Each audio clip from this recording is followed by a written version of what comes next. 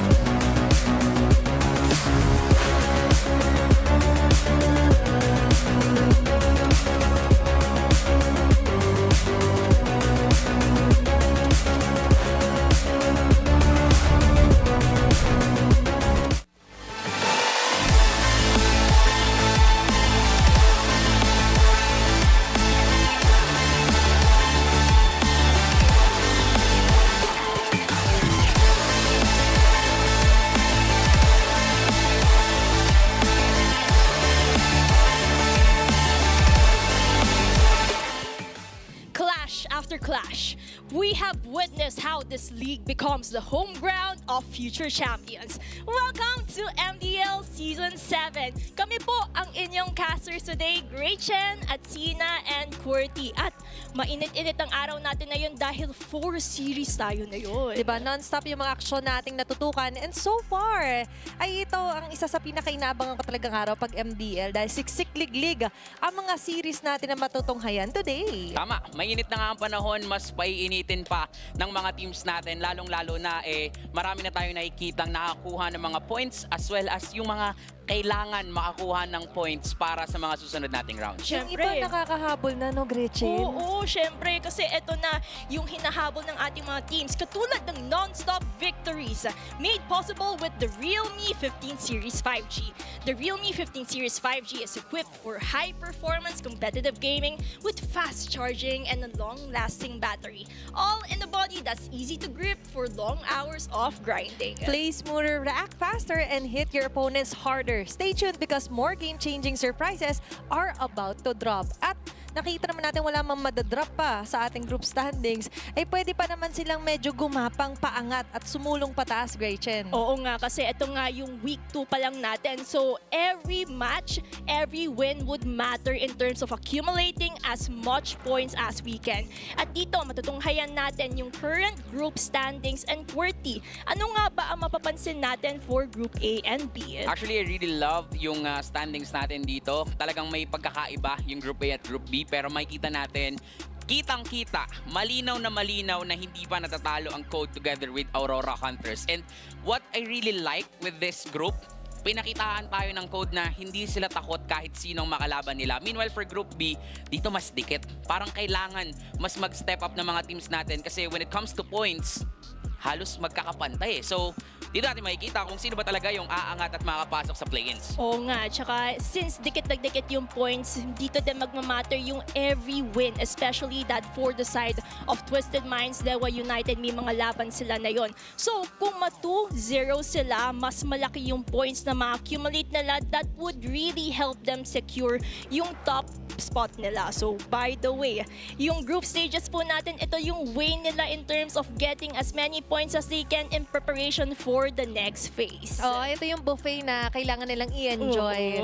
As long as they can, kasi may time limit nga yung group stages natin na kung saan yung medyo nasa baba, kailangan na talagang ipakita kung ano yung kanilang tunay na lakas. Oo. Actually, ito din yung moment and time nila para kahit paano mag-download, especially for those na naghahanap pa rin talaga ng groove. And eventually, feeling ko mahanap naman nila yun. Oo. At saka tingnan natin kung mahanap din ba natin yung mga heroes na to, kasi itong pinapakita natin sa inyong screen are the unused heroes, aka the forgotten heroes in MDL. Kasi sila within 7 seasons, hindi pa sila napipick. Sila Aldous, Olus. Bakit kaya Qwerty? Alam mo, kahit sa rank games naman, parang pag may nakita kasing ganito, kung kakampi mo man, parang tanggap mo na next game magcha-charge ka na. Or kung kalaban mo naman, tanggap mo na free star yun. Sa RG yun sa RG yun. Okay. Pero para dito sa atin, mas competitive din kasi talaga at mas alam ng mga teams na kailangan nating i-maximize yung mga meta and OP heroes instead of these heroes. Lalong-lalo na meron talagang mas magsashine So, bakit ka gagamit ng ganito? Oo, kung kaya naman kailangan din consider yung nagiging mapa nga natin. That is somewhat pinagpa-practice ang pinaghahanda ng mga teams natin. Kaya naman kung may unused, nakikita rin natin parang may mga babad pagdating sa MDL. Ayun, at saka kung meron tayong forgotten, ito naman yung parating pinipili. Mapapasana all ka na lang kay La Valentina, Federin Harit, Show, Farsa, kasi katulad nga ng sinabi ni Qwerty, ito yung mga pasok sa meta natin. And it actually works in terms of their team's strategy and synchronization. Alam mo yung Cho, napaka-versatile nito kahit anong gawin mong nerf, anong gawin mong buff. Laging nandito yung Cho. Mapa-XP lane man yan, gawin mong roam. Nung panahon nga, may kilala ako magaling mag-Cho parang si Chico yata yun. Chico ganun ba? Gaming. Yung Magaling mag-Cho yun. original backdoor, no? Oo, nung panahon niya pa lang, meta na si Cho. Lalo na ngayon, may meron tayong mga new bloods. Meron pa rin Imaginein Cho. mo, nag-MPL na, nagkaroon na ng MDL, kasama pa rin natin, physically din, and spiritually, etong si Chico. Grabe, ganun din naman ang ating aabangan. Katulad ng today's schedule natin kung saan ma-witness nga natin ang 4 na serye. We have Nihilo Esports versus Twisted Minds Rough World Era currently in Group B. Susunod naman na match 2 natin, Onyx Uprising versus Falcons Academy kung saan Group A naman po sila. Towards match 3, Martial Mayhem TM versus Aurora Hunters sa Group A. And last but not the least, Dewa United PH versus Ryrock. Ang tende naman kahit nung unang match-up pa lang natin, diba? And as you mentioned nga, ito yung iba't ibang group, pero on to their respective groups kasi, mas dikitan for me nga yung Group B. Na kung saan, magkaroon man tayo ng mga tie, pero what matters is the game wins din.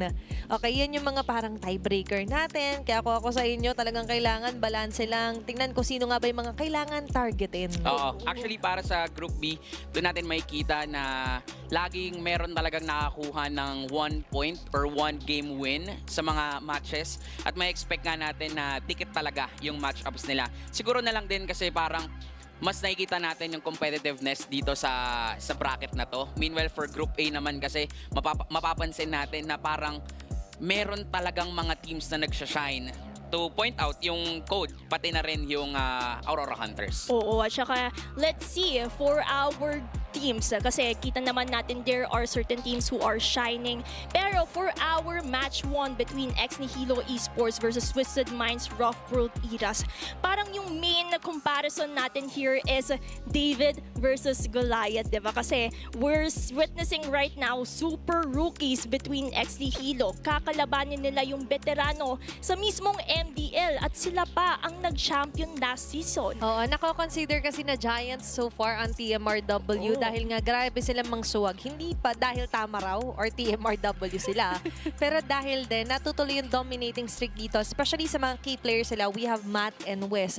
Meanwhile kasi, kahit sabihin natin David o Goliath, pwede rin naman sila yung maging David dahil nga nagpapakitang hilas lahat ng bagong salita dito sa MDL. Yan, kasi yung kwento na to, David versus Goliath, si David yung nanalo dyan, di ba? So technically, this is also a challenge para sa Goliath or sa Twisted Minds Rough World Era na ipakita pa rin yung champion's heart nila, lalong-lalo na ang Nihilo, lagi silang nakakaisa. Though hindi pa naman sila nakapanalo ng series, pero that means kaya talaga nilang paduguin kung sino man yung kalaban nila. And here we are witnessing the main 5 of Nihilo na kung saan Kise, Dustin, Nico, Venyosa, Coconuts are still the same names that we have witnessed from the previous day na kakaharapin ang The Giants. Si Why Not Coconuts eh. Favorite ko tayo. Talagang hindi siya nagdadalawang isip. Why not?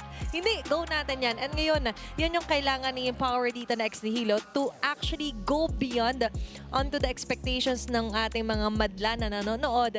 Plus, you've mentioned nga that this is actually their chance to shine kung kaya ba nilang higitan at maisahan. Hindi lang basta makaisa, maisahan ang TMRW. At yan naman yung challenge because yung kakaharapin nila would be Twisted Minds Rough World Era kung saan familiar names who have shined from last season, Nibor, Matt, Vin, Reggie, and Wes. The defending champs ng MDL, sila-sila pa rin naman. 'Di ba? Ang pinagkaiba lamang ay ibang color yung dala nila ngayon, pero sila pa rin nandun pa rin yung similar flavor na kahit sinong kaharapin nila, lalamunin nila ng buhay. Though nakita man tayo ng actually na naisahan sila nung nakaraan, pero pinakita agad nila yung championship mindset, yung champion mindset na hindi pwedeng ganito lang. Kailangan mag-champion ulit tayo, kailangan ipakita natin yung lakas ng pagiging kampiyon. Tama.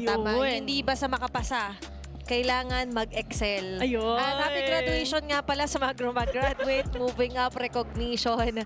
Kaya naman, proud na proud kami sa inyo. Sa mga walang award, ako mag-award sa inyo. Yan. Best in attendance dito sa MD. Yun! Very good! Very good! At saka yan din naman kasi yung abangan natin eh. Kasi sila nga yung champion last season. So like, all eyes are on them based on their performance. Sila din yung parang role model when it comes to MDL. Pero for our keys to victory, paano nga ba mananalo ang Nihilo Esports against Twisted Minds? Sabi dito, weaponize your strategy and execution. Oo, para bang espada. Hindi, actually, when we say weaponize your strategy, dahil nga, itong ex Nihilo ay limited pa yung mga mariresearch tsaka lang onto their matches or games na nailaro, they could actually weaponize na pwedeng baguhin or pwedeng may bago silang ipasok. Mga heroes man yan dahil global ban and as well as policing or weaponizing their execution. Dahil for TMRW, for the longest time, alam natin kung saan nanggaling itong mga players na to, from MPL, eventually dito sa MDL nag-shine. For ex Nihilo, sa execution talaga, ito yung nakikita kong kaya may sabay. Sabi nga natin nakakaisa sila sa kanilang mga naging recent matches sa MDL. And that's why they actually need to weaponize nga yung strength nila. Execution, strategy, G mo na yan. Yun. Tsaka kumbaga, in David versus Goliath, ito yung rock versus slingshot nila Slingshot panglaban sa Goliath. Tama. And with that, alamin naman natin kung ano yung keys to victory for the side of Twisted Minds. Dominate and control the map like a giant. Kailangan lang nilang ipakita at iparamdam sa ex Nihilo kung sino ba talaga ang Twisted Minds Rough World era. Ganun lang kasimple. Play how they usually play, pero kailangan pa rin maging maingat. Katulad nga nung parang binanggit ni Carl TZ dun sa mic check nila na wag nating maliitin, Oo, seryosohin oo. natin. Kasi kahit na sabihin natin, oo, malakas talaga dito ang Twisted Minds, yun nga nakakaisa kasi ang ex Nihilo dito sa kanilang Tama. mga kalaban. And take note tayo, mga nakalaban nila ay hindi rin naman biro. So, kailangan pa rin maging maingat dito ng Twisted Minds. Diba, wala na siya sa showtime para magpasikat. Sabi nga ni Cartesian, huwag tayo magpasikat. Tama. Diba? Imagine mo, the GOAT na mismo yung nagsasabi Oo eh. ng mga ganon na kailangan mag-ingat, respetuhin. Pero ngayon, re-respetuhin din na dapat dito na TMRW ang kayang gawin ng ex Nihilo. And with that, let's see na lang kung ano nga ba ang matutuklasan natin for Game 1. At katulad nga na parati natin sinasabi, do not underestimate yung mga makakatapat mo kasi malay mo, ito yung bagong lason na magdadala patungo sa defeat nyo. And of course, when it comes to the side selection, we have ex Nihilo picking out the blue side. Majority-wise, statistics-wise, we all know that the blue side also has that higher winning percentage kung paano sila pipili sa draft. Exactly. Tsaka meron ka rin kasi talagang chance na ikaw yung mag-dictate dito kung saan papunta yung draft patterns nyo. And nakadepende rin kasi kung anong mapa yung pipiliin mo. And medyo tumataas din yung peak rate nitong mapa na to. And siguro nahanap na rin ng mga teams kung paano i-maximize itong mapa na to, paano i-maximize yung mga extra brush area to their advantage. At katulad nga ng parati natin sinasabi kasi pinakita natin yung statistics dito in the earlier games kung saan nakita natin flying clouds as well as expanding rivers. Yan yung most top picks dahil sila nga din yung parang wala masyadong pagbabago sa mapa apart from the clouds and the movement speed. Yung very tricky lang here when it comes to the dangerous grass and the broken walls is there is an additional thing that you need to be cautious about sa mapa. Yeah. At yan din naman yung somehow ima-maximize ng ex Nihilo when it comes to the dangerous grass. Nasabi nga natin when it comes to the dangers kasi may mga heroes din na nagsashine. So obviously, Baksha and Hilda are two of the most contested heroes when it comes to the draft itself. Kahit dito sa MDL, rare natin nakita. Actually, kahapon, di ko nga nakita talaga yung Baksha na na-open up. At ngayon, para naman sa side ng TMRW, belated happy birthday nga pala kay Coach Amethyst. Yun, At happy kay, birthday po. kay Evie Jusu, kahapon na nasa camera ng TL Academy. Wow. Happy birthday sa inyo. Pero dito, it's not yet time to celebrate. Dahil as you mentioned, wala pang ligtas, wala pang automatically pasok sa play-ins natin. All of them are still accumulating enough points. And mapapansin din natin sa mga teams, no, parang nung pwede na ang gamitin itong Marcel, parang ayaw na rin nilang ipagamit dun sa mga first pick heroes or first pick teams. Kasi nga, pwede mong i-capitalize yung mga kits and resources na meron to para doon sa dangerous grass na meron. And medyo na-surprise nga din ako na ex Nihilo pa yung nagtanggal nung Hilda as well as the Baksha. And parang nagbigay to para dito sa Twisted Minds na tanggalin din natin yung mga normal na tinatanggal. And surprising din, first pick Claude. So, pwede pang magtago dito si si Kuya Wes ng kanyang mga heroes. Actually, napapangiti nga ako pagka yung Mars na lang binaban pag red side kasi mas maraming na-open. Because of this, Claude agad yung first pick para dito sa Nihilo. Meanwhile, yung Khalid kahapon ko pa to favorite kapag expanding at dangerous grass. Kasi nga, technically speaking, kailangan mo magdedicate talaga ng hard stop kapag may Khalid kang kalaban. But for now, hindi pa naman afford yun ng Nihilo. And open pa rin to at match para sa playstyle nila ni Bor if ever or ni Reggie. At tingnan na lang natin because Khalid nga, katulad nga na binabanggit natin, Khalid even the usual combinations when it comes to mid-trio duos.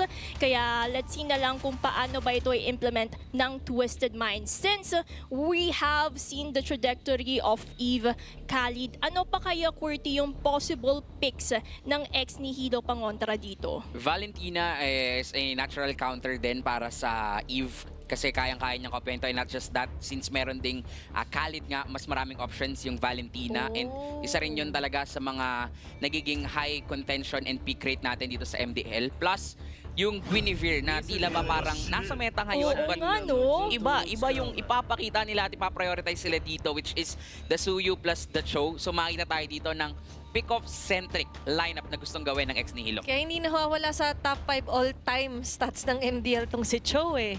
Kasi in each and every meta, sa lahat ng mapa actually, swak pa rin siya. Kahit kahapon nakikita pa rin natin na pa-prioritize to. But speaking of the Guinevere, I like that na ngayon na sabi nila parang, sige, kung kukuha sila ng Guinevere, mas safe tayo to the hands of Asuyo. Di pa sila mamamblema sa damage. Pero medyo wow nga na ganito kaaga nila nang kukunin din yung Uranus. Alam mo na agad yung XP at Rome. Oo nga eh. Parang it seems like, actually, Uranus, flex hero pa rin yan kasi meron na akong nakitang Uranus jungle. Yung nagiging direction yan. So parang nagkakaroon tayo ng mind games in the drafting pa lang na mapapaisip si Coach Super Kev. Ano ba to? Uranus jungle? Uranus EXP? Pwede, no? Pero kasi may part din, actually nako-consider yung jungle sa Uranus, but considering na dangerous grass, parang mas delikado yung buhay niya, you would want a jungler na masasabay. And parang sa MDL, wala pa ako nakikita ulit na nagja-jungle Uranus. Wala pa. Kumbaga marami pa rin kasi talagang option ngayon. Better option for the jungle. Like, open pa yung Fredrin. Nandyan nga yung Guinevere na knowing Sermat, sobrang laki ng development niya. Plus, Grabe, no? open pa yung Oo, Fanny dito ni Sermat. So, ramdam na ramdam din talaga natin yung gutom ni Sermat sa improvements. Yes. At nakikita natin yun. Every season na naglalaro si Sermat, lagi siyang nag-i-improve. Kaya naman, tinan mo, naging ban dito nila Coach Super Kev yung Guinevere. Parang nababasa na nila, ay, mukhang nakakaramdam tayo ng Guinevere jungler kay Sir Matt. Ban na lang natin para better to be safe than sorry. Ito yung dinanap ko kanina, Gretchen, yung Sora, kasi nabanggit niya yung Valentina. Nasa dulo na ng aking utak, para hindi naman dito. Maiba naman. Na para bang may Sora, kung kukunin ng Valentina, ng Nihilo, may chance din na kahit kumuha ng Sora before the Uranus pick, ay magiging advantage pa rin para kaila Coach Super Kev. Oo, parang yun din naman yung kailangan nilang i-mitigate para at least yung risk ay medyo bumaba when it comes to their higher winning condition, I would say. But for the last ban of Nihilo, will they consider a funny ban, Qwerty? Parang pwede nga, knowing Sermat sa mga ginagamit ng hero, and at the same time sa kulang dito sa kanila, kailangan kasi nila dito for early game prowess din. Do open pa yung Fredrin, pero mas okay din na kumuha sila dito ng carry, which is parang safe option, knowing yung carry ngayon is a good pick din talaga sa current meta. Pero knowing West, napakadami at lawak din ng hero pool nito. Nandyan yung Harit niya, may Moskov pa siya, and Harit would be a good pick para dito sa Twisted Minds. Bumibeatrix pa to dati. Baka lang naman. Baka lang naman. Nami-miss ko na yan eh. Pero surprisingly, kahit sa MPL, may mga Leslie na lumalabas. So, yung variety, hindi natin matatanggal talaga kay West. Pero, ito yung more traditional approach. Pag may Suyo, Joy. Parang 2 seasons ago to na nakikita natin na must na nalalock in. Pero quite surprising nga yung joy pick dito para kay Sir Matt _ Sobrang ganda rin kasi talaga, no, manggagaling dun sa jungle nyo is magic damage din, which is yun yung, sabihin na natin, natural counter din sa Suyu, yung magic damage. Yep. So, medyo magiging delikado to para sa Suyu, para kay Dustin. So, kailangan nila dito ng additional pang soak up ng damage. For the EX planers, ang dami pang open sa ngayon. Kailangan din nila ng pang dive. So, pwede rin to actually para mapigilan din yung aggression ni Sir Matt, na knowing na ang isang Phobius counter talaga sa mga dashing heroes. At tamang-tama din yung pili ng Nihilo. Parang somehow they predicted that Twisted Minds would go for a dash heroes. Wow. But in terms of the last pick of Nihilo, Luyi naman daw. So we can definitely see a balance. But look at that last pick. A Hanabin MDL. Welcome back! Welcome back, Hanabi. We missed you. Nakita natin to last week sa MPL. Oo. Diba? That was last Saturday. Nandun din tayo, Courtney. Oo, actually, ganun-ganun din yung reaction natin kasi medyo nakakagulat din talaga na mapipili yung Hanabi dito knowing na ang hirap din talaga niyang paganahin. Lalong-lalo na sa current lineup din na meron ng Nihilo, parang ang tagal din kasi talaga magsashine ng isang Hanabi. But then again, mukhang nakakahanap yung mga teams kung bakit nila pinipili yung Hanabi. Lalong-lalo na, hindi mo rin siya basta-basta kayang kontrolin, kayang habulin sa likuran. If mapipigilan at mababox outan ng Twisted Minds at mapoproteksyonan nila si Wes mamaya, that Hanabi could be a problem para sa Nihilo. At tingnan na lang natin kung paano ba nila i-execute yung surprising Hanabi na ito. Kumbaga, kung meron tayong dark system, baka ito naman yung liwanag ng Twisted Minds Rock World era pangontra sa lineup ng Nihilo. And here we are welcoming Game 1 of our third day for week number 2. Okay, ulit, same as MPL, naka-ages na Hanabi ang makikita natin ngayon na hahawakan ni Wes. Mala Dark Continent ang gantong galawan. Nakikita naman natin may mga somehow advantages ng isang Hanabi. Lumalabas naman to kahit sa RG. Oo, makikita natin na kaya din talaga siyang paganahin pero kailangan nga din talaga ng oras. And medyo surprising nga din kasi wala namang nagbibigay ng shield sa mga kampi niya. Oo nga, tsaka dito natin makikita kung paano ba nila papaganahin yung Hanabi ni Wes. Kasi kita naman natin, look at that initiation coming in from Venyosa. Mapapatras doon si Vin. And if that continues for the side of Nihilo, that can be a great advantage for them. Kung sakali man, pero mukhang ito yung kailangan naman ingatan ni Reggie. Obviously, ang Cho talaga very proactive. Mas active pa sa kaklase mo since grade 1. Ayun, May no? loyalty awardee sa ML eh. Kahit anong kailangan mo sa Cho, gagawin at gagawin niya lahat ng pwede niyang gawin sa early game. And that is also the personality na makikita natin dito kay Venyosa. All throughout sa mga laban nila, lagi talagang nandun yung poke mechanism na ginagawa niya kahit anong hero nga yung gamitin niya dito. And that is good para dito sa Nihilo kasi kailangan nilang i-impose na lamang sila against sa Twisted Minds. Sa laban nga na to ng David versus Goliath, kailangan ipakita nila umpisa pa lang lumalaban na sila sa mga higante. Kailangan nila makita yung Achilles heel. Tama ba? Yun Oo. yung ina na yun, di ba? Wow. Yung tinarget, kumbaga ni David. And let's see na lang if that will continue in terms of it. Matt! But look at Matt! Okay, first blood agad para dito kay Kise. Sabay transition onto the turtle.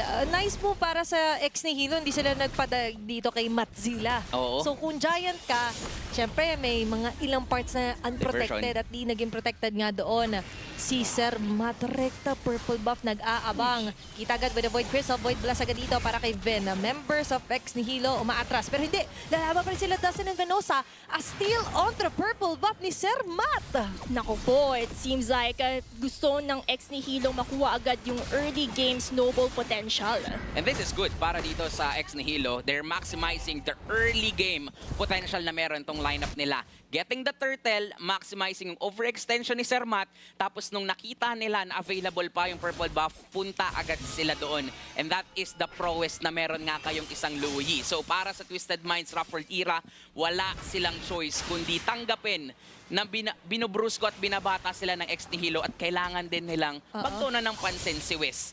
Parang doon na lang sila pupondo mamaya. Tsaka kita naman natin when it comes to the level difference of Dustin and Mate, somehow significant pa lang ito on the start. Kasi 3 minutes pa lang pero around 1 to 2 level difference na yung mga junglers natin. Oo, sabi niya kasi kailangan tanggapin pero hindi kayang tanggapin ni April Boy Reggie dito. Yung mga gano'n na mauunahan sila lagi, hindi makabawi. Kasi this is not the TMRW that we all know. Pero sa ngayon, ito yung kikilalanin nila. Nagpapakilala na corner pa dito. It's going to be a double kill early here for kay Ben.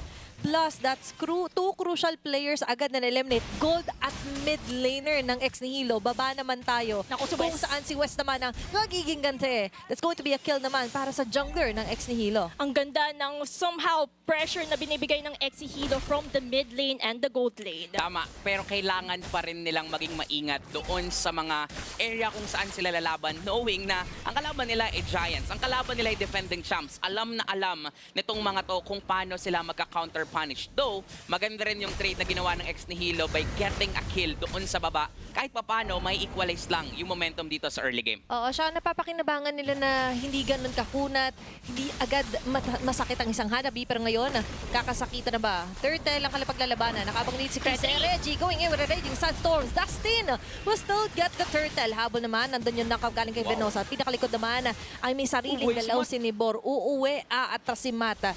But still, para bang nagkagulo tayo doon? Sino bang mas lumamang? Lamang doon talaga ang ex Nihilo kasi nakuha nila yung turtle. Unfortunately, maganda yung box out din ni Nibor. 'Di ba? Wala man itong crowd control, itong hero na to. Masabi natin na alam na yung trabaho niya, which is to damage the members of ex Nihilo. At dahil dito sa ginawa ni Sir Matt, I stand corrected. Baliktad na yung nangyari. Lamang na doon ang Twisted Minds. Napikon kanina. Sabi, umaagaw ka ng purple pop. Gumugusto ka. Oh, parang revenge lang. Hanggat may makukuha silang trade-off, yun yung kailangan nila for the side of Twisted Minds para at least mag-equalize kung ano man yung ginagawa na yon ng ex Nihilo. At syempre, may trivia fact tayo para sa ating mga viewers. Hanabi was last picked by Salom in contrast sa Lazy in MDL Philippines Season 4. So that was last September for 2024. Tagal Full na. of force, ika nga nila.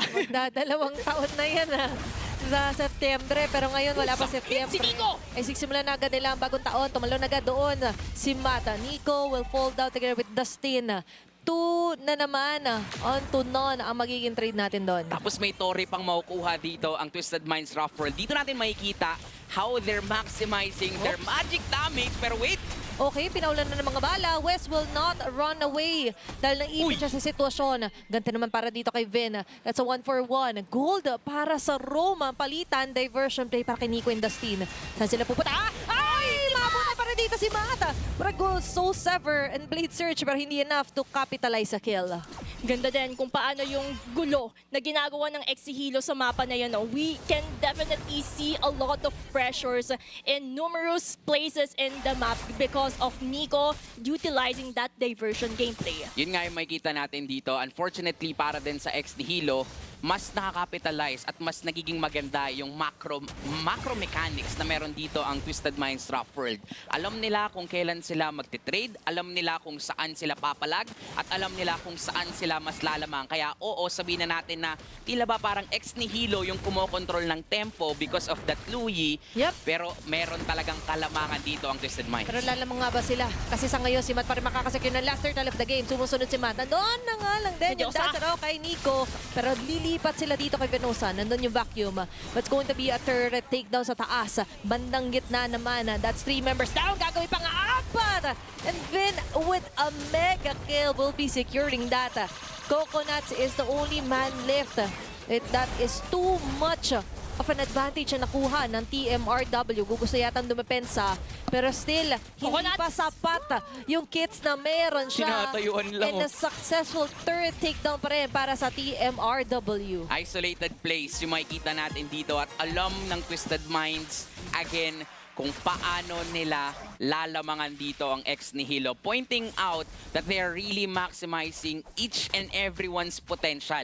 Nakita natin, kanya-kanya sila, may kanya-kanyang trabaho at nagagawa nila yung trabahong yun. Unfortunately, para sa ex-Nihilo, yung pick-off-centric na lineup na meron sila, parang ang hirap po-make off ngayon kasi once na mag-set up kayo, parang 5 giants mula sa Ruffled era yung sasalubong sa inyo. Kumbaga yung mga Giants na to, aapakan-apakan ka lang sa sobrang laki ng kalamangan, Oo. sobrang laki ng damage, offenses, defenses, Yep. mapapaatras ang mga David sa larong ito. Kasi David and Goliath, pag Giant, mas malaki yung Achilles heel. Oo, diba? So, hindi lang slingshot ang kailangan dito ng ex-Nihilo, kundi kailangan nila ng hakso dito.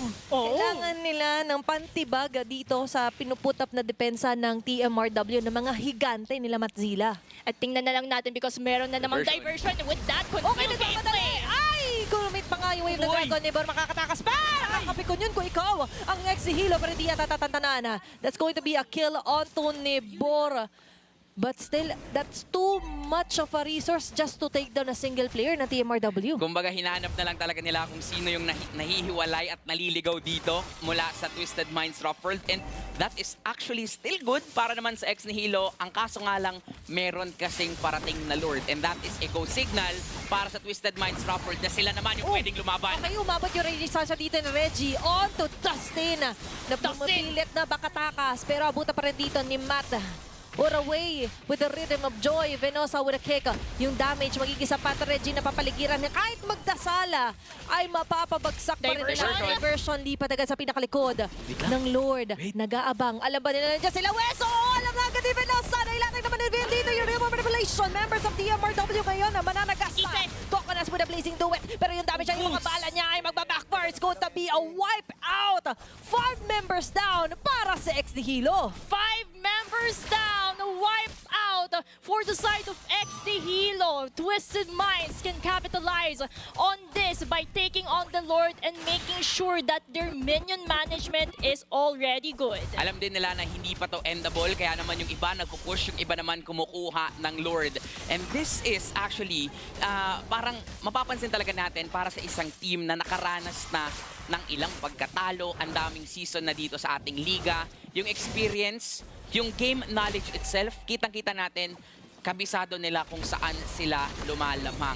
Merong micro, merong macro, and Twisted Minds Ruffled, nakagawa nila lahat ng yun. Kumbaga parang memorize na nila yung sulok-sulok sa mapa sa Land of Dawn dahil yan yung mga veterano ng MDL eh. Alam na alam nila kung paano din tapatan, paano i-turn the tables around para nasa kanila din yung momentum. Yep, they know when to and where to stride. Kasi ang mga higante, malalaki ang mga apak. And a big leap dito sa may bandang taas. Basag ang base turret para sa ex-Nihilo. Nailatag na naman na real manipulation para kay Vin. Kinancel dahil na doon sa pinakalikod si Mata. Na-force agad ang blade surge. Walang takas dito sila. Dustin. It's going to be 4 members down. Kisa is the only man left. At yung base hindi na nga mapaprotektahan as TMRW slowly secures the game number 1 win. Wow! What a game! Fast game, and we can see how the veterans truly played the game. They know when to initiate team fight, and they also know how to turn the tables around para na sa kanila yung momentum. Hanabi mula sa Dark Continent, no problem para sa mga Giants. They definitely know how to actually utilize at kung paano nila patatabain yung hero na yun, di ba? Yep, To the point na kahit tayo sa RG, parang ang hirap paganahin ng Hanabi, ang daling counterin ng Hanabi, at makikita naman natin to mamaya sa highlights sa kung paano ex-Nihilo nakakalamang sa early game, pero nung may moment na alam na ng Twisted Minds na kaya na nilang pumalag, parang hindi na nakahinga yung kanilang kalaban. From the Dark Continent to the mainland of Dawn. Wow! Ay napagana at na-import na ulit dito si Hanabi para sa Season 7 ng MDL. Kumbaga, nabigyan natin liwanag na Hanabi, kahit ganun man na yung conceptions natin about that hero can still work against the hero pool of ex-Nihilo overall. Kaya, grabe, ganun pala maglaro ng Hanabi talaga. Kailangan mo pala ng mga po-protekta sa'yo. Oo. Kahit pala mahirapan ka sa early game, okay lang. Basta kailangan nung team mong manalo sa mid-game. Kailangan mabigyan kanila ng space. At sobrang ganda nung ginawa dito actually ng Twisted Minds na alam nga nila kung kailan sila papalag, alam nila kung paano sila lalamang. Kaya nga, sa hinaba-haba nitong game na to, na 11 minutes lang pala ang tinagal, for the first 5 minutes, lamang talaga ang ex Nihilo. Nakakapitalize nila yung damage output na meron yung Louis sa early game. And at the same time, yung mismong pag-counter ng ex Nihilo dun sa joy ni Sir Matt. Kaya may kita din natin sa highlights na nahirapan talaga si Sir Matt sa early game. But definitely because of their lineup na more on the magic damage, kahit nga yung isang Uranus, kayang-kayang mag-deal ng magic damage. Kaya kahit paano, nasagot nila yung Suyu, yung prowess na meron dito ang Suyu.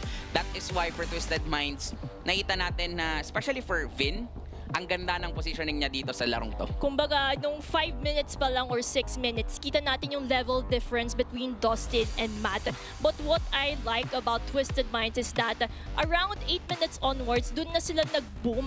Dun na din nila nakuha yung needed ingredients nila para maluto yung lineup nila. Kaya nalabanan nila yung ex Nihilo overall. Tsaka na-master ng TMRW yung dangerous grass na mapa. Kasi papansin mo, laging nag-go blind dito ng diversion play si Nico.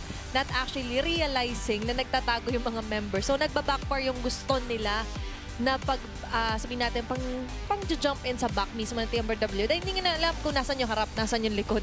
Dahil nga, all members dito are well-kept. Nung early, acknowledge natin, nahirapan talaga si West. That was 2 deaths on a Hanabi. And nabanggit nga ni QWERTY, it's all about the positioning din nila ni Bor to relieve some of that pressure from the gold and transfer it muna doon sa mga heavy bodyguards ng TMRW. Oo, kumbaga naging problema din talaga dito itong si Reggie. That is why he is the wingman. Talagang pag kinasana ni Reggie yung Raging Sandstorm niya, matik, sure naman may follow-up agad yon ng mga miyembro dito mula sa Twisted Minds. At the same time, para naman dito sa ex Nihilo, nahirapan din sila when it comes to damage output kasi nga naman, kailangan pa ng oras para sa isang Claude. Again, pick-off centric sila, pero paano kayo pick off kung magkakasama yung kalaban nyo? At yun yung naging problema dito para sa ex Nihilo. And at the same time, imbis na sila yung nakakasurpresa kung saan ba pwedeng gumalaw, dahil may diversion, pwede lang makot off guard ang Twisted Minds, sila pa yung nababaliktad. And that is because of this man as well. Lagi niyang pinupwesto yung sarili niya sa pinakapwesto na hindi abot ng ex Nihilo. Problema, paano nyo kukunin si Vin? Tingnan mo nga yung pose eh. Yes! Sleeping pretty, di ba? Pero sleeping handsome dito para kay Kuya Vin. Untouchable. 84% kill participation para sa kanya. Sobrang hirap patayin nitong hero na to, nitong player na to. Naka-standstill pretty, ano? Oo. Naka-standstill handsome para kay Sir Vin ang nangyari nga dito. Imagine mo, laging pasok doon sa RWM, no one to actually lock him down. May quick pick-off sana dito, ex Nihilo, may show. Diba? Pero that didn't happen at all. Yeah, the Suyu as well. Kasi nga, gumana, relax ba naman dito si Sir Vin sa TMRW? Parang tutulog ka lang, at saka nandoon na yung damage output na kailangan mo sa isang EVE to make it happen. Quick nap no? Kasi 11 minutes yung laban. Real quick lang talaga para dito kay Sir MVP natin. Ang bilis lang actually din para sa kanya na mag-snowball talaga dito sa game na to. Laging nakapag-provide ng support sa kanyang mga kampe. Yung ikot actually ng Twisted Minds Raffle era ay nakasentro kung saan din pupunta si Reggie. Pero at the same time, laging na alam ni Vin kung saan ba yung safe distance between Reggie as well as himself. Paano nila maximize yung real-world manipulation. Basta nakaset up nga itong si Reggie, matik may follow-up damage coming in from Vin. And at the same time, mapapansin din natin dito sa highlights, yung isa sa magandang ginawa ng Twisted Minds was actually to wait for the opportunity na magpakita bigla yung mga miyembro dito ng ex Nihilo. And again, parang nababaliktad yung tempo ng laro dahil yung dapat na maghahanap at manggugulat, sila yung ginugulat. At doon natin makikita yung veterancy and experience na meron ang Raffle era. Kumbaga yung mga Giants yung nanggugulat din talaga sa Davids ng larong ito. At kita naman natin yung counter initiations and protective measures that ex Nihilo is, Twisted Minds is doing para ngontrahin ang ex Nihilo. Tsaka nakita nyo sa heatmap, yung galaw ni Vin, Hindi porket pag sinabi mo mid lane sa mid ka lang. Oo. Malikot, kailangan malikot. And na-mention nga ni QWERTY that you have to maintain a safe distance between your roamer and your XP. Kasi nga, doon ka hahanap ng timing. Timing and positioning is everything for a mid laner. At lahat ng yun ay na-check off sa hit list dito ni Vin. Pero sobrang commendable ng ex-Nihilo on how they actually get the first turtle at the same time paano nila guluhin yung jungling patterns dito ni Sir Matt.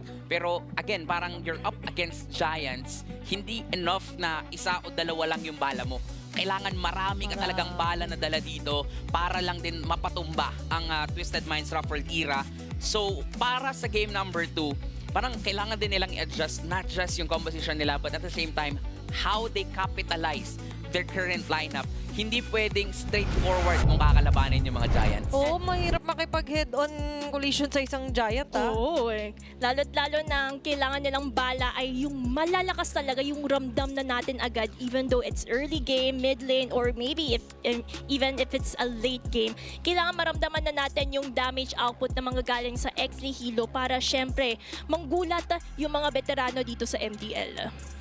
And tingnan na lang natin when it comes to what we're going to highlight here. Kasi kita naman natin for Twisted Minds Rough World, isa sa mga key heroes or rather players is Wes. Kasi yung damage output niya, even though nag-Hanabi siya, parang nakakatakot pala yung Hanabi kahit ganun nang kaiksi yung laro. Kala ko yung Hanabi feature eh. Hindi. Okay, yung gumamit Yung pala muna. gumamit, yun. Sakto, yung mga numbers ni Wes. Tama. Kabatch din natin. Matagal na sa liga Kabatch mula din. pa season 1. Kilala na siya. Actually, mas nakilala nga siya doon sa Harit na ngayon hindi pa rin naman talaga nawawala sa current meta. Actually, si Wes ay naglaro na rin sa MPL way back MPL season 13. And now that he is on Ruffled era, nakuha din nila yung kampyonato last season. Parang gusto niya lang ding ituloy pa yung magandang panimula niya dito sa kanyang team. At the same time, para ipakita yung lakas niya. Kung di ako nagkakamali, parang kinonsider nga natin siyang developing standard dito sa MDL kasi nga ibang klase din siyang gumalaw when it comes to the gold lane. And kita-kita naman natin kasi gumamit ng Hanabi, panalo din yung Hanabi. Diba? Oo, yun yung nakakatakot kasi kahit anong gamitin na hero ni Wes, parang we can definitely expect na veteranong-veterano ang galawan niya.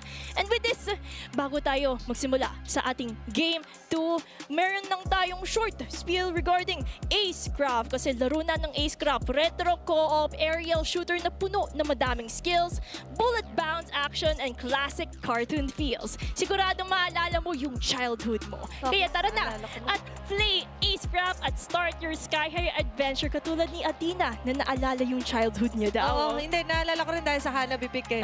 Ganun pala. Parang season 4 ba? Season 5 MPL, yung mga ganun yung meta. And I do love yung mga ganyan. May cartoon feels din na Acecraft. By the way, pwedeng yung laruin. Pero sa laro ng game number 1 ay nakakabigla. Nagulat din ako na 11 minute. Kasi yung pinaka-draft, parang ang kino-call for late game kasi may Claude, may Carry, mga ganun na nabanat. By the way, yung Hanabi, ay na-expect ko mas mamaya pa magpa-pop off kasi medyo mabagal nga siya pag sa early eh. Lalong-lalo na nung early game, para bang kontrolado na to ng ex-Nihilo. So ako din, actually, nag-expect ako na kaya nilang kontrolin yon up until para sa Rough World, babawi sila kay Wes. Oo. Late game pa, mga 15 minutes onward pa. Pero dahil nga dun sa veterancy na meron sila, pinakita lang nila na hindi basta-basta mapapatumba ang mga higante dito sa liga. Siyempre, with all of the experience that they have bring, parang preparado talaga sila when it comes to entering and of course facing one of our super rookies of this season. And with that, we're going to see that Twisted Minds naman ang pipiliin ng side selection at blue side pa rin ang kanilang pipiliin kasi alam naman natin when it comes to the blue side, they are the ones who get the priority pick and at the same time dictate the pace, the tempo of the drafting. I won't be surprised if pipili sila dito ng Expanding Rivers or Flying Clouds, knowing na yung kanilang pinakita kanina na meron silang pang late game, pero parang gusto nilang madaliin. Gusto nilang kunin agad yung control ng larong to kasi alam din nila na for ex-Nihilo na bago dito sa liga, gusto nilang wag mabigyan ng momentum. Kaya naman para sa defending champs natin, gugustuhin nila fast-paced tong larong to. Oo, sa sobrang bilis, kailangan din nila matapos agad-agad because they wanted to make sure na mamamaximize at makakapitalize nila yung pagka-veterano nila for Twisted Minds. And considering na Flying Clouds ang pinili na priority map dito ng TMRW is that sabi nyo nga kailangan makapitalize and mabilis sila makakapunta sa laning nila. Even after a death, ang bilis nung regroup dito ng TMRW. Same goes for Nihilo. But let's see on how well can they fare against TMRW in this map.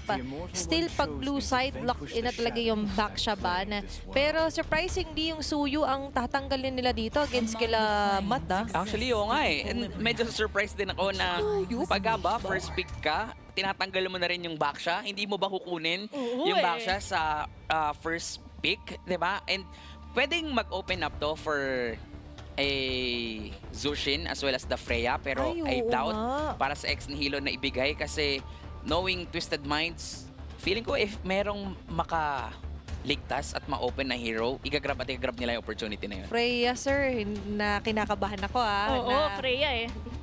Pinag-iisipan nila matindi. Parang rare yun kasi kahapon, ang bilis pag red side ka, Freya, Jushin, ang hindi talaga natin nakikita. Pero ngayon, nasisiksik yung 30 seconds of ban. Specifically sa red side para do sa red 2 ban. And parang carry yan. Yung carry kasi kanina, yung parang fit din sa playstyle ni West. Kahit kumuha sila ng mga Sora, at kung sila yung magpe-Freya, kaya kasing manunaw. So, ini-eliminate nila agad yung factor na yun. At it feels like we're going to see a lot of opened heroes. Marcel ang ibaban ng Twisted Minds. So, there's a possibility that Guinevere, Freya, Zushin will be the possible first picks of Twisted Minds. Depende na lang kung ano ba yung gustong ibigay ng Nihilo. So, ang pwedeng gawin dito ng Nihilo, sige, mag-open up na tayo ng mga meta heroes para meron na tayong pang-trade and hindi okay na ano, ayan oh. 'Di ba?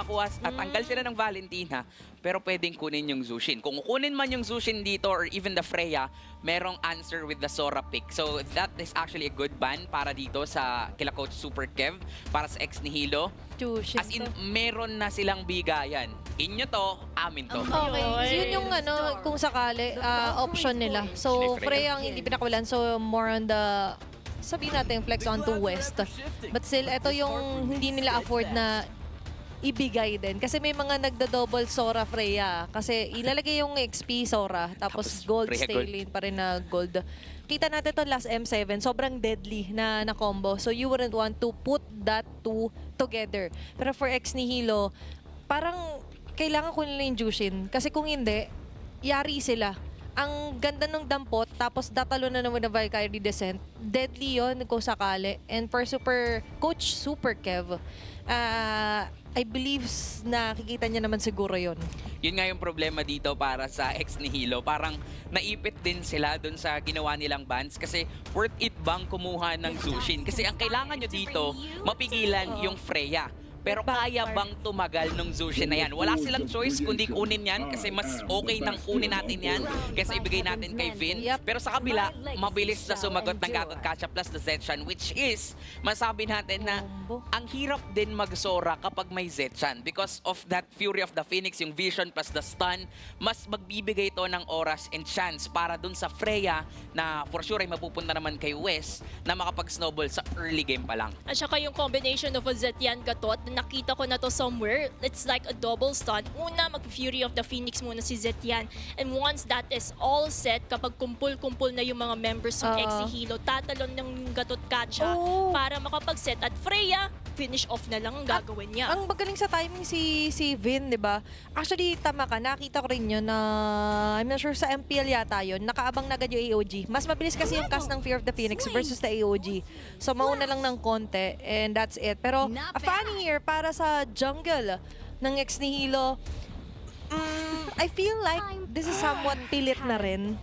Na sabi nga ni QWERTY na mas mabuti nang gamitin natin kaysa ibigay. Tapos sabay ban ng Guinevere. Ito gusto ko na tinanggal nila yung Guinevere. For this lineup para sa Nihilo, ang gugustuhin kasi talaga nila actually sustain lineup. Pero I'm not actually quite sure bakit din sila nag-funny dito. Siguro nga gusto lang din nilang kunin yung early game. Kasi ang kailangan pa nila, sustain heroes. Ang dami pang open, which is yun yung pwedeng targetin. The Hylos, the Fred rin na hindi na rin pala pwedeng ikunin dito ng ex-Nihilo kasi meron na silang funny. Pero kailangan kasi nila dito ng kunat eh. Kailangan nilang tumagal sa team fights para ma-maximize yung Zushin na yan. Pero gusto din nila na makakuha ng pick-off with that funny. Siguro may part din kasi na panula yung laban nung TMRW sa TNC nung isang araw, bale. Kasi nung pinartneran ng Z yan, kahit sino yung roam, Hilda pa nga yata yung roam doon para sa Twisted Minds. Sobrang deadly nung Fanny kahit na nadadalawan ng early. Kasi kayang bumawi to stop other members from attacking the purple buff. Eh yun yung bread and butter ng Fanny.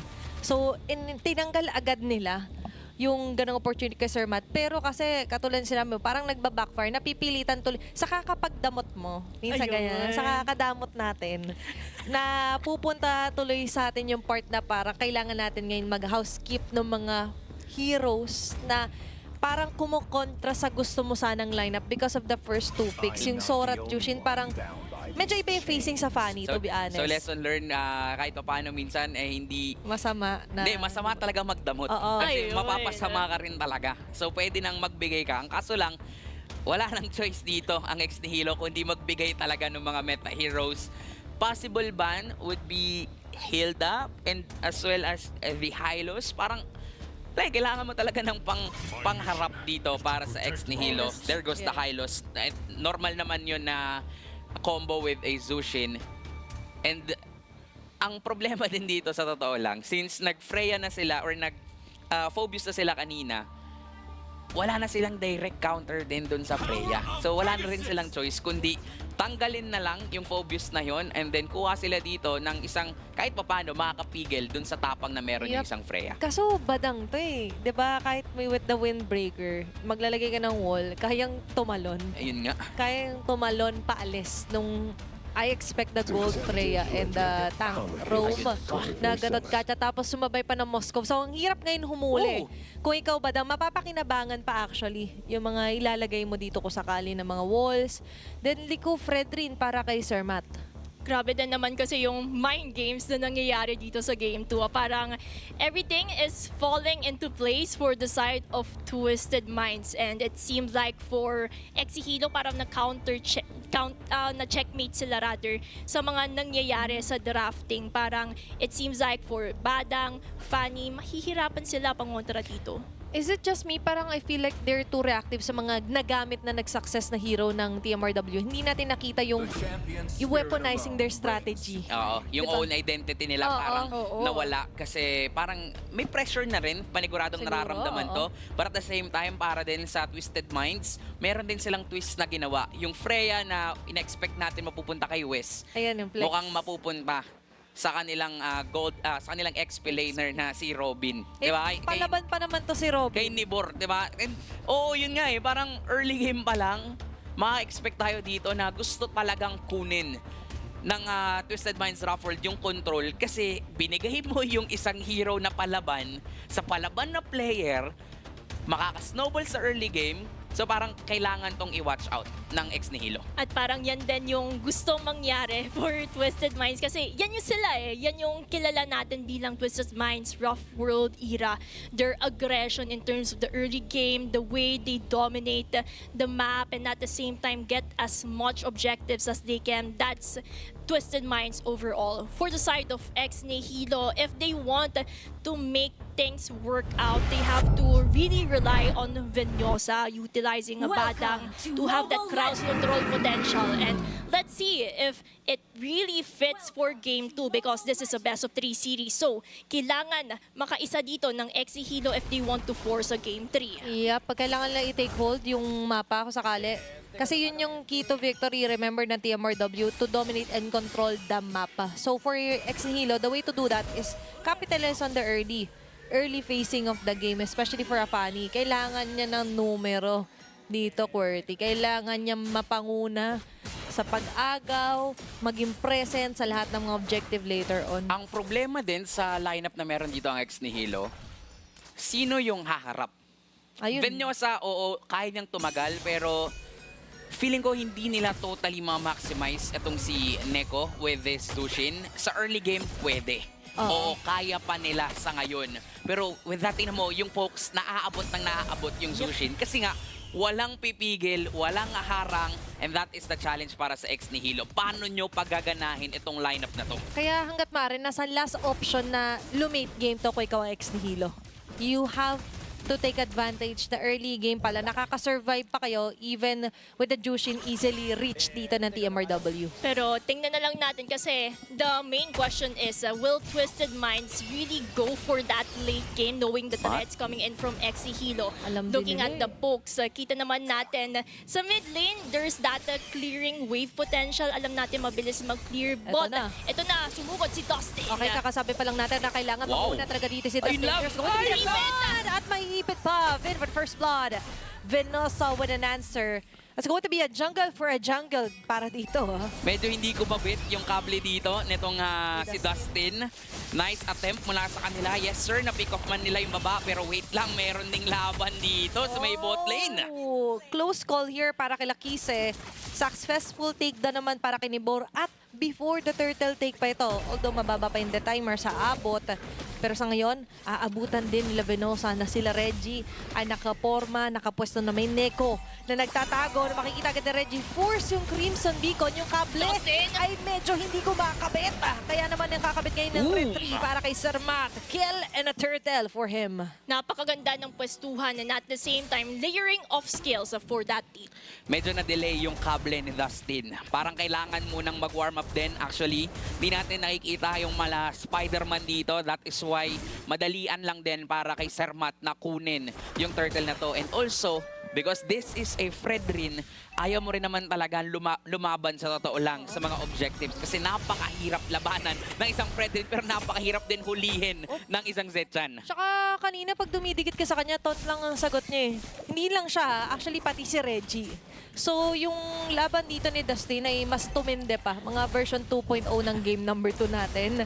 Dahil nga lahat ng mga posible niyang dikitan ay merong mga sabihin natin, pang psycho sa kanya. Pero ngayon, on to TMRW naman still, safe game sa top lane. Ang di talaga safe dito at mainit sa mata si Neko. At kakasabi pa ka lang, Crimson Beacon going in. Then, delikado, gandang dampot here para sa EXN. Pero sa ngayon, maganda man ang mga nangyayari pero kailangan pa nila ng todo effort laban sa TMR. Pinapakitaan tayo dito ng ex-Nihilo at with a different approach kung paano pagganahin itong Fanny plus a Zushin. Di ba parang, bakit tayo tatagal kung pwede namang patayin at pitasin agad natin yung mismong damage dealers dito ng Twisted Minds. And definitely for Vin, kailangan niyang maging maingat dito sa positioning. Okay, pero kailangan din mag-iwat to West at afford niya naman to do so. Yes, so di wala man tatamaan, pero more on the safer side na lang niya, kaya niya rin ginawa. Kumbaga, pinareact lang ni Dustin si West at least nagamit yung flicker which is a win for the side of ex-Nihilo dahil walang flicker si West, kayang-kaya niya mag-pick off agad-agad in the next one.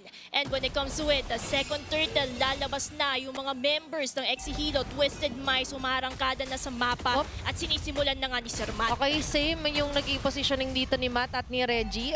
Still waiting tayo dito kay Dustin kung aabot. Pero kung sakaling aabutan dito is going to be easy. Nibor na nagawa. Yuri! Sa Phoenix, tatama dito. May tatlong members. Sa Nihilo. Dustin with a kill onto Mata. Samantala naman ay mag-out muna dito ang TMRW. Turtle ay para sa TMR. Sabay kulasa na nung nakakuha na ng objective, layo na dito in ex-Nihilo. Still, they want to maximize the early game potential na meron ng isang Sora, kaya puro sa Thunder form. Kasi alam nila na ang hirap labanan din talaga ng Twisted Minds. Unfortunately, para sa ex-Nihilo, Sir Matt na to gutom na gutom to sa mga objectives tulad ng Turtle. Kaya nakafocus lang siya doon. Kung mamatay siya, okay lang. Kasi ang tanging goal nila dito, patabain si Nibor, patabain si Wes. Yun din naman kasi yung damage dealers sila for the side of Twisted Minds, Nibor, Wes. As long as sila ang mag-succeed sa game na ito, okay na okay yan sa side ng Twisted Minds because dito sila magre-rely ng damage output. So yung mga tumatangkid like si Matt, Reggie, basta magawa lang nila yung trabaho nila bilang frontliners, they can actually succeed in the next upcoming initiations. Oo, hindi lang naman si Mata nabubusog sa ginagawa niya. Nabubusog din sa laning. As we mentioned, sila West. Dahil nadadalawan, libre nakakapag-clear ng buong wave and as well as unti-unti nakakapag-pushback. Pero surprisingly, kung push ng Torre, lumamangat na una doon ng ex Nihilo. Pero ngayon, nangunguna rin sila. Pababa ang magiging atake. Pero nice save though and advice vision dito para kay Sir Matt. Ang magiging problema din talaga dito, no, para sa ex Nihilo, again, kung sabayang team fight. When it comes to sustainability, wala sila nun. Oo, may badang, may Sora, pero sa mga nakikita natin kung paano nila minamaximize yung Sora, naka-thunder eh. Gusto nila pick off talaga. Same with how they actually maximizes their composition nung game number 1. Ganun pa rin. Gusto nila ng kill. Ang problema, sa Twisted Minds Rough World, hindi pa to nagiging 5 versus 5 kasi nga hindi pa sumasama yung gold laner dito ng Rough World. Tsaka mabilis nila magkulasan. Ang bilis nila mag-out after objective. At ngayon, maulit nga ba yan? Reggie, tanking up or soaking up most of the damage na dito ng ex Nihilo. Turtle ay pilit na isinasayaw. Inilalabas dito nila Nico. It's going to be a reset here. Focus muna ang clearing of the wave sa mid lane. Pwede bumaba anytime dito si West kung tatama ang SOD. Pero ngayon, ang SOP ay protektahan at i-maximize yung kanilang vision na position dito sa Turtle. Pumasok natin si Dewa, but if carry descent, sakto pa! Yung Fear of the Phoenix, makukuha pa! Sa panahon ng Divine dito, yung Turtle. Hahabol sila dito. Kise is down. 2 members in the Turtle. Things are looking good. Para dito sa TMRW, sabay liko kay Coconuts. Napakasakit naman ng mga sibata. Kung hindi na makukuha yung hero, lipat naman tayo sa pagde-deny ng purple buff. Kumbaga, for the side of Twisted Minds, no retry, no problem. As long as makuha namin yung Turtle at yung Torre, okay na okay sa amin kasi dito kami mas lalamang. Turtle, Torre, Purple, pati kills, kinukuha talaga ng Twisted Minds Rough World. Dito nila pinapakita kung gaano sila kahigante. And para sa ex Nihilo, nakikita natin dito na they're really trying na labanan at contest pa yung mga objectives na ganun. Ang problema, hindi nila napapansin si Vin. Yung timing ng Fury of the Phoenix sobrang on point. Lalong-lalo na sa timing na magkakasama dito ang ex Nihilo, lipat si Wes. Okay, maganda naman yung naging realization nito ng ex Nihilo na kapag nandyan na si Libor at pati si Wes, expect mo na pwedeng pumalo up ng Fury of the Phoenix dahil ready na yun for Vin. So maganda na na-disengage na sila dito, knowing nga na parang hindi yun yung spot na gusto mo if you're ex Nihilo. Pero kung spot na pag-usapan, mukhang spot na nga ito nila Sir Mata na susundan ni Dustin if ever. Pero hindi. Disiplina muna and ingat para sa ex Nihilo. Kailangan talaga nila mag-ingat because they know the threat of Nebor and West. So ex Nihilo, kinakalm lang nila yung sarili nila because they know mas magre-rely sila kay Coconuts in the later game. So yung goal na yon ng ex Nihilo is patagalin ito. Sakto na naman yung Fear of the Phoenix. Sabay down dito si Venosa. Wala yung frontliner para sa ex Nihilo. Nag-i-struggle na sila kung sino nga ba yung kailangan na humarap. At ngayon, tatama pa pati yung SOD. Double kill para kay West. Matay sasali na rin dito sa nagkakaroon ng clashes, but still, para si ex Nihilo, wala silang makukuhang kapalit. May sa di magtatanda si Libor, targeting Coconuts, backing away with the Rondo, sabay turret na naman, ang bilis ng transition and conversion para sa TMRW. Si Dustin, para lang makatakas sa situation na yun, napagamit pa siya ng retribution. Twisted Mind knows that. That's why they're going in for that fast Lord. Kaya dito din mas lalamang yung Twisted Mind sa rotation. We're talking about gusto ng ex Nihilo i-maximize yung Zushin. Pero paano niya i-maximize kung lumalaban agad ang Twisted Mind? Okay, dito pala nila ma-maximize kasi papalit na rin sila. It's all or nothing para sa ex Nihilo. Pero ngayon, all in para si Nebor at si Mad going in. Uy pa rin! Medyo maiipit pa. Siya yung naglagay ng pader. Siya pa yung naipit. Corner dito mga members. AOG pa! Nakakabang para AOG. Walang tatamaan. Pero tinatamaan ng mga bala dito. Nag-coconut si Reggie. Members of TMRW, lumalamang na naman. Grabe yung kalamangan na yun ng Twisted Minds. Lord take as well as map control. Ito yung sinasabi nga natin sa keys to victory kung saan by dominating the early game and controlling it, you can have that winning condition to push back ex Nihilo. Dito natin makikita how veteran Twisted Minds Rough World era is. Alam nila again when to fight, how to counter.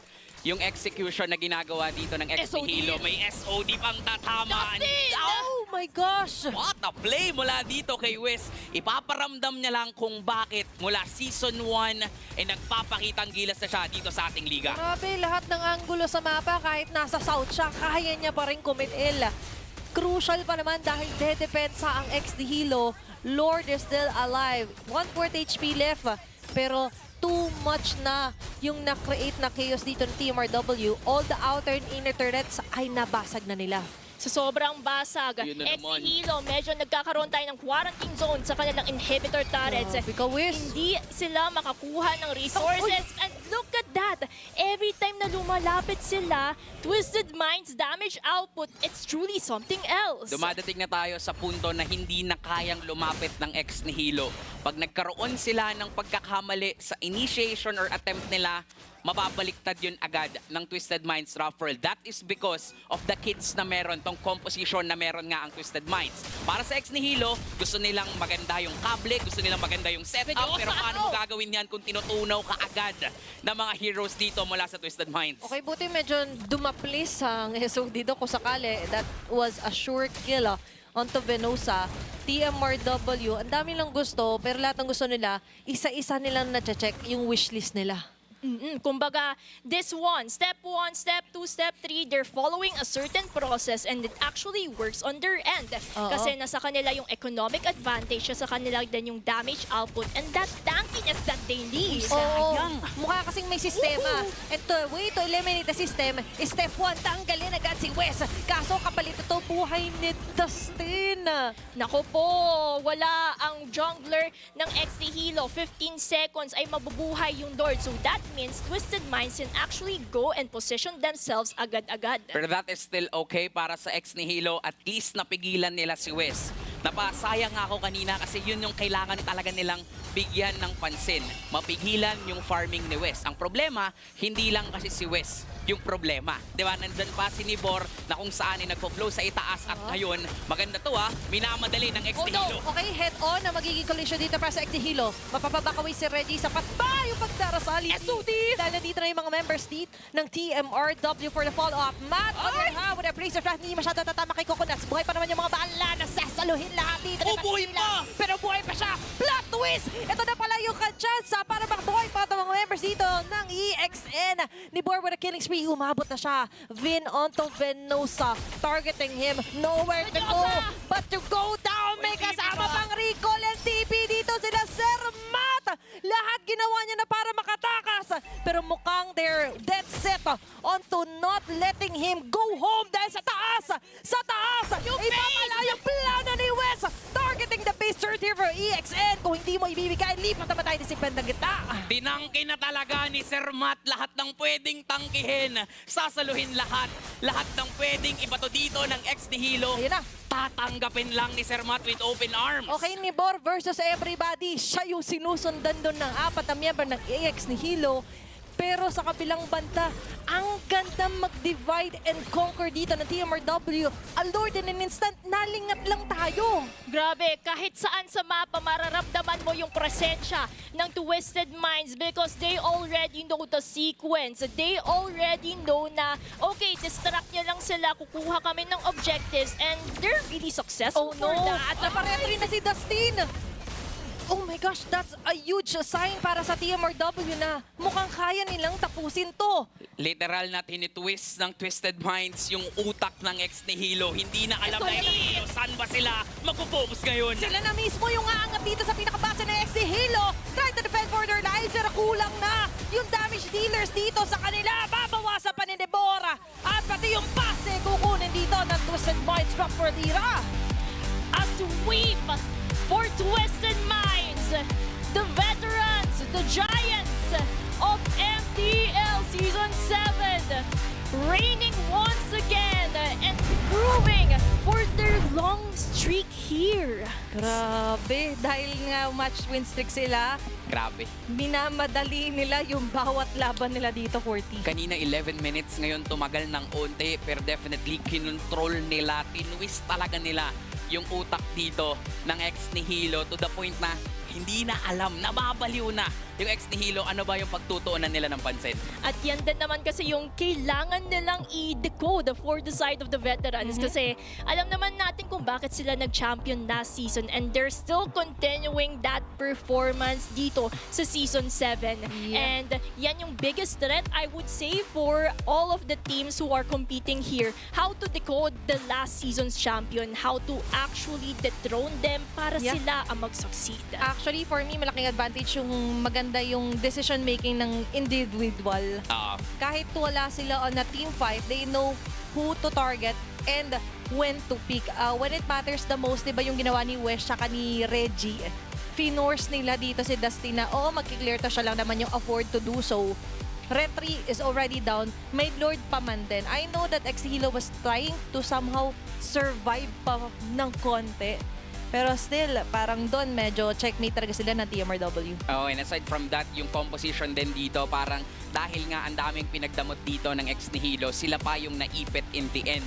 Parang paano mo nga ba i-maximize yung Zushin kung wala namang magka-frontline? Paano kayo makakaprolong sa team fights kung napipitasan na kayo ng mga miyembro dito ng Twisted Minds Rockford? And that is only the problem in the beginning. Diba? Paano nung pumasok ngayon mga items na meron dito si Nibor as well as si Wes?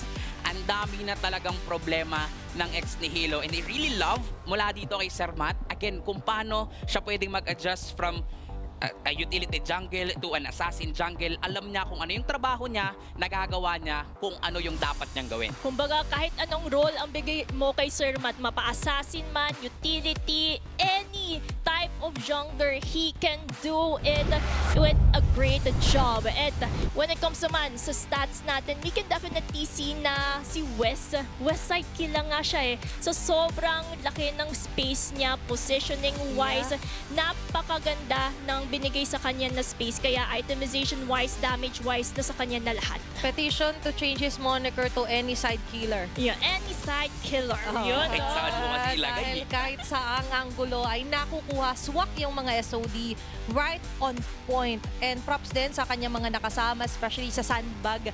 Ito yung kailangan kasing kakombo ng Jushin. Oo, kailangan. Which is, pumabor naman ng uso sa Twisted Minds. Yun nga Meron silang babad. Baliktad yung naging problema dito para sa ex Nihilo. Sila pa yung problema paano tatagal doon sa mga team fights. Lalong-lalo na si Sir Matt na kayang-kaya talagang, ito, di ba kayang-kaya talagang tumagal sa mga initiations na binabato. How he's using the ins and outs, yung mismong isang dash lang ng Fredrin, na ma-maximize na yun eh. Pati Di ba? yung Kitang-kita natin kay Sir Matt kung paano nga siya nag-improve mula dun sa mga nakalipas niyang season, kung paano pwede mong bigyan to ng assassin, bigyan mo ng utility, gagawin niya lahat ng pwede niyang gawin para maipanalo yung team niya. And for Sir Matt, dito sa game na to, masasabi natin na he did very well kasi nga nabigyan niya ng space, and not just West but even kay Nibor. Kaya kung mapapansin nyo, yung rotation niya dito is actually just focus on getting objectives. That is why hirap din talaga yung funny dito ni Dustin na makapag-contest. At the same time, mapapansin nyo dito na hindi lang dun sa jungle camp niya sila rumorotate. Nanggugulo na rin talaga at ayaw mo nga rin naman talagang bigyan ng malayang farmings yung funny ni Dustin. Ako lang, pwede niya i-cosplay itong Fredrin bagay. Palaban di ba yung Brave Assault, as you mentioned, ay lagi niyang nakakapitalize as well as yung energy eruption here. Dito, aminado ko, parang nabigla din ako na nabigyan din siya.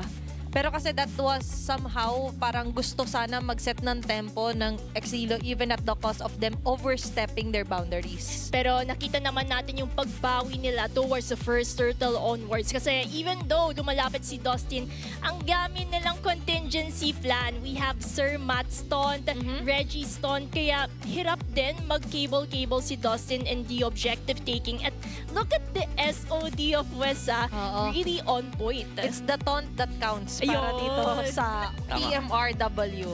Tama? Tama. Ibang klase rin naman kasi talaga, and not just Sir Matt yung may taunt, diba? Nandyan pa yung taunt na meron nga dito si Reggie. And at the same time, kung pag-uusapan nga natin yung composition dito ng ex Nihilo, ang problema din is if hindi nila ma-pull off yung early game ng isang funny, ang mahirap din na para sa isang Granger na maging pang late game insurance nila. Hindi ito yung mga tulad ng Carry as well as Taclod. Meanwhile, sa kabila, para dito kay Wiz, di kung hindi nyo ko mapapansin, mas tataba lang ng tataba dito yung Moscow. Kaya nga, sa mga late portions dito sa highlights na makikita nyo, parang kulang na kulang sa damage yung Nihilo. Pero sa kabilang banda, sobra-sobra naman ang meron dito mula sa Twisted Kaya Minds. maganda na in your face lagi sila, Mate, kasi undivided yung attention ng Nihilo sa kanya. And as you mentioned, dahil nung mga sumunod, di na napapansin si Wes, siya na mismo yung humaharap. Siya na mismo yung nagpapakita sa mapa dito sa Nihilo. Kumbaga siya yung nagpapakilala na, uy, mga pre, nandito ako Nandito yung damage output ko at ako nga pala, yung pinabayaan nyo mag-farm. Kaya ganun na kasakit si Wes. Kaya kahit silent lang siya, deadly killer lang siya. And with that, that actually concludes our very first series of the day. We still have 3 more series to go at sa mga viewers natin dyan, magbabalik ang MDL Philippines Season 7.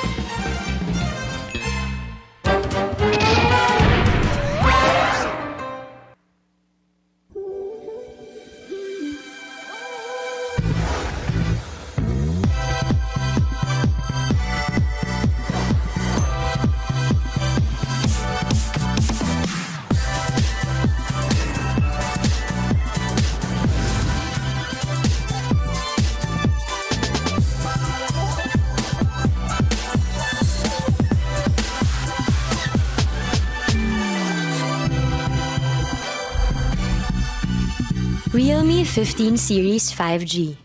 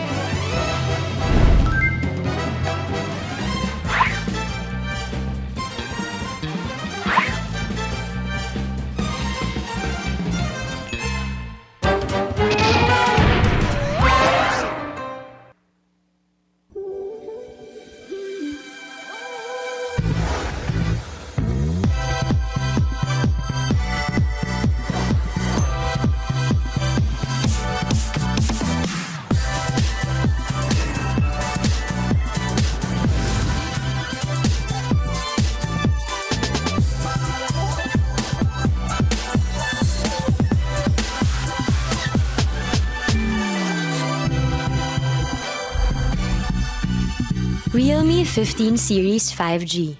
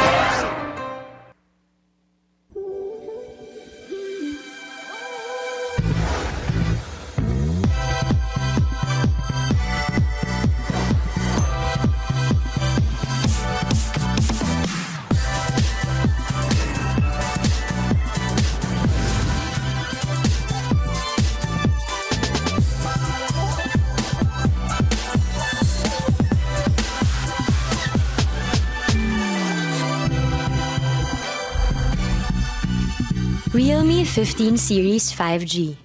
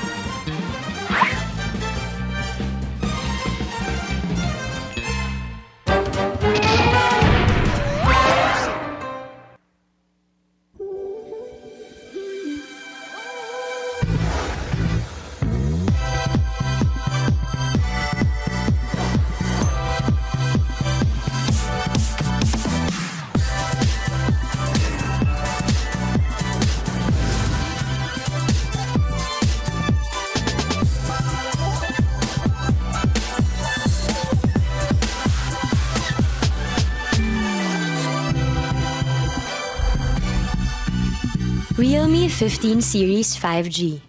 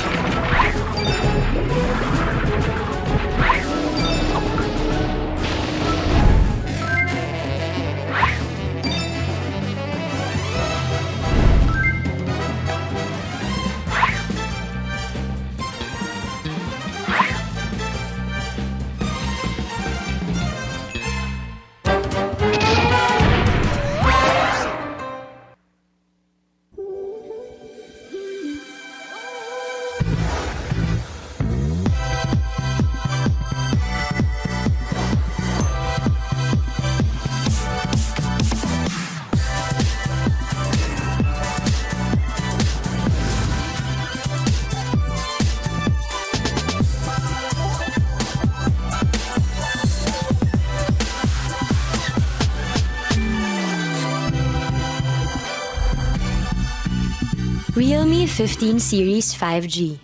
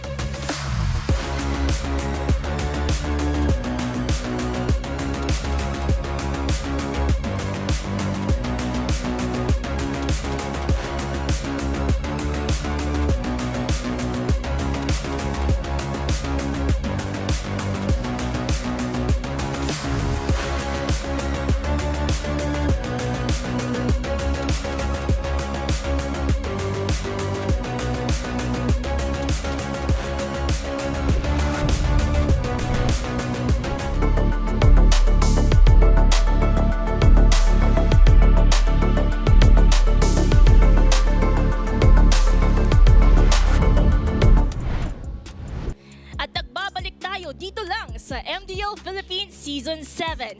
For our short recap lang kung saan nakita natin Twisted Minds Rough World Era was able to do a sweep against ex-Nihilo Esports. At syempre, now that we're entering the second series, ano ba yung ma-expect natin? Ang i-expect ko talaga dito, Gretchen, ay makasama namin muli kayo. By the way, ako nga pala si Athena, tagal may si Gretchen at si Courtney. At tuloy-tuloy pa rin ang aksyon natin dito sa MDL. Yup. Apat na Yun. serye, 1 down, 3 to go. Yun. Mahaba-haba ang araw natin, kaya naman sulit na sulit yung bawat matches. And for sure, marami tayong matututunan sa mga teams natin, lalong-lalo na sa laban na to. Ang maganda, may mananalo na. Yun! Kasi kung mapansin natin between Onyx Uprising versus Falcons Academy, we have definitely seen na that they are struggling in terms of week 1 now entering week 2.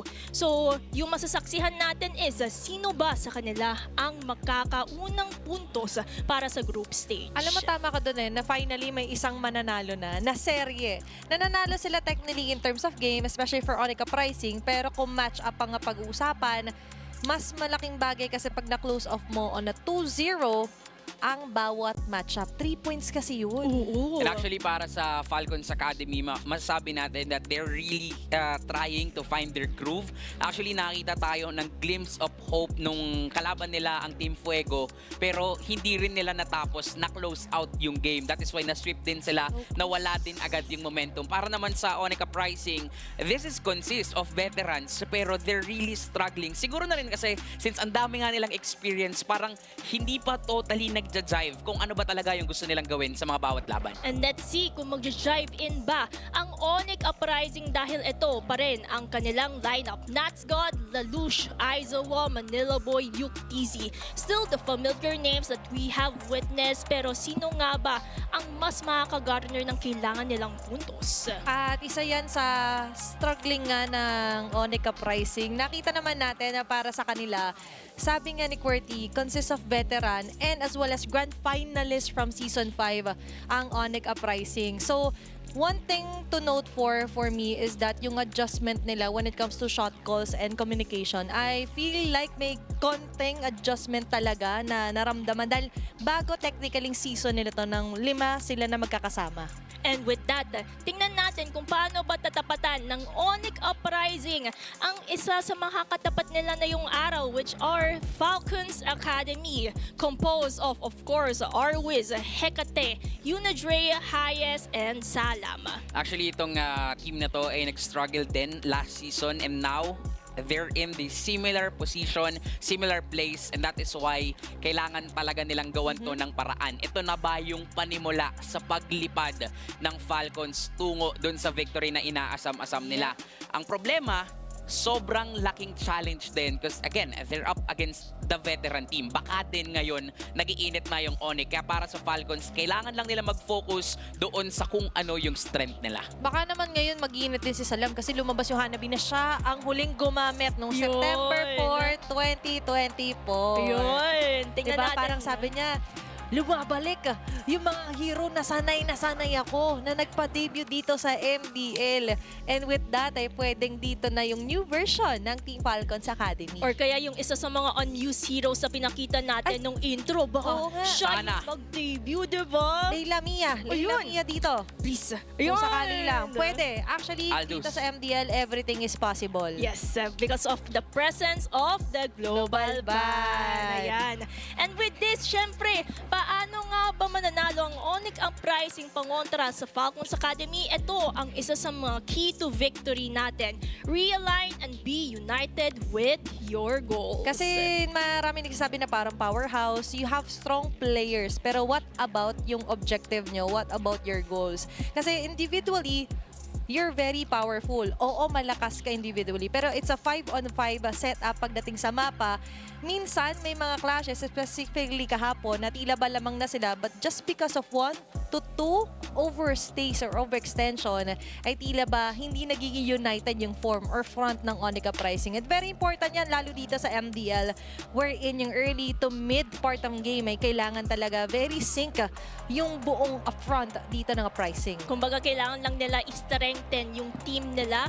They have to strengthen their chemistry, their synchronization para at least maramdaman din natin in terms kung paano sila tumapat sa upcoming na laban against Falcons Academy. And of course, for the side of Falcons Academy, yung key to victory natin for them would be keep, toss, and transform. Actually, nagawa na nila yung keep eh. Na-keep na nila yung current roster nila. Kailangan na lang munang i-set aside lahat ng mga naging mali sa mga nakalipas na laban, sa mga nakalipas na season.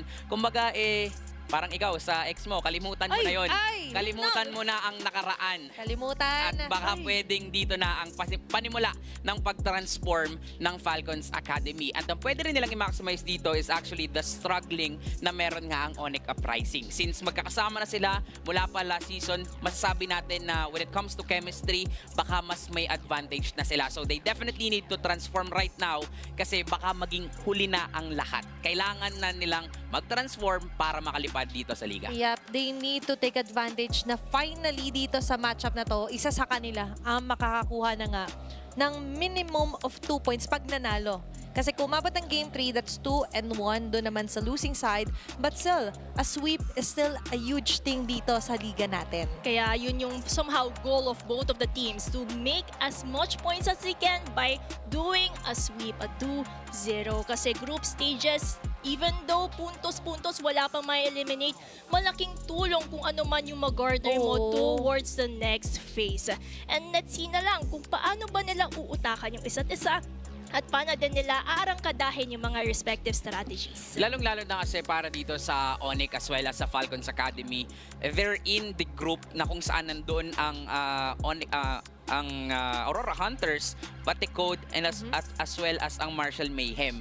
And itong tatlong to, panimula pa lang ng liga natin, sadyang mainit na talaga. Di ba parang napakaraming points yung kailangan mong kunin, kailangan mong abutin para makapasok ka dun sa top 3. And medyo mahirap na yon knowing na limited na lang yung matches na nagre-remain and kailangan nilang laruin dito sa ating group stage. So parang kailangan na din nilang mahanap nga yung momentum para kung hindi naman sa sinasabi nating pupunta na sila dun sa last chance qualifiers, pero kailangan ready na sila sa bawat laban na tutunguhan nila. At kung sakaling gusto lang iwasan yung LCQ, ay kailangan nilang mag-rise up sa ranks. Currently on that bottom 3 ng Group A is Team Fuego, Onyx Uprising at ang Team Falcons Academy. Pero dahil nga nandito sila sa punto na kailangan nilang humabol, they need that 3 points as fast as possible kasi time is ticking dito sa liga natin, Gretchen. Kumbaga, time is gold din para sa ating mga kupunan and they really have to treasure it as much as they can.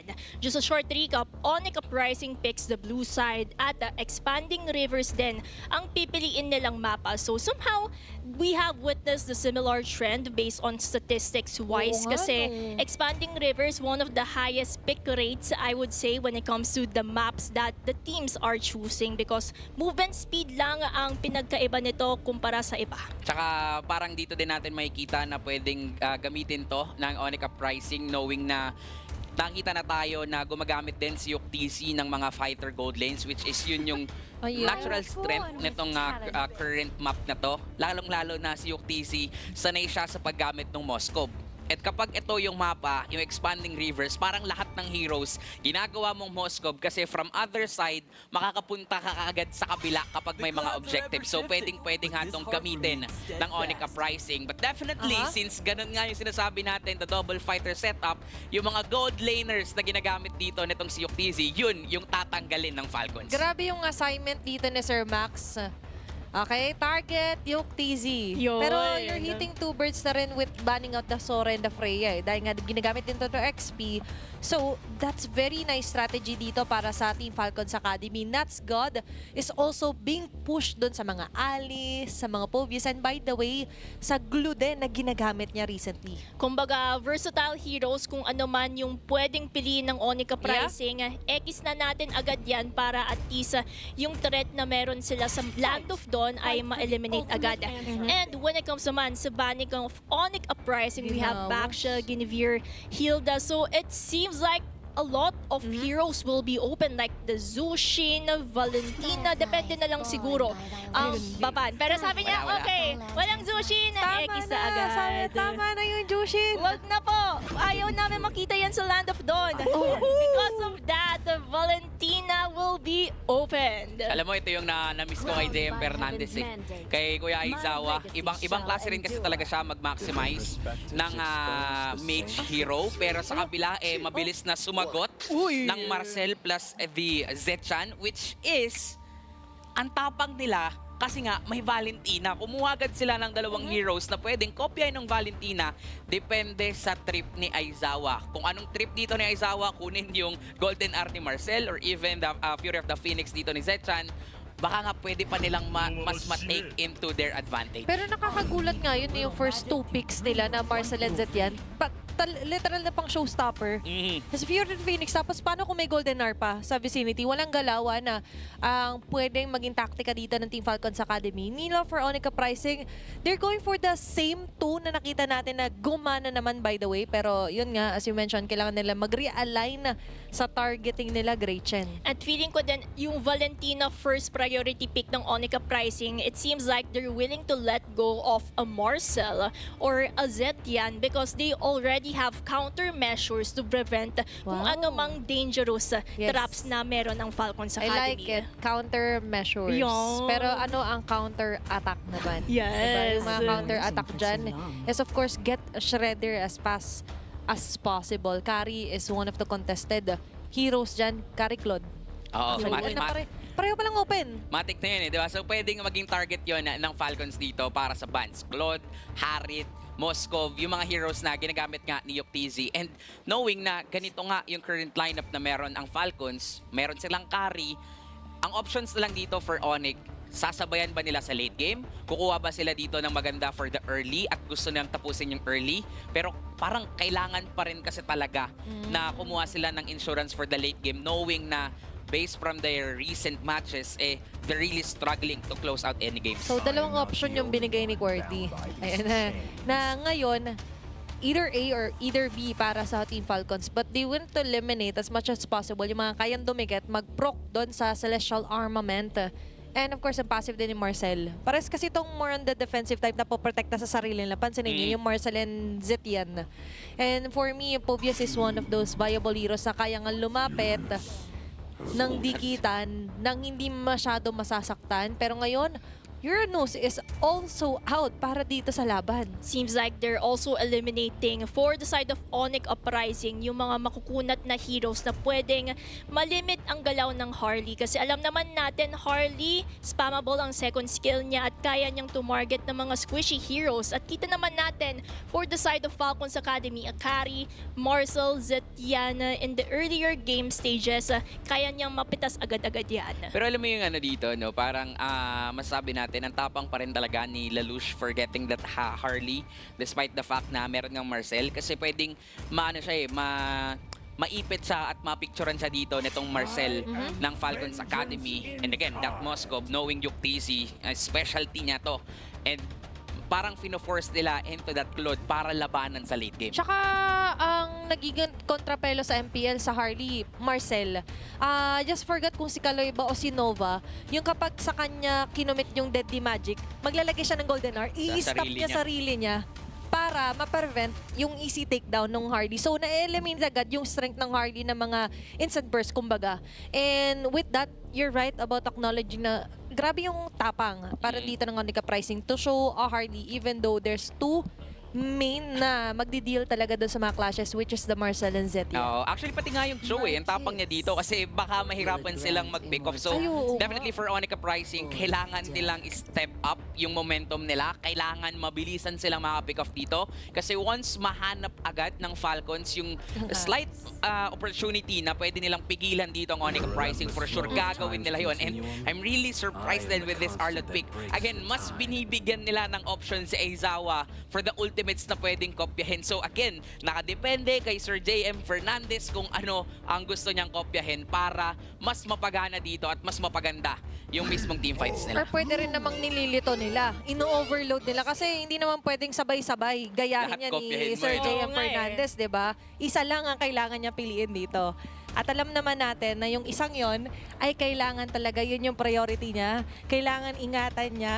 And of course, yan naman yung kailangan din nilang ingatan, by the way, yung magiging gold laner nila na hero para kay Yuktz. And let's see na lang kasi open pa naman yung Claude for the side of Yuktz. Kasi yan din naman yung somehow current matchup between gold laners unless he would go for I was supposed to say YSS gold lane but they decided to make it happen. So makakakita tayo ng YSS sa kamay ni Yuktz. Labanan ng Vision, siguro may part din na lalabanan nila dito yung Zetian. Actually, nag-succeed naman kahapon. Wow! Yung unang facing ng Onyx pricing dun sa YSS Gold. Ang problema nga lang kasi, ayun nga, yung mga split decision making sila nadali kapag late game na.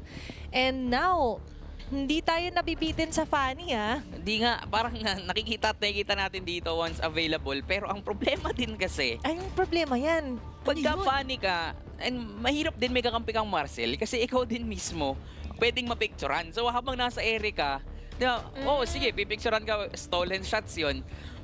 Ang kaso lang kasi, hindi mo magagawa ng maganda yung combo mo. So, tingnan natin if paano ba pinractice ng Falcons Academy yung lineup na to. Kasi for sure, hindi naman nila gagamitin to ng hindi napaghandaan or hindi na testing sa mga scrims nila. Kahit pala sa area, no, pwede kang ma-encap. Ay, Pwede kang Pwede. makuhanan. At yun yung kailangan mo iwasan kung ikaw si Hecate. Pero sa ngayon, para sa Onyx Pricing, let's see if finally ba maperform na nila yung pinaka-strongest yet nga na pag-rise up nila dito.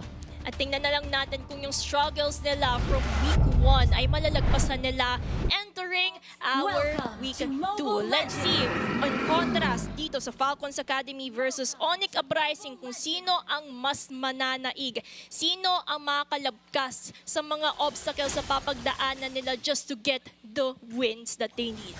At ito yung panimula na pwede nilang gawin yun. Ang kailangan lang nilang pagtuunan ng pansin, sino yung makakagawa nun. At kung papansinin din natin dito, Manila Boy, pinaparamdam talaga dito Nako! kay Hecate Yun. na sila yung lalamang sa early game. Okay, that's a huge delay kahit papano. At kahit na na-exhaust yung flicker, but aggressive side of Manila Boy nakikita natin, dumadayo na si Manila Boy. Yun, kumbaga nandito siya sa Visayas area. Pupunta talaga siya para lang dalawin si Hecate kasi alam naman natin kapag na-limit yung galaw ng Fanny in the early game, malagpasan din nila yung snowball potential na meron nito. Ang kaso lang, hindi sila nag-succeed dun sa ginawa niya. So yung Attempt flicker, wala agad for the first 2 minutes ng larong ito. And doon pwedeng tumapang yung Fanny dito ni Hecate. At the same time, mas makikita din natin dito na magiging malaya siya sa pag-ikot kasi nga wala yung threat ng flicker dito ni Manila Boy. Pero again, that is still a good intention coming in from Manila Boy. Sadyang pwede yung gawin ng Falcons Academy into their advantage. Tama. Pero dahil nga dito kay Hayes, nakikita natin na parang hindi din Threatened pwedeng eh. ulit-ulitin ni Manila Boy yung ginagawa niya. May intent pero yung implementation ay limited. Dahil nga mamaya pwede nang iwan yung frame moment after nung tactical shot dito. Ay, tulad Para yan. kay, Hayes, kakasabi pa lang natin. Di ba, kaya niya kasing pigilan in an instant, sa tracking shot rather, na pwedeng gawin ni Hayes. And with that, for Onyx Pricing, sabi mo nga, magandang intensyon. Pero ngayon ang aksyon, it's going to be the first turtle, sinisimulan. It's going to be slam here for Nuts God. Ready naman si Hecate lumikod kung sakali, atake. Pero here, sakto, ganado, napahinto mga members dito ng Pricing. Turtle take para sa Team Falcons Academy. Lalush si na Lalush. delikado pa. Susunod na mga couple with a cutthroat. First blood para kay Hecate. Mukhang gugusto pa ng isa. Ibinalik dito si Orwiz. There's going to be a trade nga ba? Umabot na si Yuktz with a mountain shocker pop off. 1 for 1. Pero yung turtle, Falcons Academy nakakuha. Literal na nag-drive-thru lang doon si Hecate. Parang Spider-Man na nag-order sa isang fast food chain sabay kuha ng order ng iba. Pinaghirapan ng Onyx pricing pero madalian lang para sa Falcons Academy to secure that one. And also, that is because of the vision coming in from highest. Hindi kasi siya takot dito na magpakita sa mga miyembro ng Onyx pricing. That is because of the fact na alam niya na hindi rin siya kayang patayin sa early game na to. Tsaka may escape mechanisms din naman si Hayes. Apart from the flicker, second skill lang ni Hayes, kayang-kaya niyang tumakas sa mga tricky situation na yun. Parang yung role dito ni Hayes is maging paparad si Zhang, magtatago in a certain distance and just look at the damage coming in from Hecate. Salang, medyo magkakaarangkada and getting on that kill coming in from Yuktz. Hindi umabot yung Golden R. Kamuntikan na pero naunang pumatok yung damage coming in from Lalush. Nice attempt mula kay Hayes but definitely a good pick-off coming in from Onyx pricing. Alam nila na yung mismong carry dito ni Salam, siya yung magiging problema sa late game. So paano magiging problema yan kung bibigyan sa early game pa lang? The earlier the better here para sa Onyx pricing. We do appreciate naman yung intent. Ayan, kay intent naman tayo ni Hayes sa Golden R. But tricky nga yung pag-commit din kasi nito. If you're willing to commit it just for survivability or pang-initiate. Pero ngayon initiation, okay, there's going to be reverse agad dito para kay Zawa. Arwiz is down. Here the Phoenix kinasa. But not really enough to stop Onyx pricing on their tracks. And let's see na lang kasi paparating na tayo sa second turtle of this game. Positioning wise, Onyx pricing currently has that advantage. Hecate, nagbo-blue buff pa lang. Pero it seems like Falcons Academy will not go for it as Lelouch would get on this turtle. Maganda rin kasing ginagawa ni Manila Boy, dumalaw agad kay Hecate. Pero mukhang may laban dito sa gitna. Nakikita natin papasok. Uy, that's good! Ay, nahuli ng frame shot pero okay lang. Yung Golden Arm. Bumalik! Binalikan agad dito ni Arwiz. Follow dito kay Hecate. Pero nandun naman yung mga pana at sandata na manggagaling kay Yuktz. Sorry Hecate, I stand corrected. Di ka pala mahihirapan mag-funny kung kabisado mo yung timing sa pagpasok at paglayo doon sa Golden R dito ni Hayes o dun sa Marcel. But definitely for Onyx pricing, nakikita natin dito that they're really the one controlling this game. Nagre-react lang talaga yung Falcons Academy. Medyo defensive nga yung paglalagay dito ng Golden R kasi kailangan nilang pigilan yung pag-rise ng Onyx pricing. And the thing here is 3-0-0 na itong si Yuktz. Hindi natin totally napapansin kasi nga naman lagi siyang late game pumupunta. Lagi siyang late pumupunta sa mga teamfights. Pero nalilinis niya yung makakalat na teamfights dito ng dalawang teams. Ang importante, yung clean up at yung alignment of objective at goal nila dito. Ito yung sinasabi natin sa key to victory na kailangan mas aligned kung sino ba yung tatargetin nila. And with all of that said, ay dito sa top lane sakto ay Yuktz, even the Mountain Shocker was used to ensure na walang dadalaw sa likod, makakakuha ng tore ang Onyx pricing. Kumbaga, ito yung defensive measures ni Yuktz na just in case sumapit man si Hecate, meron siyang Mountain Shocker just to limit the movements of Fanny. And with this, nakuha nila yung tore in terms of the top lane. Now, they're putting pressure in the mid lane just in time just to position themselves for the upcoming turtle. Ayun, Hecate, gabi din naman yung pagkuha ng blue Tinago. buff. Oo, tamang tago lang kasi alam niya baka may mang-agaw sa kanyang bebe. Sabi niya, tutulong-tulong ko tong purple ba? May gigil na eh. Kasi nga din laging dumadawli si Manila Boy. Plus, I do like na proactive si Hayes sa pag-iwan ng frame moment niya. Then tracking shot, alis. Diba? Na prevent niya na lumapit si Manila Boy as well as si Lelouch para pumitik ng konti ng poker tricks doon sa purple buff. At ngaw, turtle ang paglalabanan ng panghuling pagong para sa game number 1. Rush para sa Team Falcons Academy. Hindi makapwesto si Aizawa. Meanwhile, Nuts God ang matitira doon sa turtle bit. But still, Falcons goes in with a turtle. Magandang pasa ito para sa Onyx pricing. Mountain Shocker kinamit. Yuktz, tikita ng laban dito. Lahat sinalo ni Hayes. High damage kill here para sa Onyx pricing. Hecate, Golden R na gaya. At siya pa yung may ipit, may nakaabang pa ng mga buga. Sinalubong ni Yuktz ng mga pana. Unstoppable kill for Yuk. Napakaganda ng pagpasok ng post-turtle punish ng Onyx Uprising dun. Alam nila na lugi sila when it comes to Turtle kasi nauna nang pumesto ang Falcons Academy. So they know na kulang na sa resources dito yung kanilang kalaban. That is why for Onyx, naghanap pa sila ng gulo. Naghanap pa sila ng laban. Starting it off by getting kills against kay Arwis and then eventually hanap na ng pwedeng pitasin. Though maganda yung trade na nagawa ni Hecate, unfortunately, masyado nang mataba dito itong si Yuktz. Having those items, kayang-kaya niya nang tumunaw dito kahit sino pa ang ihain sa kanya. Yep, 2 formed up na dito. Yung main damage tier for Onyx Pricing. And not to mention, all of those kills talagang sinasadya na siya yung makakuha. Kumbaga, yung pinapataba talaga nila dito or kaya yung binibigyan ng buffet is Yuktz because they know the potential of a YSS in terms of damage output. Ganda ng pwesto ni They Manila Boy, also need that damage output para kontrahan yung mga squishy heroes ng Falcons Academy. We have Yunadre, Salam, and of course... Pile slot! Pero ito yung hindi squishy, si Nuts God. And I do believe na si Manila Boy talaga nagigisusi dito. Maganda sana yung intent niya doon sa sipa, kaso that's an easy kill para dito kay Salam. Fear of the Phoenix, na-reveal agad ang position dito ng mga members ng Onyx Pricing. And the Deadly Magic will pop up high as is down. 1-for-1 naman yung naging palitan, a roam for a roam. Dalawang roamers ang nawala sa laban na yon, pero it seems like the momentum is going for the side of Onyx Pricing. Yup, yung burst mechanics kasi talaga na meron dito ang Onyx Pricing is definitely on point, especially for Lelouch. Parang kapag kahit sinong mabigyan at kahit sinong mabigyan ng Deadly Magic, eh kayang-kayang tunawin. Pero the thing here is, for Falcons Academy, nagsasama-sama na sila. Alam nila yung strength nila, pwede rin silang pumick off, pero mukhang sila ang unang bibigyan. Strength in numbers, kaya naman sama-sama rin dito ng Onyx Pricing. Kill here para kay Aizawa. Rekta Lord na tayo tutungo. Sisimulan, mukhang i-reset kung sakali ito nila Nuts God. Hindi pa nila afford to do so. They need Manila Boy to get a great position. At kakasabi lang natin ng great position, maunahan yata sila dito. Nuts God, tatamaan pa rin dito ng mga platter manggagaling dito kay Salama. Fear this, kakamit na with the Golden R as well. Manila Boy caught behind. Hecate sa pinakalikot. Tumatag yung Yuktz, makakatras, makakatumbling patras. There's not going to be a trade. Instead, Onyx Pricing pang nabawasan doon. Tamang reset lang ang ating mga koponan as they continue to position themselves in the Lord. Okay. Falcons Academy, umaamba, nagdo-Lord dance lang, pero ang Onyx Pricing ay nandito dati. Oh, final slash, walang tatamaan. But instead, sila pa yata tatamaan dito kay Yuktz. Delikado. Yung magiging buhay dito ni Hayes. Na solo, pero umabot naman si Hecate. Ito na tagapagdigtas para sa Falcons Academy.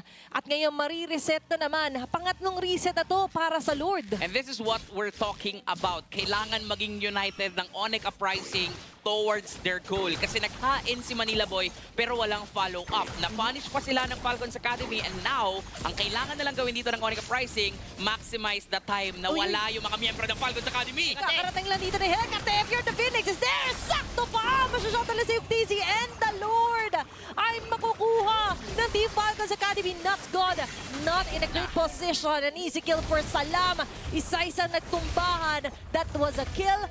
At Lord plus a shutdown na nakuha ng Team Falcons Academy. Kumbaga, sinimulan ng Onyx Pricing pero Falcons Academy ang tumapos sa Lord na yun. Sila din ang nakakuha ng kills at ano ba dapat yung kailangan gawin ng Onyx Pricing kung gusto nila mapaikot yung larong ito. Again, kailangan nilang maging united. Nagkakaroon sila dito ng kanya-kanyang place to the point na mas na-maximize yun ng Falcons Academy. Nagsimula ang lahat nung napitas si Manila Boy, wala siya doon sa Lord Take. Kaya naman minmaximize lang yon ng Falcons Academy yung absence nung pwedeng mag-set up mula dito sa Onyx Pricing. Kaya nga hindi takot yung Falcons lumaban. Okay, instant kill on to Lelouch.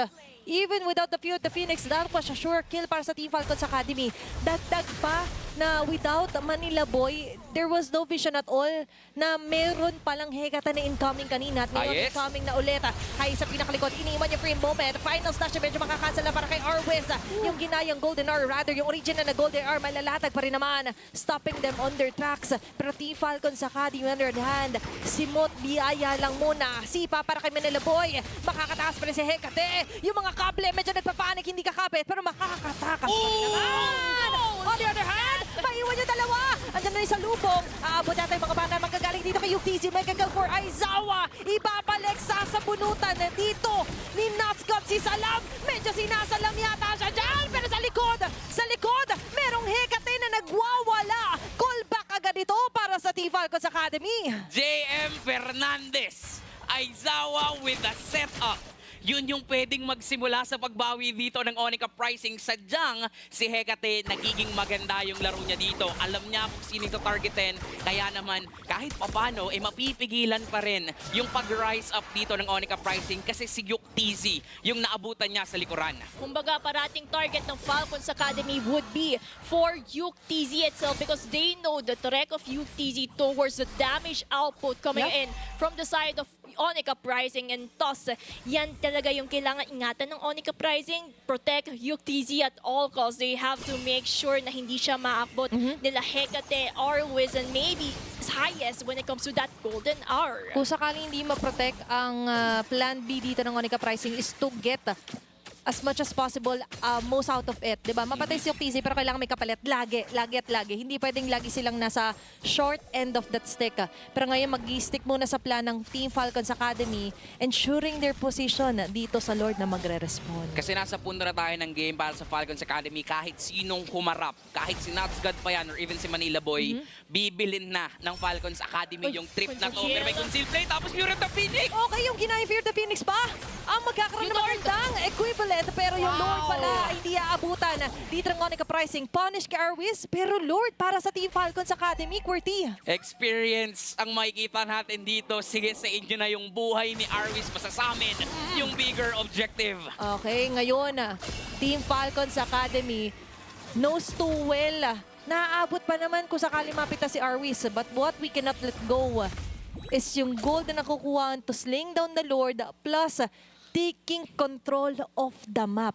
Kumbaga, yung control na yan yung kailangan ng Falcons Academy if they want to continue on that momentum. Yep. Kasi kung napaikot man ito ng Onyx Uprising, baka mabaliktad sa kanila yung laro. And they have to mitigate on that factor. And they have to ensure that they do so because if they don't, then Onyx Uprising will utilize that advantage para sila naman ang makakuha ng kills. Ang problema dito for Onyx Uprising, anong ipangka-counter nila sa malas? Anong ipangka-counter nila kay Salam? Kasi grabe na yung dami sa output niya. Highest. Okay, yung Fear of the Phoenix, so connect ka ta. Pero makakatakas naman ng unti. Doon si Yuk TZ. Forced onto the base turn. Golden Ito Hour. ang Team Falcons Academy. A Golden Hour will catch Manila Boy. Pero no can do pa rin ang pilit dito ng Team Falcons Academy. Defense, magiging successful man. Pero isang hipa na lang kasi ito eh. Parang sure na sa next wave na mababasag at magkakaroon ng entrance dito ang Team Falcons Academy. And there we have it, the entrance that Falcons Academy has in store for us. Wala nang top turret, inhibitor turret. Ang Onyx Uprising, 2 inhibitor turret na lang ang natitira for their side. Things are looking grim for Onyx Uprising as their turrets are slowly diminished by the side of Falcons Academy. And of course, on the side of Falcons Academy, nasa kanila yung momentum. They just have to ensure na nasa kanila yung direction at yung goals nila ay mag-align. Oo, kasi sa ngayon yung direksyon ay magandang angulo na naman. Final Sash ko-connect sa dalawa. Fear of the Phoenix, ko-connecta. Pero buti na lang din makakapag-back away ba mga members dito ng Onyx Pricing. Pero mas napabuti yan para sa Team Falcons Academy because they know now na ganun lang palang mahuhuli ang 2 members ng Onyx Pricing. Grabe yung paghuli yun. Parang mapapa-happy Halloween ka kahit hindi pa Halloween sa sobrang gulat. At yan naman yung need i-capitalize ng Falcons Academy, yung surprise elements that an Arlot can do. Kasi apart from being one of the most top pick heroes, siya din naman yung kayang possibility na ma-disrupt yung positioning ng Onyx Uprising. And because of the lead na meron nga dito yung Falcons Academy, pwede nilang ulit-ulitin yun. Oh. Kailangan lang nila nga na merong follow-up coming in from you na Dre with the Fury of the Phoenix para hindi din makapag-counter setup ang Onyx Uprising. Ang daming line of defenses na kailangan isipin dito yung Onyx Uprising. Bukod dun sa final slash, and then yung Fury of the Phoenix. Bukod dun, nandito pa Naku, si Hayes na makakahanap na naman sila ng pick-off. Nutsgod ang kanilang pagdidiskitahan.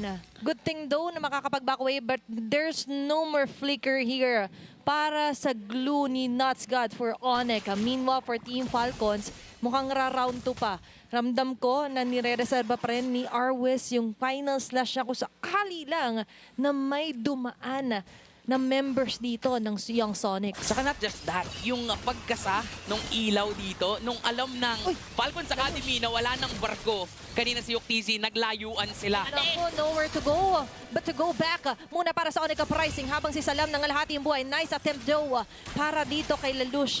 But the deadly magic has already been committed for Team Falcons. Sana, kaya naman nilang i-reset to, pero mukhang walang balak na i-reset ng Onyx yung position nila dito, yung Lord, oo. Pero round number 2, kailangan nila panghawakan dito yung kanina ngang nakaya pala nilang abutin si Salam, pero si Nascot palang maaabot. Instant takedown na ba ito? Kumapit, grab kinamit, and the Fury of the Phoenix is there! Lalucius will go down! That's 2 members down for Onyx Uprising. Instead of up, they go down. Onyx Uprising na disrupt yung position nila, and that's why Falcons Academy, they took advantage of that. With that, it's an easy Lord. Grabe din yung ginagawa nilang movements. Alam kong alam nyo na to, para mag-grow ka sa player, kailangan mo lang mag-Winter Crown. Grabe yung attempt dito ng Falcons Academy to pick off Nats God. Then eventually, nakasabunot naman siya. Ang problema, si Hayes yung nasa bunutan niya. Yes sir, maganda sa bunutan dito itong si Hayes kasi nga maganda yung buhok ni Marcel. Ang problema, meron nga kasi siyang Winter Crown. At nung na-counter ng Winter Crown, doon na nag-fell off yung composition ng Onyx Uprising at mukhang aarangkada na naman dito ang mga ibon. Imbes na maging uprising, pinapa-downrise sila dito ng Team Falcons Academy. Lord onto the top lane. Sabay-sabay Final slash. Problema. Final slash is there. Natscott. And Natscott will be caught sa golden R. Framed in the moment. Pero sa ngayon yung moment Uy, sakit! ay nandun pa rin sa Team Falcons Academy. May kasakitan na ang pitas na yon. Highest will fall down. Mukhang hindi Nila, boy. pilit ang Team Falcons Academy. Ito na yata yung window pero tumabingi. Yung Sipa dito pa kanamin. Ay, Nila, boy! At yung Fear the Phoenix ay ko-connecta. Heket sa likod. Nananabotahe dito yung Team Falcons sa ina-attempt ng Onyx Uprising. Grabe din naman yung galawan ni Hecate doon in terms of penetrating the backline of Onyx Uprising. Kamuntikan na nga doon si Aizawa kaya naman flicker in siya towards the respective base pero hindi pa tapos yung laban. Okay, final last committed na naman kay Nuts God.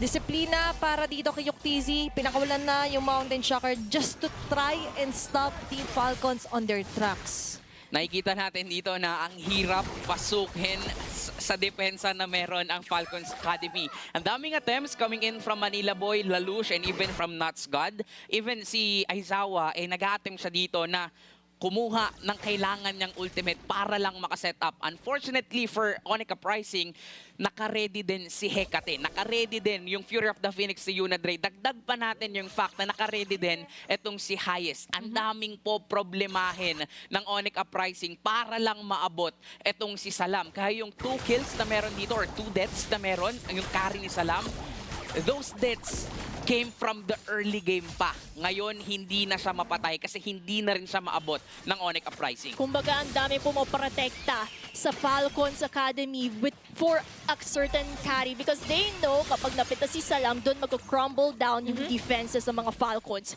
Pero sinisimulan na nga itong Lord natin na pumoposition ang Onyx Uprising. Tamang ambahan ng kung susugod pa sila or aatras pa sila as Hecate will really go on for that Lord! Yun na nga yung commitment para sa Team Falcons Academy. Sakto na naman yung Fear of the Phoenix. Wala yung retry holder for Onyx Uprising. They want to get a trade pero hindi ito willing ibigay nila Arwiz. Another successful Lord take para kay Hecate. Napakagandang initiation. Alam nila kung sino ang tatargetin doon.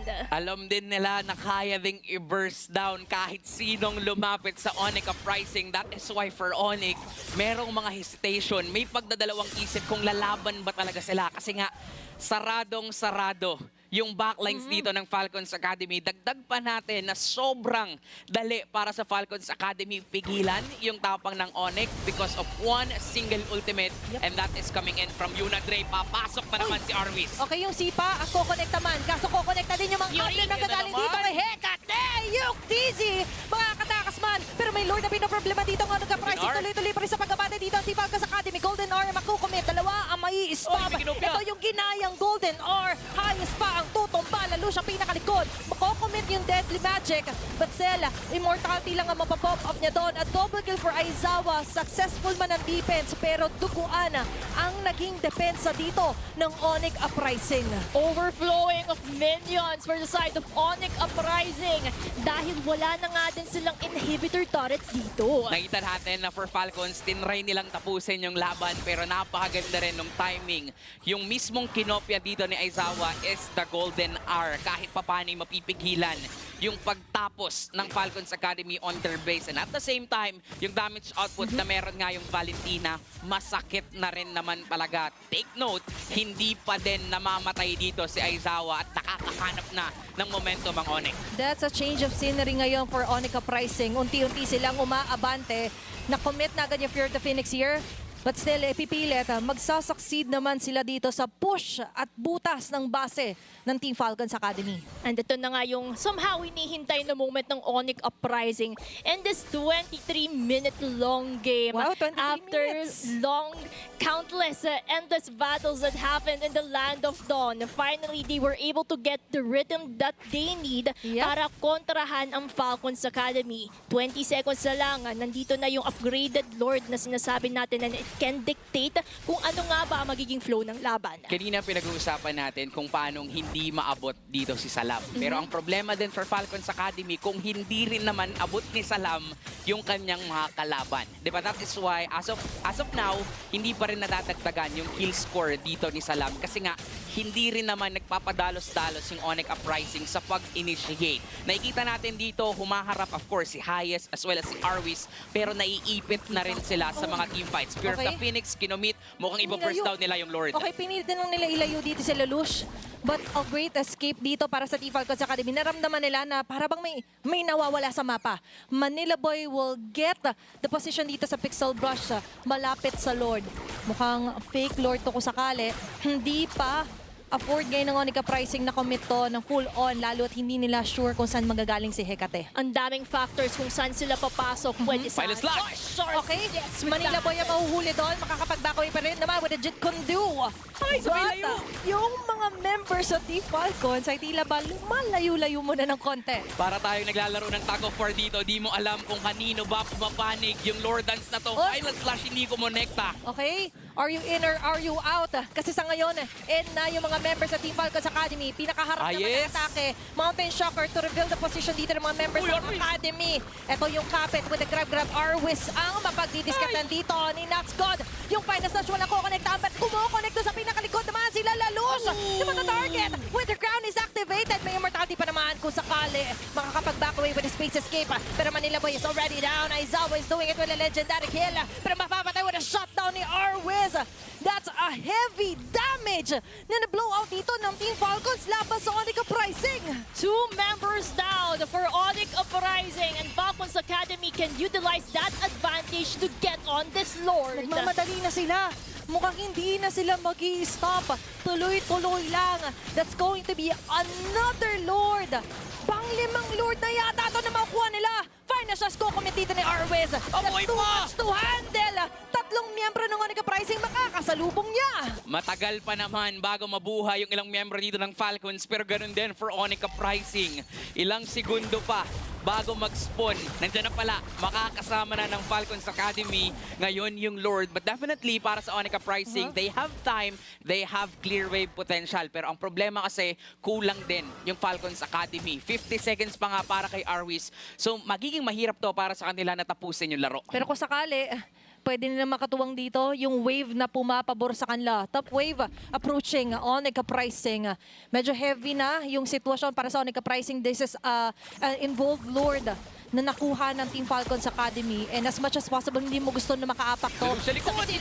Base turret, pinakalikod. Na-commit na nga, nandili yung Winter Crown and the Fear of the Phoenix here para ka Team Falcons Academy. Umabot naman, sakto por punto sila Nuts God na makakatawang lang para dumepensa. Highest, iiwan dito yung frame moment. Golden R, walang tatamaan. Yung Lord lang ang napahinto together with Nuts God. members of the uprising ngayon ay unti-unti na ngang dinadaan. Hekate! Tunawin agad dito yung Lord na dala-dala na Team Falcons Academy. Hekate going in. Maglalakad pa atras. Hindi pa rin matatapos yung laban na to. We're still continuing. Yung Deadly Magic, Kokome dito on to highest, pero hindi enough to throw him down. Onyx Uprising still alive after those numerous fights. Napakaangas ng laban at ramdam natin yung intensity. Okay, may request lang ako kung ano ba yung longest game this season. Parang around 30 minutes. 35 yata yun kung naaalala ko. Pero running time pa tayo, 27-minute game time. At mukhang magiging mahaba-haba pa itong larong to. Actually, kanina, sinabi natin, delikado yon para sa Falcons Oo. Academy. Kulang sila sa miyembro. Wala yung pang frontline nila, wala yung pang setup nila. Pero ngayon na mukhang kompleto, mukhang lalaban sila. Okay, sakto na. Huli pati si Aizawa dito. What a great catch here para kay Hekate. Grabe yung timing ng Fear of the Phoenix lagi dito ni Yuna Dre. At least na-eliminate din si Aizawa in the process because they know the threat of a Valentina. Ang daming pwedeng kopyahan for the side of Falcons Academy. Isang minuto siyang wala dito, QWERTY. May Lord pa naman silang idadansana. Ito yung mga moment na kapag namatay ka, pwede ka nang mag-scroll sa mga social media accounts mo. Ang dami mo nang magagawa sa isang minuto na yan. At sa isang minuto na yan, pwede na ngang kunin yung Lord. Pero ang kailangan din gawin dito ng Onyx Uprising, mukhang itry kunin yan. Hindi nila maaabutan. Nice attempt for Manila Boy. Hindi nila afford lumayo ng sobra at mag-commit na mabawasan pa sila lalo doon sa Lord technique ni Falcons. Especially with the wave in favor. Oh no! Nating Falcons para sa pinakalikod. Ito na! Irirest na nila Manila Boy na humuli at si Salampa mahuhuli nila. Golden Hours there. Hekate nag-aday sa pinakagilid with the cutthroat. Sakto yung Fear of the Phoenix. Isa-isa na naman nagbabagsak dito ng mga members ng Onyx Uprising. Lalush ay aabangan na makakatras with the space escape. Hekate and highest chasing down Manila Boy. Aabutan ng tracking shot.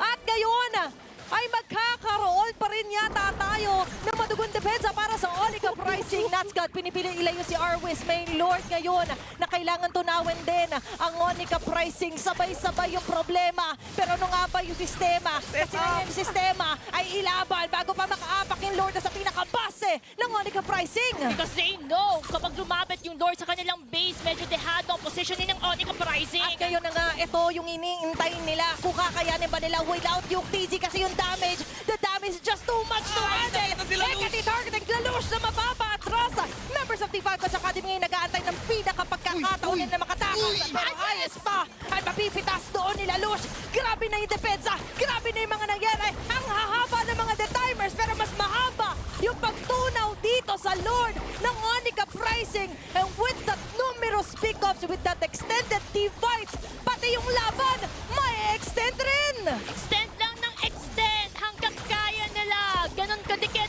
ang laban na ito at grabing dumepensa ang Onyx Uprising. Dahil yon wala si TZ, wala si Salam.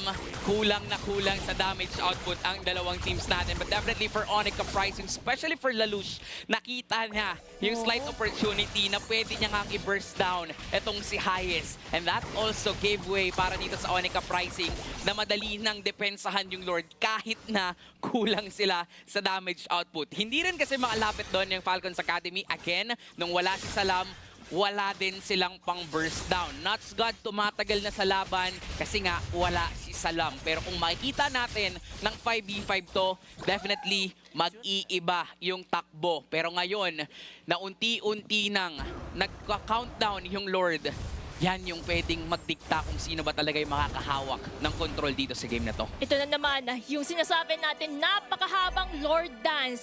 Mahaba na naman sila in terms of pagsayaw sa Lord na ito dahil this would be crucial because it can determine whether who will get the victory for Game 1. Oh. Game 1 pa lang ito in 31 minutes. Kahit sino manalo dito, parang heartbreaking kung ikaw yung nasa far end. Uy, na final slash! Diba? Pero ngayon, final slash na i-commit na agad. Manila Boy yung pagtutulong-tulungan. Jet Kundo Alati agad. out muna. Pero nangaray yung HP niya dito. Ito na naman ang positioning ng Team Falcons. Hindi nila bibitawan yung Lord. I-reset pala. Highest with the Golden R. Catching no one from behind. Pero from behind naman ay nasa nakocommit with the Phoenix. Pero hindi nila ma-burst down agad yung mga members dito ng Falcons Academy. But instead, si Natsgad hihinto. Pati si Hekate na nadamay na rin. Natsgad, dito sa pinakadulo dulo naman, nag-aabang kung sakaling may lalalim, pero kailangan umuwi ng Onyx pricing. May mga wave kasing nakakalagpas at papunta sa base nila. Kumbaga, yan naman yung advantage ng Falcons Academy. Alam nila walang inhibitor turrets ang Onyx Uprising. They can actually capitalize on that fact because nasa kanila yung minion advantage. Wala si Manila Boy. Mas mahirap ang pwedeng gawing agaw dito ng Onyx pricing dahil bawas yung pwedeng umupensa. Lalush, giving a great job doon sa pagpredict ng mga pasukan. Pero highest, with the deadly magic connecting onto him, muntik na rin siya. Pero hindi pala muntik. Tanggal agad dito si Yuktisi. Aizawa with a flicker out. Mukhang dito na yata hahabulin at pipilitin na DUPH Academy tapusin ng serye na ito. Dahil simula na nga ang kanilang pagmarcha patungo sa base. Natska nagdedelikado. 3 miyembro ng Onyx Pricing ang matitira para dumepensa. Madaming minions coming in from the bottom lane. Meron ka pang golden R coming in from highest. It seems like the defenses of Onyx Pricing is slowly crumbling down. Okay, nandyan na ngayon sa bunot. Pero kaya yata ng Team Falcons Academy na tapusin ito. Kompleto pa rin silang 5 dito na nag-aabang. Yung mga plato na nanggagaling kay Salam. Ang isa sa pinakasusi dito para tapusin. At yan naging yung mundo ng Onyx Pricing. Dito yata natin makikita na masusubukan yung pasensya at disiplina nila. Grabe namang pasensya yan. 33 minions, minutes pero may minions sa mid, top, bottom, everywhere in the house. Okay, paano ba nilang ililiko to? Kasi ngayon para sa Team Falcons Academy, hindi nila ililiko yung laban. Golden R, committed. You're the Phoenix as well. Pero naglalak tower na dito mga members ng Academy as they take the first game win laban sa Onyx Pricing. The Falcons soaring high. Their early struggles paved way for them to make sure na magiging successful ang pagbuhat ng victory nila. What a long game! What a game in all. Grabe, ang kauna-unahang game win ng Falcons Academy for this season, ganun pa katagal bago nila maatim yung victory na to, and definitely maganda yung pwede nating ma-expect sa kanila. Alam nila paano nila atakihin yung kalaban. Hindi man naging madali, sobrang hirap man ng pinagdaanan at sobrang tagal man nitong game na to. Pero this could be a boost para sa mga Falcons. Kumbaga, ang laking boost sa moral ito sa ating mga players. It would really mean a lot on how they would continue this momentum. And with that, Team Falcons Academy takes flight into game number 1. Ito na yung keep, toss, and transform. Transforming onto a better version of themselves. Being patient even onto the last second or so. Plus, gusto ko lang din na i-comment dito si Hecate. Kasi ang hirap na pag ganyan yun nga sitwasyon na lahat kaya ka ng hatiin pagka pumasok ka. And all throughout the 33-minute game time, 5-1-7 yung KD niya. Isang beses lang namatay dito si Hecate. Definitely para sa Onyx Pricing, they have the early control dito sa game na to. Na-maximize nila yung strength ng lineup nila for Aizawa na hindi talaga siya namamatay for the first 20 to 25 minutes ng larong ito. Sobrang dalang to the point na 2 deaths nga lang yung nabot niya dito. Plus yung mga pagkopya niya ng ultimate nakadepende sa kung ano yung kailangan ng team niya. Sadyang nung umabot sa late game, again, ang problema para sa Onyx Pricing, ang daming depensa. Ang daming gwardya yung kailangan mong lagpasan para lang maabot si Salam, para lang maabot si Yunadre. Take note yung mga timings din kung kailan kinakasa ni Yunadre yung kanyang mga skills and even si Highest. Sadyang nag-favor talaga to at nagbe-benefit talaga yung Falcons Academy. Onyx Pricing, nakita natin yung pagkakawatak-watak nila ng latter portions ng laro kasi nga ang hirap Ang hirap mag-pierce through doon sa depensa na meron yung Falcons. Nawala yung United Front, kumbaga. Nung una, maganda na yung nagiging synergy nila. Pero nung huli, I do acknowledge na para bang gulo-gulo sila. Si Natsgad, kahit sino na lang yung makita sa bunot. Not really capitalizing na may Salam, may Hecate, plus the unreachable din. Sobrang hard to reach na Yunadre with his Zetian. And I do like na ang Falcons Academy, alam nila kapag ka nag-Fear the Phoenix tong si Yunadre, hindi naman i-commit yung mga dashes kasi mas gusto ng Onyx i-commit yung dash pag may hinhuli sila instead of using it defensively. Pero all in all, grabe yung mga laban na yun. Grabe din naman kasi dahil yung MVP of Game 1 would be, of course, Hecate. his Fanny shining in this long game. Kasi definitely we can expect Fanny nag-shine lang siya towards the early game, but he proves in this game na napakalaking advantage. 5-1-7 along with that kill participation.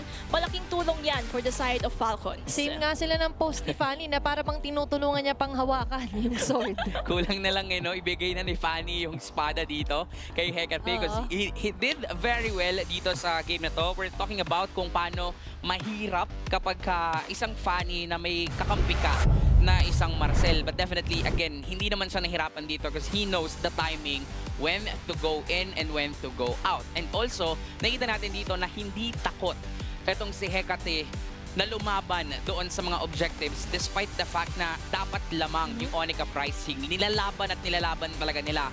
And not just when it comes to the macro and as well as the micro. Yung macro pala, yun yung gusto kong pag-usapan dito for Hecate. Lagi niyang ginagawa lahat ng pwede niyang gawin. Laging may trade para makalamang or kung hindi, lilipat siya onto the other side of the map. Pero dito, kung mapapansin natin, sa first 5-10 minutes ng laro, yung heat map niya was actually designed na talagang umikot all throughout sa jungle camps. Not just on their side, but even onto the side of Onyx Uprising. Dito natin makikita na talagang they're really trying to impose yung advantage and to get control sa laban na ito. Kumbaga, ramdam natin yung presensya ni Hecate in all of Land of Dawn kasi kita naman natin sa heat map na kahit saan nandoon siya. So that's the global presence that a Fanny can do. And in terms of this highlights, we can definitely see na malaki yung poking mechanisms of Falcon Academy. That's why they also capitalize on this factor para at least sila ang lumamang when it comes to the objectives. Pero Onyx Uprising also has that answer point. Sadyang yung sakit nga lang talaga na dinadala by protecting Salam in those initiations truly made a difference for the Academy. And so far, nakita naman natin na although there was an attempt here para sa Onyx Uprising, still, parang most of the time, ang pinaka-summary natin or keyword natin is them not really utilizing yung smart targeting na mid lane tsaka na Niyok TZ. Kasi there are times I do appreciate yung effort dito nila Lush na kailangan niya rin tanggalin si Hayes, but there are more better targets than Hayes itself kasi yung main hitters dito for Team Falcons ay lagi nga nakakakawala. Plus, Yuna Dre I think was one of the main key factors here for Team Falcon to ensuring their counter attacks. Kasi nga, isang Pure the Phoenix lang, kung hindi may stop, laging may napapatay yung Fear the Phoenix niya. Kaya kung papansinin nyo, halos 100% yung KP niya. Parang dalawa lang yung na-miss out niya na kills. And the rest, lagi siyang present. Yeah, eto, dito sa last team fight talaga tayo. Medyo nakakita na para bang tumatagilin na to sa pabor ng Onyx Uprising. Si Yuna Dre yung naging silent MVP talaga dito sa game na to. Kasi ang daming attempts na ginawa ng Onyx Uprising. Pero because of, again, Yuna Dre as well as the other defenses na meron yung Falcons, parang dun nga napigilan talaga yung pag-rise up dito at dun yun yung naging cause kung bakit nawala yung pagka-united, nawala yung gustong gawing attempt, nawala yung formation dito ng Onyx Uprising kasi nga ang dami mong kailangan isipin if ikaw ang Onyx Uprising. Pero based dun sa nakalipas na game, sobrang laking bagay na to para dito sa Falcons Academy. Yung kauna-unahan nilang win para dito sa ating liga ngayong season, malaking bagay kasi 30 minutes plus yung game nila. So, malaking boost yun para sa kanilang momentum. At masasabi natin, worth it yung pagod nila when it comes to it. Kasi ang laking points na mag-garner nila in terms of the group stage. But if we're also going to highlight someone from Onyx Uprising, syempre, highlight natin yung YSS earlier on, which is the Yuk TZ. Kasi kita naman natin kung bakit ganun kapalong-palo yung YSS niya. Kasi ever since Season 1 all the way to Season 6, present na siya sa MDL. Ayun lang. Actually, yun yung gusto ko rin i-point out na para bang hindi lang game yung naging mahaba yung journey. Pati yung journey ni PZ since Season 1. There was a specific season na hindi natin siya nakita. That was Season 4 and then eventually nung 5. Kasi nakita rin natin siya ng short stint with TLPH sa MPL. He was slot in as the 6-man. Then eventually ngayon naging parte pa rin siya ng Academy PH. Now with Onyx Uprising. May mga times talaga na maganda yung position positioning yung PZ, but still yung frontliners nila ay tila ba lagi natutunaw. So it was very viable to be attacked dito ng Team Falcons Academy. Tsaka kung papansinin natin, no, for the longest time, yung unique heroes niya ditong ginamit was actually 18. So, mataas to para sa role na meron siya for a gold laner. Ang problema lang talaga kanina was actually yung isang Yison Shin is designed to scale up sa early game pa lang. Pero again, umabot tayo sa punto na napakasakit na ni Salam. Umabot tayo sa punto na napakakunat na ni Arwis. Napakakunat na rin actually dito ng mga miyembro ng Falcons Academy. And because of that, parang nawala yung damage output na meron yung Yison Shin sa early game. Oh, nowhere to relax kapag ganun long time running yung game. 33 minutes, walang relax-relax dyan. Oo nga, pero buti na lang nandito ang Mobile Legends Adventure na isang relaxing idle RPG game. Mangolekta na mahigit 100 na heroes, mag-level at makakuha ng idol rewards. Gumawa ng iyong strategy sa auto battles, tuklasin ang endless game modes, maaari ka ring lumaban sa global PvP. Ayan yung very relaxing version naman. Oo. Kung dito, grabe yung intensity ng mga naging laban. Yan, sa mobile game natin, sa adventure ng Mobile Legends ay saktong-sakto sa mga gusto ng chill lang, kalmado naman. At syempre, dito lang walang kumalma para sa game number 1. At game number 1 pa lang ito sa ating mga viewers. But let's look at the draft recap kung ano nga ba yung mga pinik nila na heroes at ano din yung binan. At sa mga bagong pasok pa lang, this is a global ban. So kung makikita nyo yung mga naka-colored na heroes, yan yung mga bawal na nilang gamitin kasi ginamit na nila for game 1. So we're going to see a new set of heroes, new set of strategies for game 2. Or pwede magpalit. Oo, Dahil global pwede ban. rin. Diba? Ulitin nila, no? Same 5. Tapos switch Pwede rin lang. naman. May nakikita tayo parang 4 to 3 heroes na kinukuha ng opposing side. But still, gusto ko palang sabihin din, hello, hindi, joke lang, hindi lang yun. Napansin ko pala, of all the 6 lords na nakita natin noong game number 1, na he never nakakuha ng Onica pricing ng lord. Wala, mahirap talaga. Hindi nakaagaw. Para bang ang naging atake doon ni Lelouch ay more on the hero. I think they could have focused on the objective more. Kung nag-attempt din siguro siya na umagaw, magandang tempo changer sana yon. So I think doon, kailangan din to really list what is your prioritization. Hero ba or game-changing na Lord? Yung mga ganon. Pwede, no? Kung baga kailangan nilang, ayun again, maging united nga kung paano nila atakihin yung Babalik mga objectives. tayo sa Pero, United. kailangan eh. Pero for Falcons, ayan na, pumili na sila ng blue side at nawala na din yung pagka-relax nila. Kasi 35 minutes yung laban kanina, di ba? At sobrang tagal nun. So, kailangan mo talagang mag-reset agad-agad. But then again, kung pinag-uusapan natin yung momentum, this is on the hands of Falcons Academy. At para sa Onica pricing, they're really struggling when it comes to objective takedowns, when it comes to their chemistry. Parang, pinagsama-sama kayo mga veterans, pero kailangan yung maging united. Kailangan yung ipakita yung experience na meron kayo. At Oo. dito din pumapasok yung keys to victory natin for the side of Onica pricing. Yep. Realign and be united with your goals. They need to adapt things accordingly if they want to force a game 3 kasi it would really matter a lot when it comes to the points that they will garner here. Kumbaga, sa equation, same naman yung nagiging result.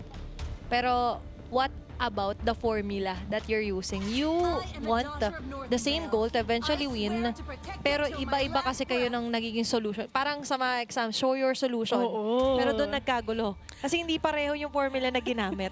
Mahirap yun. Oo, so mahirapan kahit yung teacher mo checkan. Yung mga ganong klase na mga exam. Kasi sorry, ganon din sa amin.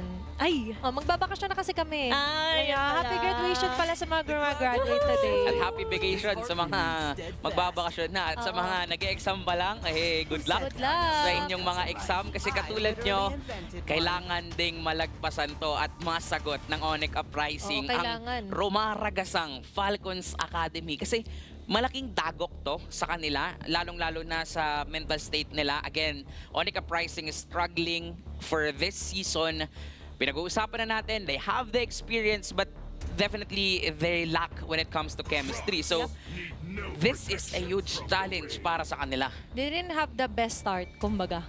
Pero, you could have the ending that you want kung sakaling pumabor sa'yo yung draft din. Pero sa draft parang control to ng Team Falcons honestly. Kasi pinilit nila na yung back siya ay sa red side mapunta at matanggal nila Coach Sai. So, doon pa lang for me malaking factor na. And then, para dito naman sa mid lane nila, automatically Eve para kay Yuna Dre. Automatic pick for the side of Falcons Academy para at least nandun na yung area control that an Eve can do, poking mechanism, utilizing the skill 1 and having that survivability capacity sa kanyang pag-gain ng shield in terms of spanning the first skill.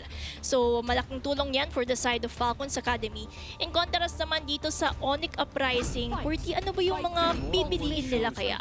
Medyo hindi ko in-expect actually yung Hilda pick dito on their hands. Pero magandang pick up to since they're planning to use the Suyu para mapigilan yung paggamit dito ng Falcons Academy on that Hilda at sila yung makapag-maximize doon. This also limits the fact na pwedeng gumamit ng assassin heroes dito ang Falcons. But definitely, with the current meta, ang pwede nilang gamitin dito is actually the Fredrin. Sabayan nila ng malagkit na Eve. And at the same time, pwede na rin silang kumuha ng gold lane nila dito for Salam. Claude is an option right now, pero ang dami rin kasi pang pwedeng ipang sagot doon ng Onyx Uprising. Actually, pwede nga agaw sa side. Yun nga, agaw XP rin kung sakali. Ayan, agaw XP. Uranus here. It's actually a very great advancement para sa draft dito ni Coach Max. And then YSS, the beauty of the YSS still is the flex capability kung sakali. Dahil nga kanina nakita natin or na-notice na vision is everything for game number 1 and dahil wala ni Zet yan, automatically global ban po, ay ito naman yung ikakapitalize nga ng Team Falcons. Meanwhile, yung Zet yan ay open for the side ng Onyx Uprising kung gusto man nila. Kasi enough naman yung firepower, you already have the Harit. And so, if you snowball early, laging may if dito. Parang conditional yung magiging sagot in terms of it. But for the side of Onyx Uprising, parang gusto nila better to be safe than sorry. They have banned out the Harley para at least kung ano man yung na-witness natin in the first game ay hindi na natin matutuklasan for game 2. So they're going for that safe direction. For the side of Falcons Academy, Zetian ang kanilang tinanggal para at least wala ng vision gameplay ang pwedeng gawin ng Onyx Uprising. Gwyn right now is a good option. Pero okay, mas nag-safe route dito ang Onyx Uprising for banning out that drop. Kasi pwede mo nga pa rin namang i-flex yung YSS dito mula sa Falcons Academy. But then again, nagamit na rin kasi nila to towards their gold lane. So mas kayang maglaro ng Falcons Academy for their drop. Meanwhile kasi for Onyx Uprising, straightforward na yung draft nila. Na-reveal na dito kung which is which, kanino mapupunta to, Harit para kay Yuktizzy. So now, ang pwedeng kunin dito ni Sir JM Fernandez, ni Sir Aizawa, yung mga papatay din na heroes. Pero at the same time, kailangan din kayang mag-survive na hero. Pwede mamaya na siya Mamaya na nga siya. Kasi marami pa siyang options actually. May Kimi, Lunox, and even the Forza na nakikita ko na pwede ko sakali. Pero they need to see muna kung ano na may magiging gold before they decide.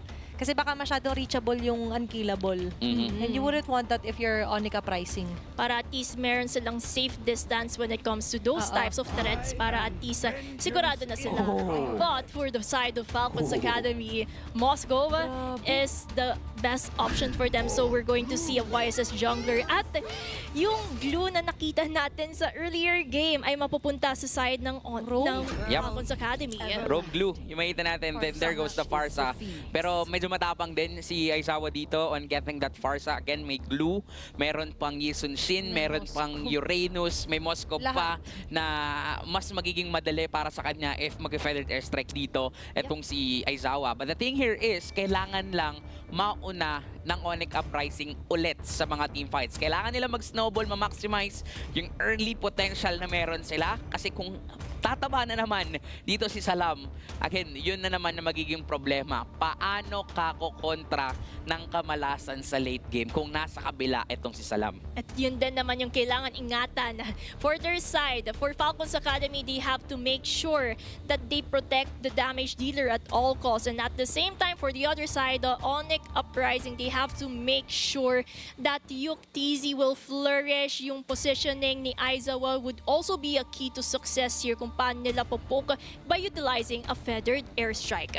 Kaya tingnan na lang natin sa pagpasok ng Game 2, yung mga struggles ng mga teams na to, kung sino ang mas makapaglagpas sa mga challenges na ito as we're about to enter a possible 2-0 or a 2-1. Match point para sa Team Falcons Academy. Meanwhile, ay nakikita naman natin, you've mentioned struggle. How will they turn that struggle into something good if you're Onyx pricing? May ilan dito na nakikita nga natin na kailangan natin pagfokusan, such as Highest being that aggressive onto Aizawa. We mentioned kung bakit sobrang tapang pumili ng isang Farsa.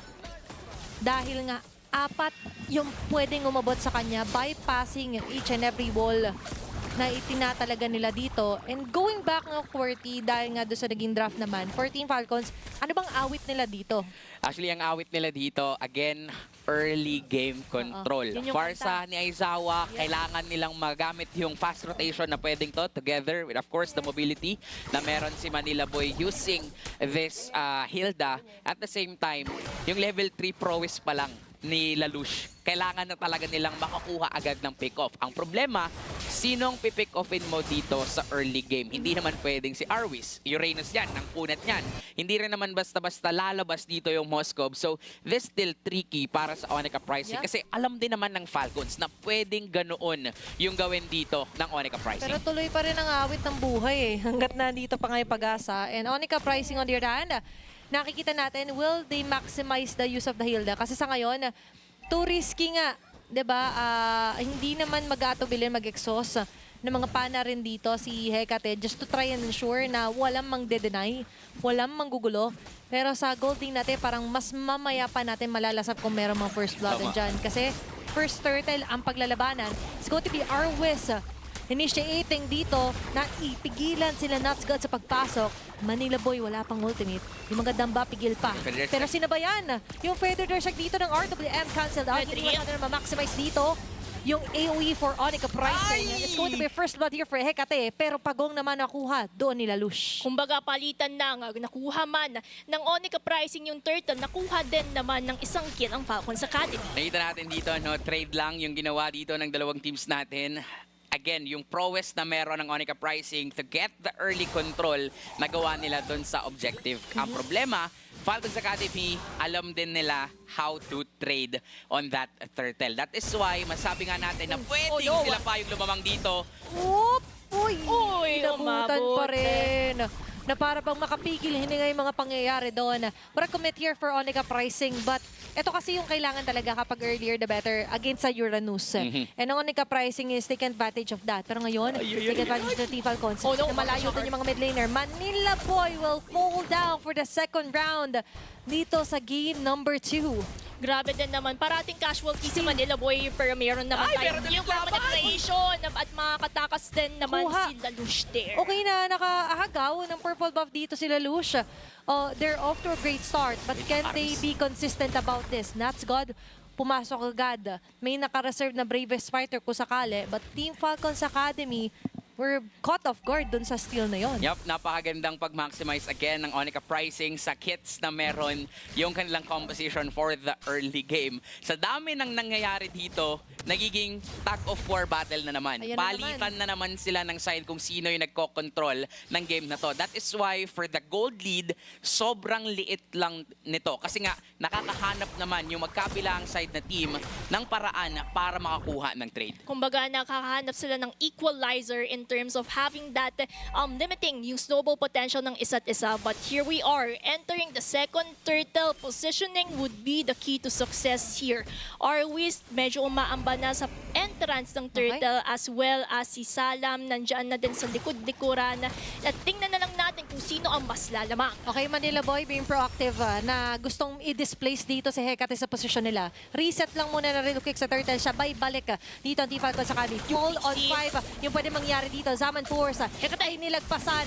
Lumabas sila doon. Pinapainit yung TC in dance floor and a safe turtle take para kay Lalush. Grabe din naman kasi yung ginagawa ng Onyx Uprising SOD to connect, but it will not be enough to pick off Lalush there in the process. At the same time, maximizing yung kalakasan na meron ng isang Hilda. Ayan yung magiging problema din ni Hecate for the early part ng larong to. Lalong-lalo na wala sila nung crowd control para pigilan ng isang Hilda. Yes, meron silang pang sustain, having that glue, having this Uranus. But then again, dito natin makikita, mataas talaga yung chance ng Onyx kunin ng early game. Pero ngayon, mata rin at mataas yung capability talaga nila ng mga easy pick-off. Dahil nga may burst, you also have the hold.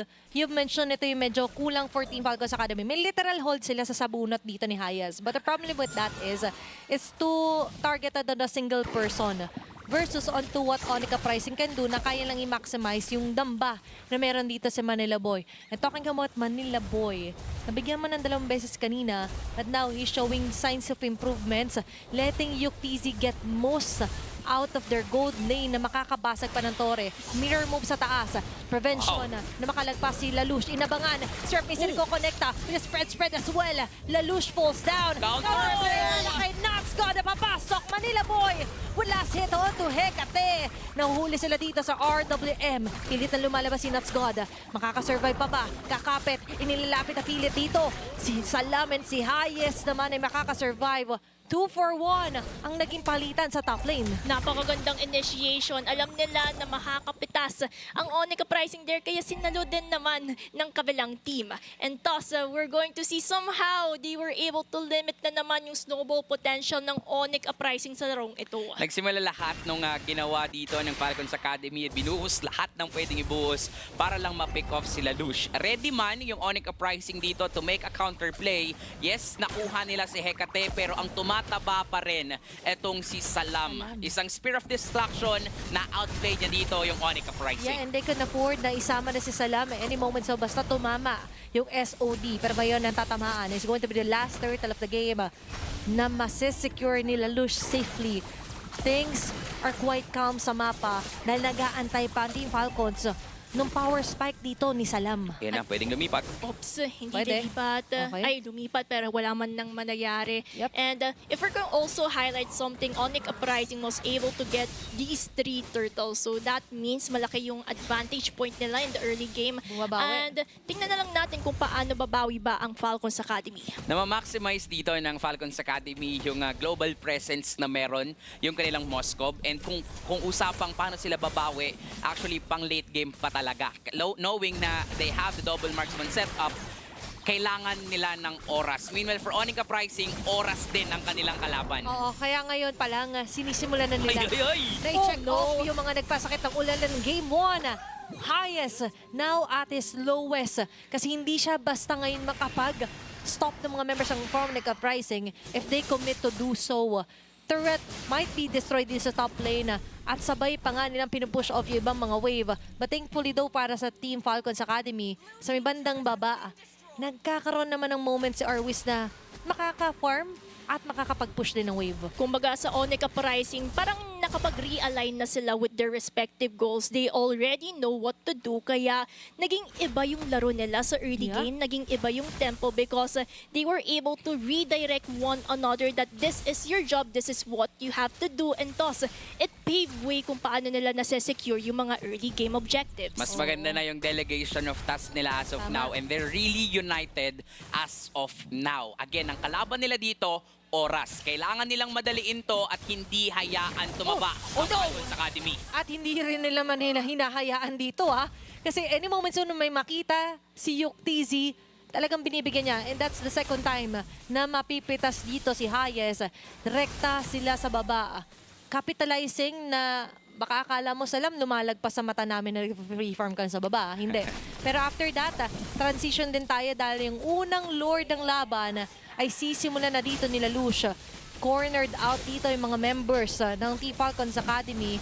And this is going to be a free lord na nga dahil hindi makakalapit yung mga members ng Team Falcons Academy. Hindi na nga sila makakalapit, and the direction that Falcons Academy is going to take is to make sure na ipupush na lang nila yung bottom lane, pero it seems like Aizawa using that wings by wings to punish with a feather pa rin. airstrike to punish lang at to stop kung paano man yung ginagalaw ng That's Falcons Academy when it comes to it. Nakita natin dito no, na may sagot naman yung Onyx Uprising when it comes to the global presence because again, they have a high mobility composition. Kahit sino sa kanila, actually kayang mag-react against Salam. So si Salam, wala din siyang choice kundi pumatsi-patsi lang, chumepi-chepi lang ng mga onting resources kasi yun lang yung magagawa nila as of now kasi lamang talaga ang Onyx pricing. Mas may structure na yun yung mga ginagawang clashes ng Onyx pricing.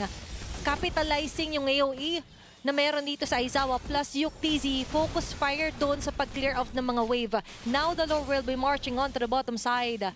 Sabay nakaw din yung Onyx pricing, not letting any moment na magkaroon ng dead air man yan, magkaroon ng moment na idle lang sila. Kasi sa ngayon, very active sa mapa yung Onyx pricing.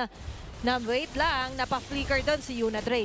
Nako po, medyo delikado dahil yung Onyx pricing patuloy Nuts na God! pumasok si Nuts God. Picking off, highest in the process. Meron pang turret kapalit sa bottom lane. Okay, disiplina para sa Onyx pricing. They're still waiting na lumagpas. Kahit isang catapult minion, protection has been popped off doon sa bottom lane base turret ng Team Falcons. I love the unity. Kumbaga ngayon, mas synchronize na yung galawan nila. Yung unity ng Onyx pricing yung gusto ko yung ginagawa nilang pagkakaisa dito sa game na to. Kasi kita-kita natin yung disiplina nila on how they actually use or discipline themselves na lumayo agad at huwag ipilit yung mga bagay na pwede namang hindi ipilit. Disiplina ang pinapairal nila dito para ma-prolong yung lead na meron sila. Meanwhile for Falcons Academy, again, oras ang kanilang kakampi. Kailangan nilang magtiis, kailangan nilang tumagal dito sa laban para mag-snowball. Not just Salam, even Yuna Dre and Hecate. Kumbaga kung pinilit mo, ikaw lang yung masasaktan sa dulo.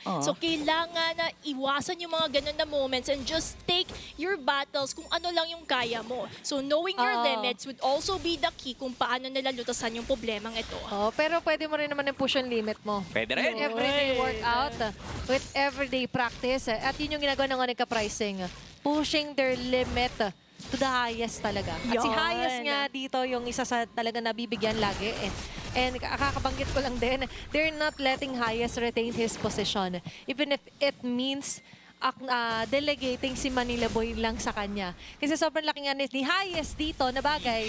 Kung kaya naman, even the firepower here for Yuktz is committed on to stopping him aggressively. Again, wala din kasing crowd control na meron dito yung Falcons Academy. So wala silang choice kundi tanggapin lang yung ibinabato sa kanila ng Onyx pricing. Ang tanging magagawa talaga nila dito, mag-TS up until the end. At nakikita naman natin for Onyx pricing na hindi nila gustong gawin yun. Gusto nilang madaliin to, pero slowly but surely tinatapos nila yung game. Delikado si Arvis. Okay, nandun yung tunaw. Susunod pa ni Nuts God.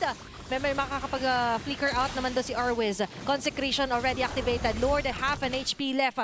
Mountain Shocker na commit na agad. SOD will connect. Sasama na sila sa Salam. Uy, Yung sakit. TZ, medyo nangangalati yung buhay. Yung Lord! Display sila yung posisyon dito ng Lord! Onyx pricing. And the Lord will still all on the hands of Lalush. Kaso kapalit na to ay buhay nila. Takbuhan na para dito sa Onyx pricing. Hecate, gugusto pa ba? Hindi. That's going to be a kill for a Lord na kanilang itetrade. Pero hindi pa pala tapos. Arwiz, sumasagasa. Sasalubungin dito sila Nuts God. Hindi yata palalagpasin dito nila Aizawa na makakakuha ng kill. Boom! And Manila Boy na meron ding makukuhang kill, boy. Nako po, 3 members na lang ang natitira for the side of Falcons Academy. Meron pang Lord na bumamarcha sa mid lane. Kaya bang tapusin ito ng Onyx pricing? Okay, kung ano ay kinahaba ng mga clashes kanina, ganoon namang ikinaikli ng mga pagsingit dito ng mga members ng Onyx pricing. After the Federal Airstrike, atras agad dito si Aizawa.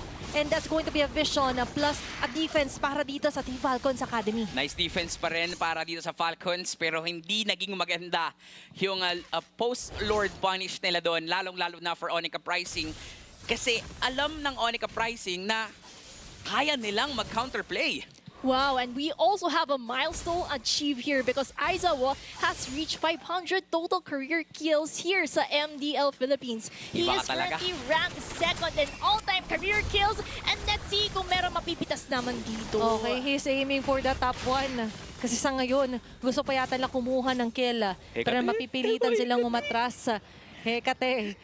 Kung ako lang naman, medyo may nararamdaman kami kakaiba. At buti lang din, hindi siya doon pumasok, 40. Oo nga kasi kung hindi, for sure, napaghampas na siya dito ni Manila Boy. But then again, sobrang tindi nung ginagawa dito nitong si Aizawa, again, isa pa lang yung kill niya as of now, pero because of that one kill, naka-achieve siya ng milestone dito. Wow. Diba?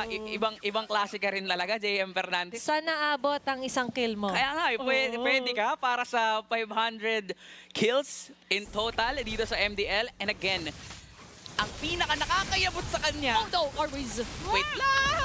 Ito pala yung nakakainis. Ayan nga, Diba, doon pala siya mainis. Pero ngayon, it's showtime na ba para kay Salam? Sumabay pa kay RWM. Nakakalagpas naman doon sa Parisukat. Nakulungan ng Onyx pricing sa bunot ay kinumit na rin. Pero nowhere to go but to go down para dito kay Arwin. Sa pinakalikod naman na Tiger dito si Hayes na makukuha ni Lush with a double kill. Manila Boy single-handedly zoning up 3 members of Team Falcons Academy nangangaray. Tumatakbo. Meanwhile, habang busy ang lahat, Onyx pricing on the other hand ay makakakuha pa rin ng great vantage point sa clash na yon. Gusto ko lang ituloy yung nakakayamot kalaban si Aizawa. Kasi nga naman, hindi siya namamatay tulad niyan. Makaka-flicker niya lang. Tapos sakto ngayon, may Manila Boy. sasalubong naman nila Boy. Si Oh, Hecate pa! Ang mahuhuli nila! Hindi siya tatantanan dito ni Manila Boy. Zaman force para kay TZ. Nananakit na mga balakang pati likod dito ng Team Falcons. Minamasahe sila ng sapilitan dito. So lahat dito ay minamasahe at naabutan. Dito si Manila Boy nila Yuna Dre. Ito yung magiging trade nila doon kay Hecate. Pwedeng lumaban ngayon yung Falcons sa Lordo. Kulang at wala si Hecate. Wala yung retribution holder nila, pero wala din naman si Manila Boy. Oo. Kaya kahit papano, pwedeng tumapang ngayon ang Falcons. Tatapang sila, makakapag-spread out evenly dito sa mapa. Yung mid lane turret naman ay posible na ma-pushed agad dito ng Team Falcons Academy. And with that said, sakto rin naman Boy na si Hecate. on the spot ay mabubuhay na si Hecate. Lord ay mabubuhay na. This is going to be the third Lord para sa laban na ito. Arwes, makikita sila Aizawa. Hindi yata yan yung kamag-anak na gusto mo salubungin. Tunaw agad siya. At yung Lord, si Natsgod pa ang makakakuha. Doon sa pinakalikod, meron magagrab-grab. Pero magagrab din nila Lucio opportunity para maka-double kill. Bumabawi ng gusto dito ang uprising. Lord and kills, ilista na nila. Tamang pagbawi lang ang ginagawa nila as they were able to get on that momentum. Lord is marching in once again in the middle lane habang yung minion flows ng Onyx pricing from the top and bottom ay umarangkada din for their side. Nasa pangalan na rin eh. May God sa pangalan, kaya yung Lord nakuha niya na rin. Oho, ngayon, kaya rin pala Nats, kailangan niya kasi maging makunat. Aizawa, sinimula na ganang laban with the, Predator side, pero yung Lord tumidiretso lang, bumabase, pumapace lang ang Onyx Pricing, and that's going to be a game win, and a secured win para sa Onyx Pricing. Onyx Uprising forcing a game 3. Yung earlier struggles na nakita natin from game 1 on their side, ang mukhang natuto talaga sila towards facing and adapting things accordingly. Kaya we're going to witness the very first 3 games natin for today. Tama. At ito yung nakita natin mula sa Onyx Pricing. Ito yung dapat mas makita pa natin sa mga susunod na laban nila. Kung paano sila united dito sa game na to, kung paano sila kadisiplinado, kung paano sila kasynchronize. Feeling ko nga kung ilalaban sila sa dance competition, pwede silang manalo ngayon kasi ibang klase yung choreography na meron sila. And with that, nakita naman natin na going back to their true form yung mga veteran players natin. Plus, finally, nakita na nila na, oo, magaling tayo individually. But how about as a team as they move forward dito sa game number 2? And thus, Onyx Uprising was able to dominate game number 2 and they were able to force game 3 in the process. Nakita naman natin yung earlier struggles for both Falcons Academy and Onyx Uprising. It is evident naman na somehow they need to adjust things accordingly to make things work out. And let's see na lang kung sino ang mas mag-adjust towards facing this game 3. Kung anong kinahaba ng game 1, Ang bilis. kinalahati. Chinap off ni Manila Boy. Hindi, joke lang. Oo naman din. Chinap ni Manila Boy onto half yung game number 2 natin. Ibang klase din kasi talaga yung makikita natin ditong performance ng Onyx Pricing. Again, pinag-usapan natin yung sabihin natin pros and cons ng composition nila. Kung paanong kailangan ma-maximize ng Onyx Uprising yung early game potential nila, Okay, early which game. they did. Meanwhile, para naman sa kabila, para sa Falcons, kailangan nilang tumagal. Ang problema, hindi sila tumagal. Hindi umabot sa punto na napakasakit na ng damage na meron dito yung Moskov. And to take note, wala din kasi silang pang setup. Ang kailangan nila, ang wala na silang choice kundi panoorin na lang na umaarangkada nga dito at talagang sila yung pinapunish ng Onyx Uprising. Kung siguro meron silang extra or somewhat additional crowd control, not with that Uranus or even the glue, pwedeng mag-iba yung tempo. Wala kasi sila nung parang pang setter eh. Oo. Lagi sila yung nasa-set upan dito ng Onyx Uprising. Kailangan kasi may pang stop dance sila kasi sumasayaw si Yuktizi. Oo, gumagano, no? Kailangan nila mahawakan ng beat. And with that, nabit-bit naman patungo sa game number 3 ng Onyx Uprising ang ating pangalawang serye. Pangalawang serye pa lang yan. Para sa mga na nanonood dyan, may dalawa pa po tayo remaining later on. At pwede pa rin kayo mag-show ng support by following official pages ng MDL Philippines plus showing you support sa ating mga poll. Kaya may lalabas dyan kung nanonood ka man sa Blue app, sa Black app, Sa red up. sa Red app. Lahat na Ayan. ng apps. Lahat ng applications ay pwede kayo mag-participate sa kung sino ba sa tingin nyo mananalo para sa serye na ito. At syempre, kung kakilala nyo naman or may sinusuportahan kayo na specific players, Oo. na teams, mag-comment down below lang din kayo. And here we are. Makikita na natin in just a short while yung post-game statistics natin so that we can better understand kung ano nga ba ang nangyari for game number 2. Again, kinalahati dito ng Onyx Uprising yung game time natin kanina, which is kailangan nilang gawin. Again, composition-wise, mataas yung early game potential na meron dito ang Onyx. Pero ang isa sa mapapansin natin sa kanila was actually for everyone stepping up their gameplay para lang din talaga mapunan yung ilang pagkukulang. Yung mga slight opportunities para sa Falcons Academy na pwede nilang i-grab para makabawi ay napigilan because again, nag-step up nga yung mga players dito ng Onyx Uprising. That last Lord take na nakuha nga ni Nuts God, ayun yung masasabi natin na if mapunta yung Lord sa Falcons, mag-iiba yung takbo ng laro. But definitely because of that Lord take na panghawakan ng Onyx Uprising dito, yung kanilang kalamangan. Take note din na for Aizawa, getting 1-0-11, isang kill lang.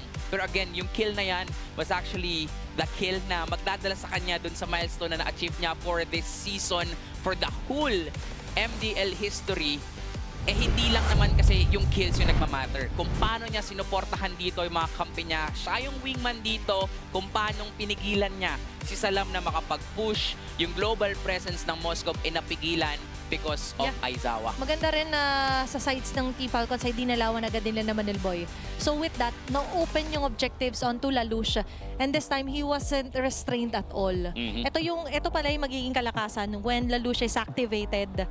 'Di ba? And with that, maganda rin yung naging improvement niya so far dito sa Game 2. And because of that, dahil na-activate niya si Lalush, syempre, siya din ang naging MVP of Game 2. Nanginig kasi siya. Oo, kaya pala, kita mo naman yung posing, oh. Grabe, hello daw, hi! Hello, because I'm the MVP of this game. Kailangan kasi makinig siya dun sa objective at goal. Oo. Sabi niya, guys, pakikinggan ko kayo. Opo. Ano ba ang game plan natin dito? Anong oras na rin kasi?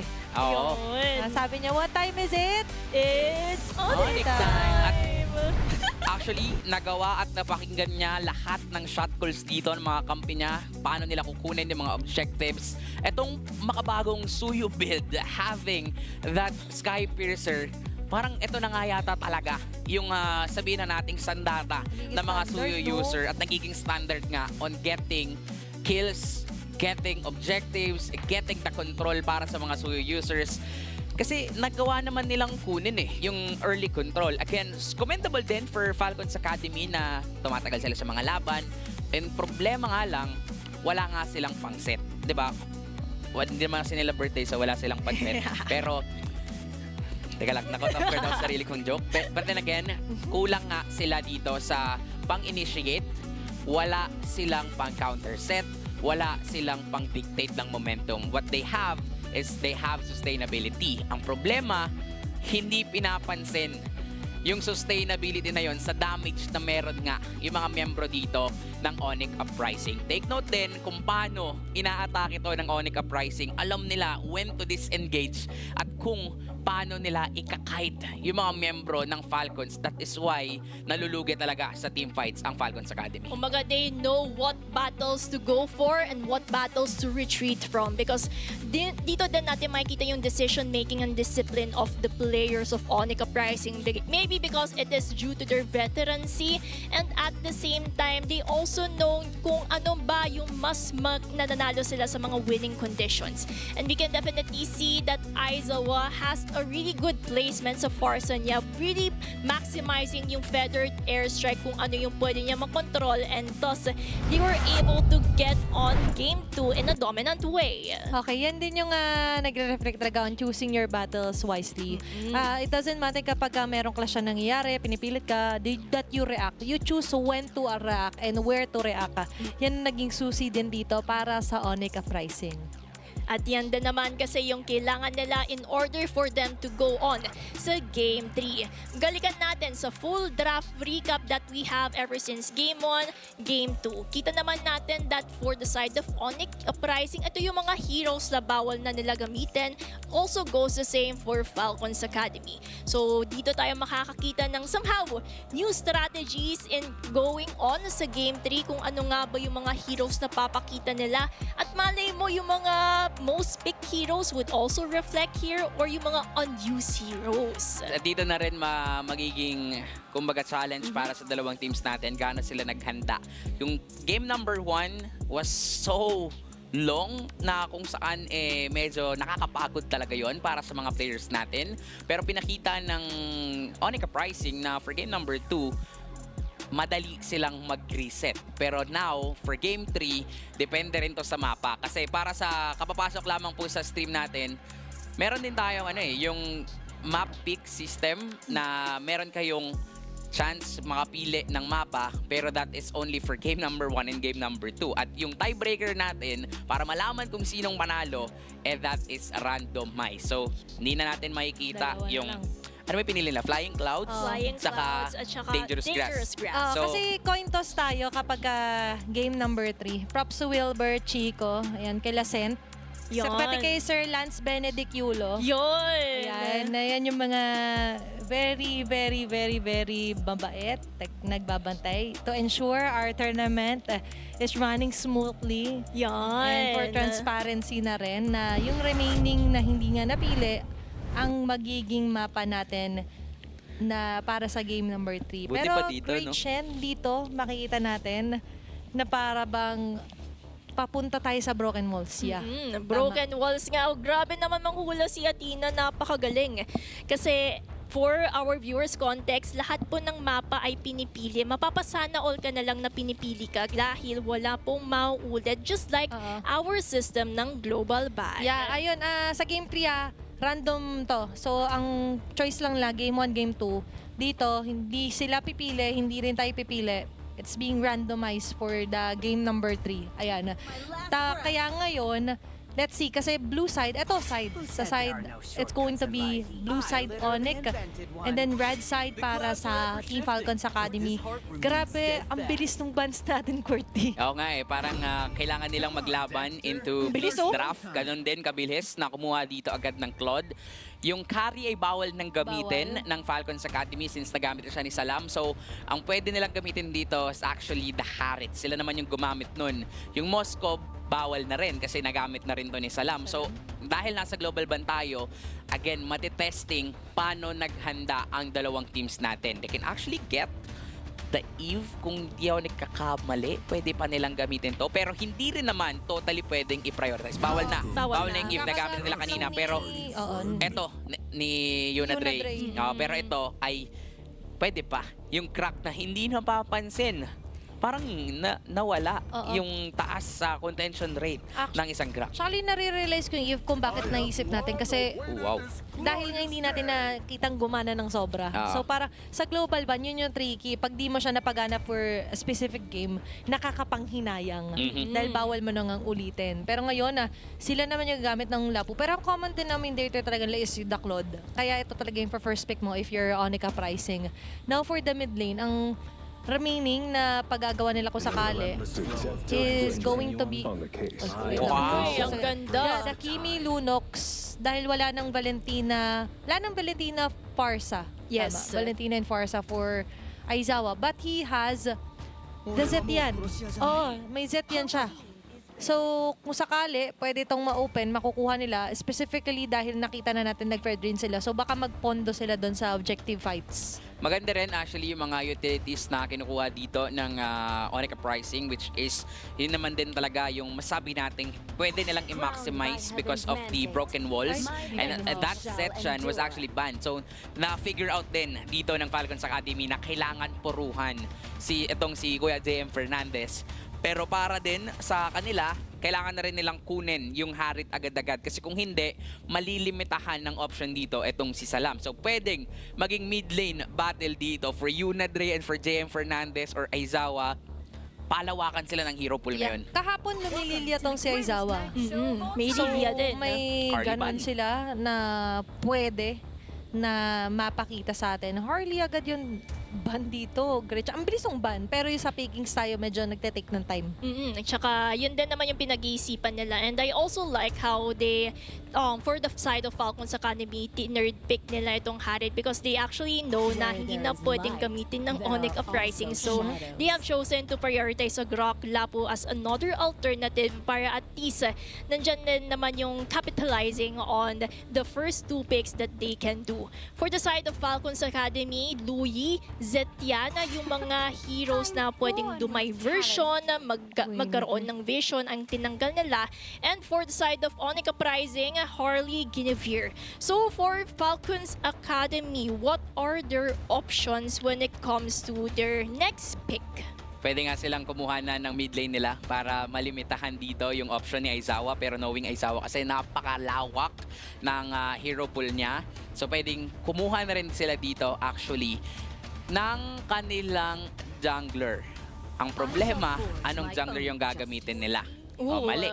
Farsa. Mali ako. Ayun. Farsa ang kinuha nila. Pero surprising na pumili sila ng Farsa despite Aizawa already used this. Sana, kung magpa-Farsa sila, pwede sana nila gamitin to. Last pick sa Red 5. Parang, pwede kasi silang umagaw pa ng hero kung sakali dito sa ibang roles din. But, of course, dahil may Fred rin naman ina-assume dito ng Team Falcons na parang, sige, doon na muna tayo sa safekeeping.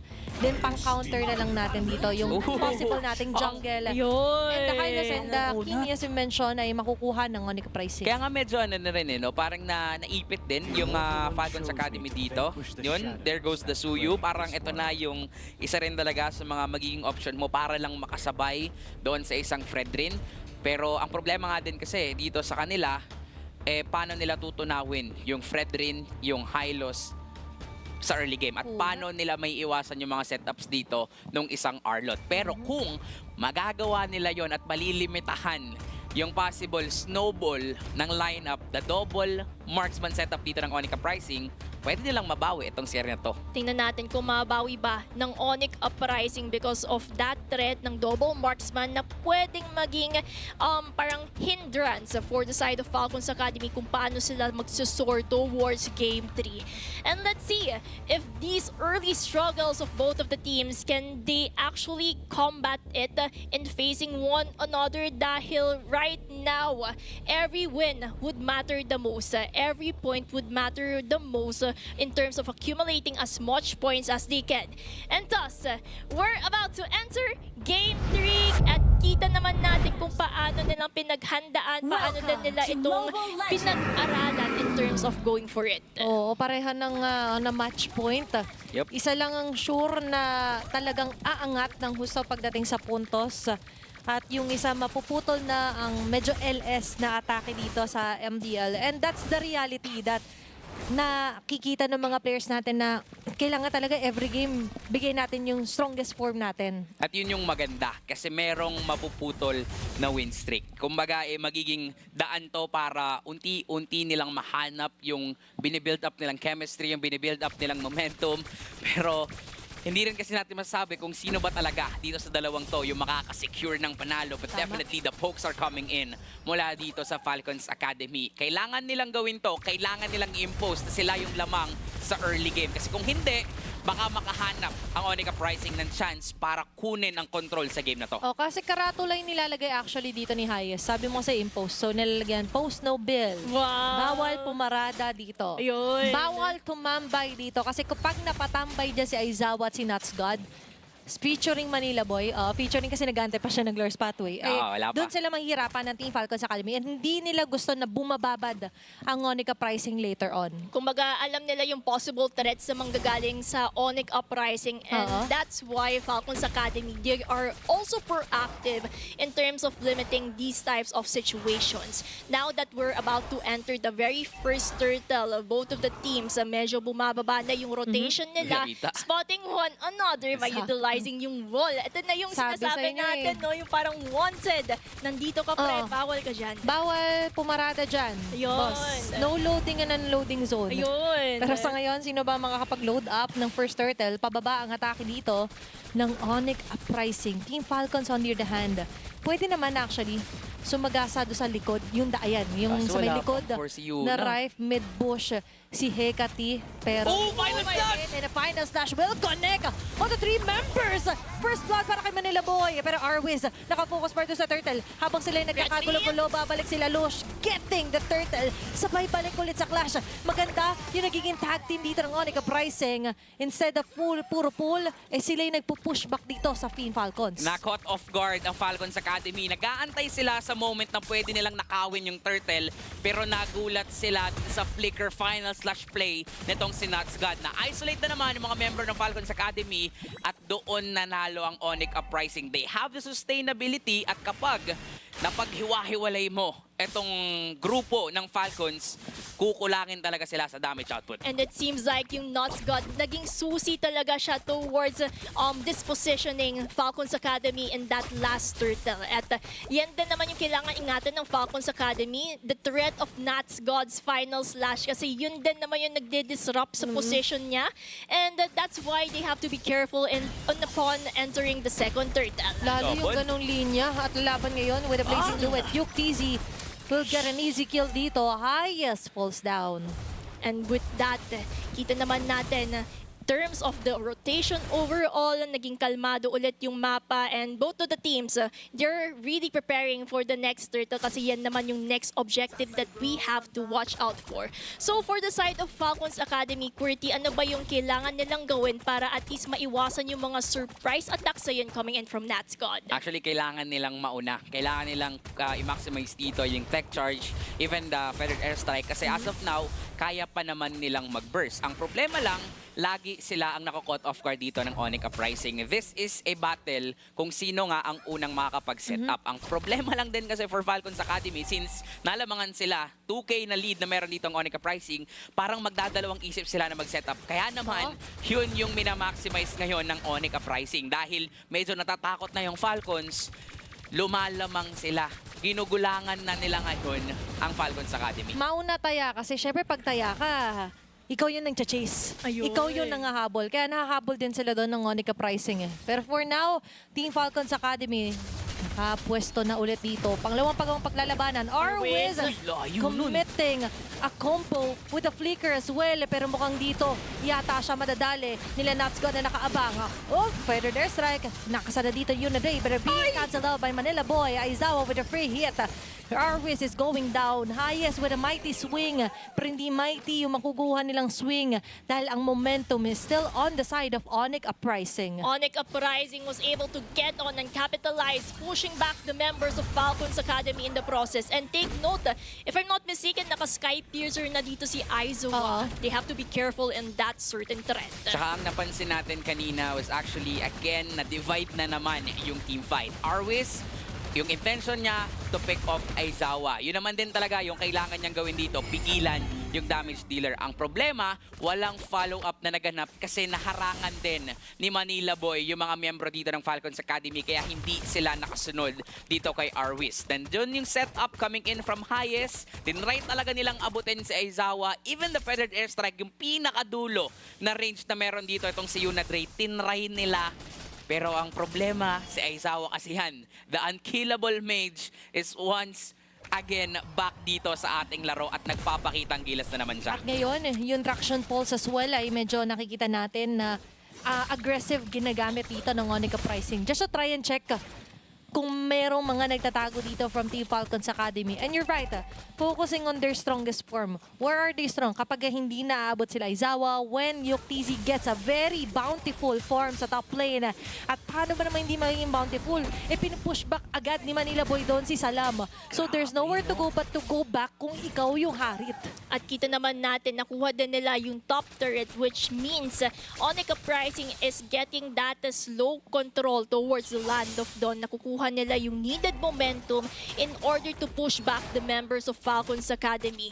Now that we're witnessing that yung somehow heat map natin is currently towards the mid lane, mayat-mayat nang makakakita siguro tayo ng one flash that could determine things around. Paano ba nila arangkadahin ito? Okay, Manila Boy will still be able to go away. Revitalize na commit na. Traction pulse hitting onto Arwiz. Na ngayon, pinagdidiskitahan na naman. Flicker already exhausted here. Para kinalus mukhang i-commit talaga nila for a kill. Arwiz is down. Yuktisi as well with an assist. And rekta agad sila convert onto a turret ang kanilang takedown sa Team Falcons. At kita naman natin habang nagtatrabaho ang Onyx pricing sa top lane, meron din naman si Hecate sa bottom lane. So somehow mirroring lang yung mga aggressive movements for both of them and just in time for this third turtle. Yun lang yung magagawa ng Falcons Academy. Yun lang yung magagawa ni Hecate sa ngayon. Ang kaso nga lang, again, double marksman setup yung meron ngayon ang Onyx Uprising. Kaya habang tumatagal yung laban, masasabi natin pumapabor lang din to for Onyx Uprising at hindi natin nakikita na tumatagal na rin sa mga team fights etong si Arwis and even etong si Hayes. Plus, may setup na naman. Kakasapi pa lang natin, hindi tumatagal. Instant agad yung pagkikill down ng Onyx Pricing. Manila Boy sa likod. Chasing down Yuna Dre. Hindi natin nakikita na malaya yung ibon. Wala siyang laya dito dahil ang Onyx Pricing ikukulong sila. Killing spree for Aizawa. Yuna Dre with a feathered airstrike. But still, hindi na nila nasusulit at nakakapitalize yung AOE at nag-e-enjoy pa si Yuktisi mag-push off ng Torre sa baba. Enjoy na enjoy din si Aizawa here kasi take note, 3 kills na siya na naka-Sky Piercer, so continuously stacking up on that damage output. Oo, at ngayon, kahit yung vision ay compromise for Team Falcons because now they're able to take down the mid turret, prevent and deny the buffs, tapos pati yung Torre sa inner turret sa bottom side, nakuha na rin nila. Ang lala mo na, Yuktisi. Lahat na yata ng pwede mong gawing Moskov, ginagawa mong Moskov. And that is because of the space na napoprovide sa kanya. Ang problema dito para sa Falcons Academy, paano nila si set-upan at huhulihin yung mga damage dealers ng Onyx Pricing dahil naka-purify tong mga to. And at the same time, parang ano rin papasok tayo dun sa punto na nabaliktad yung kwento, yung line of defense kanina ng Falcons Academy ng game number 1, nandito na sa Onyx Uprising. Paano mo aabutin yung likod kung merong nakabruskong Natsgad, kung merong nakabruskong Lalush. And at the same time, si Manila Boy na siya na rin yung umaabot sa backline dito ng Falcons Academy at mukhang may ipit na naman si Arwis. Pero ang target, Salam! Abutan ba? I-retry siya ni Lalush dito. Nowhere to go para kay Salam. Nailatag na ni Zama Force instead na maging cruise ng Kalbaryo to ng Onyx. Naging Kalbaryo. Wait! Wow! Kay Salam. It's going to be a shutdown kill para dito kay Salam. Pero success naman para kay Yuktisi ensuring that kill. 3-4-1 yung naging palitan natin doon. Grabe din naman kasi yung ginagawa at somehow I also like the decision making of Salam there, knowing na natrap na siya in that process. Ang pwede na lang niyang gawin is pumitas man ng isa. Oo, nagawa naman niya. Ang problema nga lang din kasi para sa Falcons Academy, may napitas din etong si UPTZ. Nakuha nila yung shutdown kill against Aizawa, pero sinasabi nga natin, since double marksman setup itong Onyx Uprising, meron pa rin silang isang damage dealer. And for Dalawa Falcons eh. Academy, for Arwis, sobrang commendable din nung tinry niyang ihain yung sarili niya. Kaso lang, walang paki sa kanya yung Onyx Uprising. So, unti-unti na namang nag-snowball dito ang Onyx at nasa kanila na yung first lord ng laro. For Falcons, definitely they can clear and defend this one. Pero again, habang tumatagal lang yung laban, gusto to ng Onyx Uprising. Buong akala ni Salam, it's my turn na, pero hindi pa yata nila turn. Manila Boy ang turn Kunat! naman ngayon na magpakita sa pagpakunat. Yung TC with the place nito sa lahat ng mga bala dito ni Hecate. Lord sa baba, problema pa to para sa Team Falcons Academy. Pero bawasan na agad ang dedepensa. Aatras sila. They had to give up this outer and inner turret just so makasurvive muna sila dito sa Onyx Uprising. Ganda ng kontrol ng Onyx Uprising. Inhibitor turrets na lang ang natitira for the side of Falcons Academy. Paano ba nila ito mapapaikot, QWERTY? Paano din nila aatakihin ng Onyx Uprising kung hindi nga din nila mapatumba itong si Manila Boy? Kasi as of now, kulang sila sa damage output. As of now, they're the ones being caught off guard. At ngayon, makakadepensa ba ng Team Falcons? Pero ang kapalit na to is going to be... final slash effort! That's good! Hindi niya lalagyan ng yung pangalan niya kung hindi siya ganun kalupit. Humuli ng mga members dito ng Falcons. Hindi man lang nakalipad. Hindi man lang sila basta makapalag. And UPTZ just doing his job. Pwede ko namang i-end. Pwede na ba? Ay, hindi pa. Sige, atras muna ako. Nice defense pa rin yun para dito sa Falcons Academy. And ang winning condition nila dito was actually to be the one na mag-set up. Ang kaso lang, again, kulang pa sila sa damage output. So, Tapos antayin na. nila yung oras na kaya din talaga ni Salam mag-deal ng enough damage to the point na even si Manila Boy matutunaw. Nakita na natin kanina, may onting natirang buhay Yep. kay Manila Boy on top lane skirmish. At if magagawa yun ulit ng Falcons, sa later portions ng larong to, pwedeng sila makakuha ng panalo. Okay, wala na agad dito si Orwes. Kaka-explain mo pa lang na kailangan nila ng oras. Kailangan muna nila magantay para hindi na makapagantay dito ang Onyx Uprising. Tearing down the last bit of the third do sa top lane. Gitna na lang ang matitirang depensa dito para sa Team Falcons Academy. Pero mukhang pati yan ay gusto na rin kunin ng Onyx Uprising. Grabe yung pressure na dinadala ng Onyx Uprising all the way from the top, mid, bottom lane. The minion management is clearly on their side. And look at the itemization. Isa na lang coming in from Aizawa, UPTZ ang items na kailangan nila para nandoon na yung double marksman na sakit na hinahanap natin sa laro. Kaya ang tagal na magkasama na to ni Aizawa, siya ni UPTZ eh. Kabisado na nila yung isa't they've isa got eh. each other's six. Ayan, Yun. they've got each other's back dito. And definitely, kailangan din nilang bantayan yung likod kung saan nagja-jump in. Nag-a-attend na naman si Arways, pero to now! Gana naman dyan, boy! Manila Boy on the other hand, hindi niya hinahayaan na kapagsayaw at mahawakan ni Salam yung beat. Uy, Yes, na-cancel! yung medyo makakancel out doon yung Blazing Duet niya, pero sapat pa rin naman ba yung magiging basic attack sa dito? Mukhang hindi. Salam will actually get the upper hand. Aizawa with an assist. Not God as well. Tatlo ang matutunaw at matatanggal sa Team Falcons Academy habang busy na umaabante dito ang Onyx Uprising. May mga minions coming in from the bottom lane. Dalawa na lang ang natitira coming in sa Falcons Academy for their base. At dito na nga yata matatapos ang game number 3. Focus lang sa goal, pero hindi yata papayag Minions! nila sa Academy. Gusto nila magkaroon ng plot twist. Minions has been cleared off, pero kasabay niya makikleared off din ang Ay, HP lumabas! dito para kila Salam, pati kila Hayes. Lumabas ng base. Dito si Yuna Drake, Uy! pero sa loob yung laban at tatapusin to ng Onyx Uprising. Onyx Uprising truly has rise up and ensured na malalagpasan nila lahat ng mga struggles na pinagdaanan nila from week 1 and now towards the last day of week 2. This is the start sa inaantay nating pag-rise up mula sa Onyx Uprising. Their very first series win ngayong Season 7 makakamtan at maaabot na nila. Diba? Ibang klase talaga yung naging series natin. And imagine, Pangalawang serye pa lang today. And it's actually the first win para sa Onyx Uprising. Match win po. Okay, technically in game, pareho naman sila nakaalis dun sa slump. But sadly though, hindi ito nasara ng Team Falcons into their favor. Kumbaga, isa lang yung winner na pwede natin masaksihan sa seryeng ito. And it is a great advantage for the side of Onyx Uprising dahil sila ang nakagarner ng much needed points sila towards the group stage. And we all know how important each point would take. It would determine kung sino ba ang top 1 all the way to the last rank. Actually, para dito sa game na to, this is really controlled and dominated by Onyx Uprising. 14 minutes, and 17 seconds to be exact. Ganun lang kabilis ito nga laban na to. Definitely nakuha at nagawa ng Onyx Uprising yung gusto nilang gawin.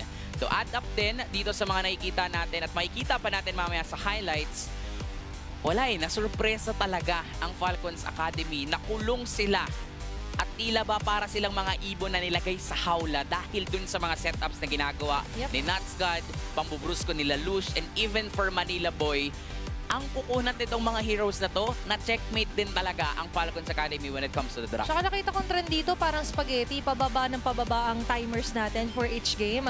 First was 33 minutes, next was 17 minutes, and now, to be exact, that is a 14-minute game time, which means that Onyx Uprising just needed that much needed push and sabihin na natin adjustment for game number 1, and that's why for the next few games or the rest of the game for game 2 and game 3, they were able to capitalize yung early game strength na inaasahan natin when it comes to this meta.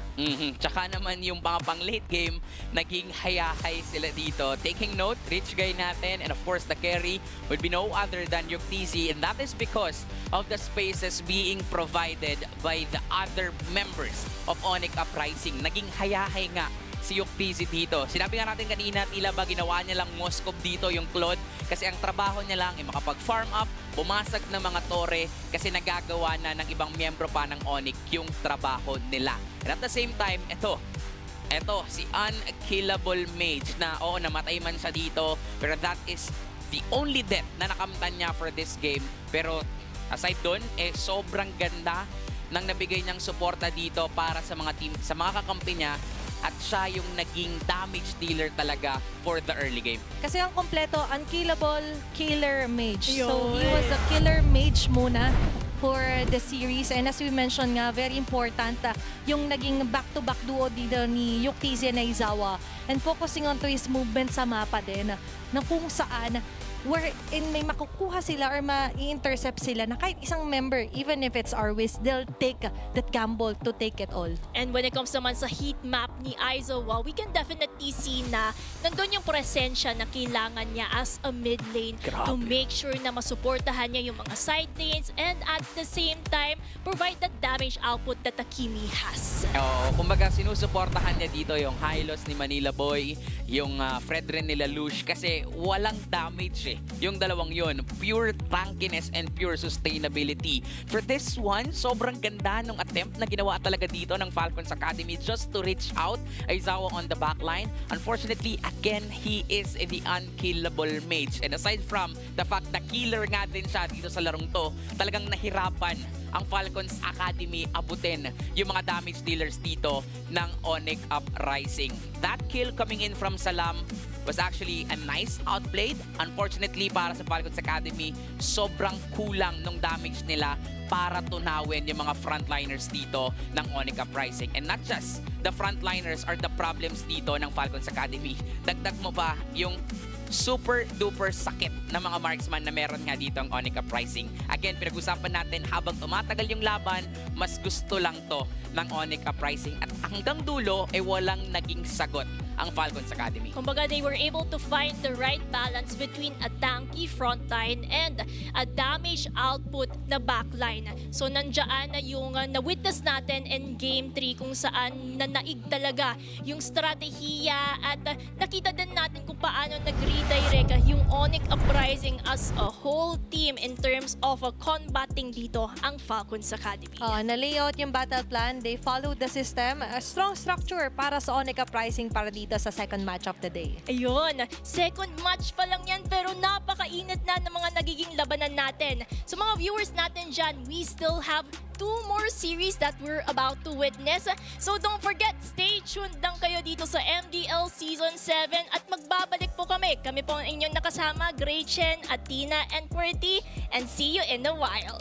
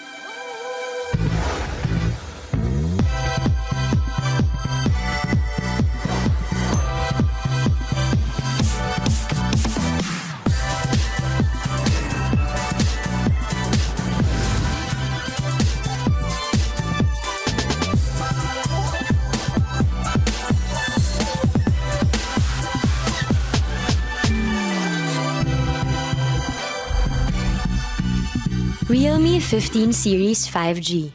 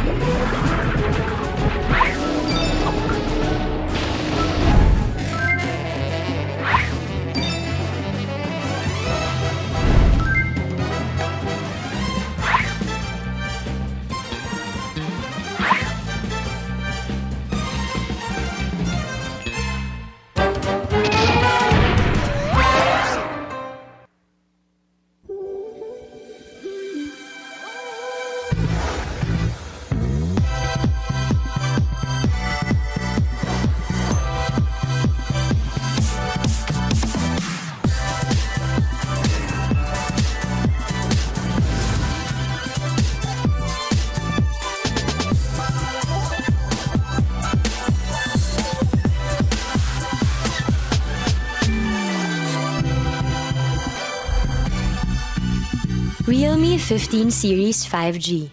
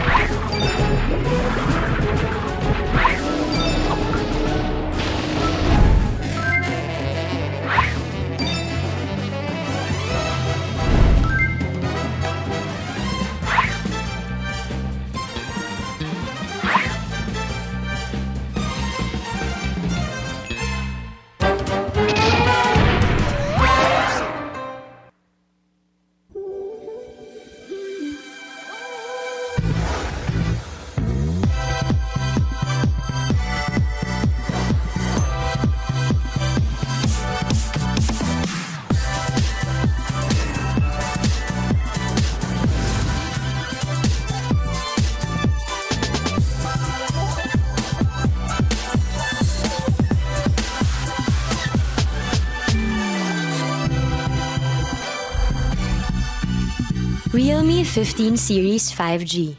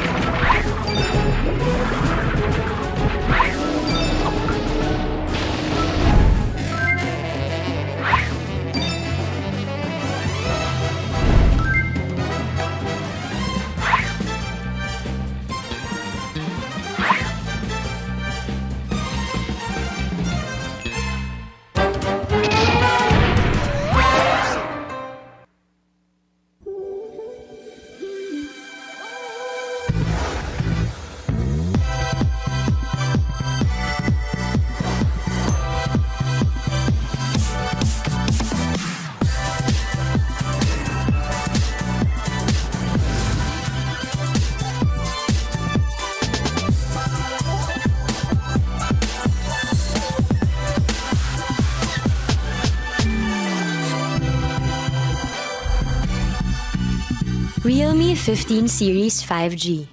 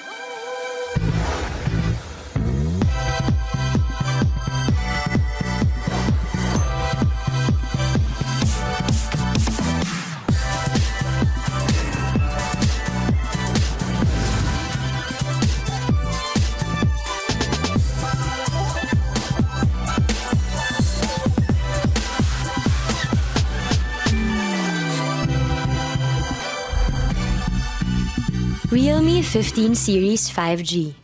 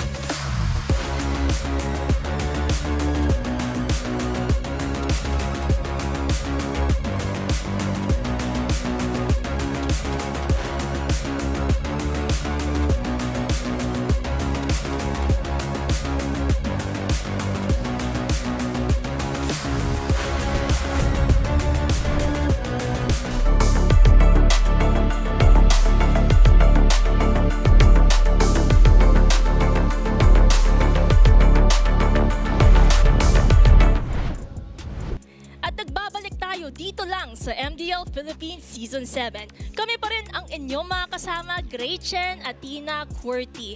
And just a short recap on what happened, we have 2 series na natunghayan na natin. So bale 2-0 ang unang serye natin at ang nanalo dun is the Twisted Minds. Samantala yung kaka-witness lang natin in the other series, it is a 2-1 in favor of Onyx Uprising. Grabe din naman kasi yung mga naging labanan natin, and I'm pretty excited to see kung ano nga ba ang in store for us for the third one, because this is between Marshall Mayhem TM versus the Aurora Hunters. And if we're going to highlight someone, it would also be the Iloilo's Pride. Syempre yung Marshall Mayhem na nakita natin yung journey nila ever since Season 4. Yeah, a bit shaky yung mga naunang seasons nila dito for MDL Philippines, but what important is that yung development and nagkaroon ng huge improvement. Roster man yan, pati sa pinapakita nilang galaw, sok na swak for Iloilo's Pride. At kita naman natin for Season 4, all the way to Season 5, they have underwent through the regional qualifiers and open qualifiers. Pero nag-iba yung storya nila pagpasok ng Season 6 kung saan ever since that season, na-invite na sila sa regular one. Actually, pinaghirapan talaga nila para makapasok dito sa ating liga. And the reason why they are directly invited sa ating regular season was actually because of their development and their achievement na nakakapasok sila from top 8 to top 4 dito sa ating liga. And at the same time, nakita rin natin na for this season, this is somewhat their very, very smooth season. Sabihin na natin. Kasi yun nga, sinabi ni Atina kanina na parang ang shaky, ang rough nung kanilang start nung mga nakalipas na season. Pero ngayon, dalawang panalo agad ang nakuha nila. Sadyang natalo sila kahapon. Pero sabihin na natin na nice try pa rin at sobrang ganda pa rin ng performance and potential na meron tong team na to ngayong season. Especially na nag-interchange sila ng mid laner. Kahit nasabi nila ba, parang okay na kung mag-stick tayo to one part. Pero kasi, it's about the journey. Kasi kung gumana naman, di ba? For sure, another secret weapon niya na ma-add up for the side of Marshall Mayhem. And that is what happening sa MPL, di ba? Nag-interchange yung mga possible na gold laner sa TLPH. And for me, nag-a-apply din yung same formula kung sakali man na gumana din yung ibang players onto the mainline fight up. Kumbaga, it is all about the journey, not the destination. And let's see kung paano nga ba yung Iloilo's Pride, kung ano nga ba yung main line-up nila for this match. We have Lestoink, Kiano, Cinderella, Clarence, Nicolette, familiar names na na-witness na natin, and I'm pretty excited to see kung ano nga ba ang dala-dala nila na strategiya. Especially with Cinderella leading the charge yet again for Marshall Mayhem TM. For the last 2 games, yesterday na nilaro nila. Although na nanalo doon ng CUX Gods is that I see potential on the growth of Cinderella. And nakita din naman natin that even though it was a 2-0, that was so long game. 17-minute and 22-minute yung game time. Above 15 minutes dito sa MDL, we considered it talaga na matagal-tagal na. Dahil nga sa meta natin na ever-changing, mas earlier the better. But for Marshall Mayhem, they had a problem onto closing off the series kahit na sila na yung lumalamang sa early. At kumbaga, siya nga din yung tinagurian nating most improved player last season. And let's see kung yung improvements na yun ay magre-reflect din as a whole for Marshall Mayhem. At sino nga ba ang kakalabanin ng Marshall Mayhem TM this series? Of course, it would be the undefeated Aurora Hunters, Vlad, Denjiro, Escapo, Zena, Atams.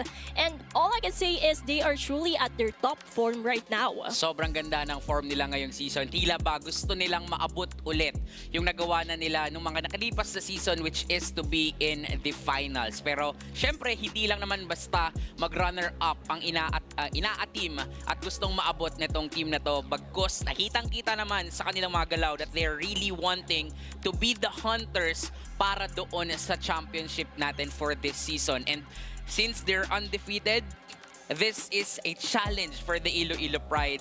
Paano nila lalabanan ang maiinit na Aurora Hunters? And this is a perfect example that change can also be good. Change sa roster. Pero tingnan nyo naman, undefeated still onto their group ang Aurora Hunters. Same goes for Marshall Mayhem. Baka kailangan lang ng konti pang ensayo or chemistry pa rin talaga ang pag-usapan natin dito.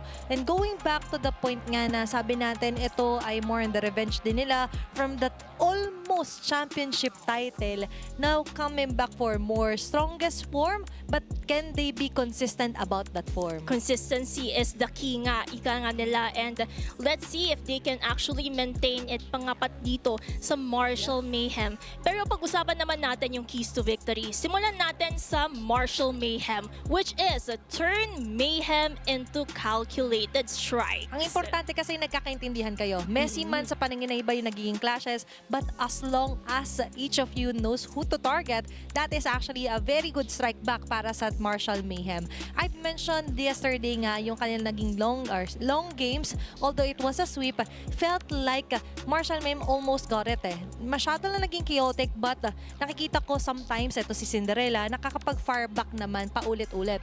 Although this time, that Mayhem should be calculated naman para sa strike back nila, lalo na they're up against one of the crowd favorites din dito na madla na Aurora Hunters. Siyempre, ika nga nila, turn chaos into opportunities, and that's what they have to translate. Yeah. Pangapat dito sa Aurora Hunters kung saan sila ang one of the teams na undefeated this season. And with this, ano nga ba yung key to victory for the side of Aurora Hunters? It is all about focus on hunting the prey. Para sa Aurora Hunters, kailangan lang nilang ituloy yung ginagawa nila. Keep the predator instinct, going prey lahat ng makakatapat. Kasi wala namang mali sa nakikita nating laro nila.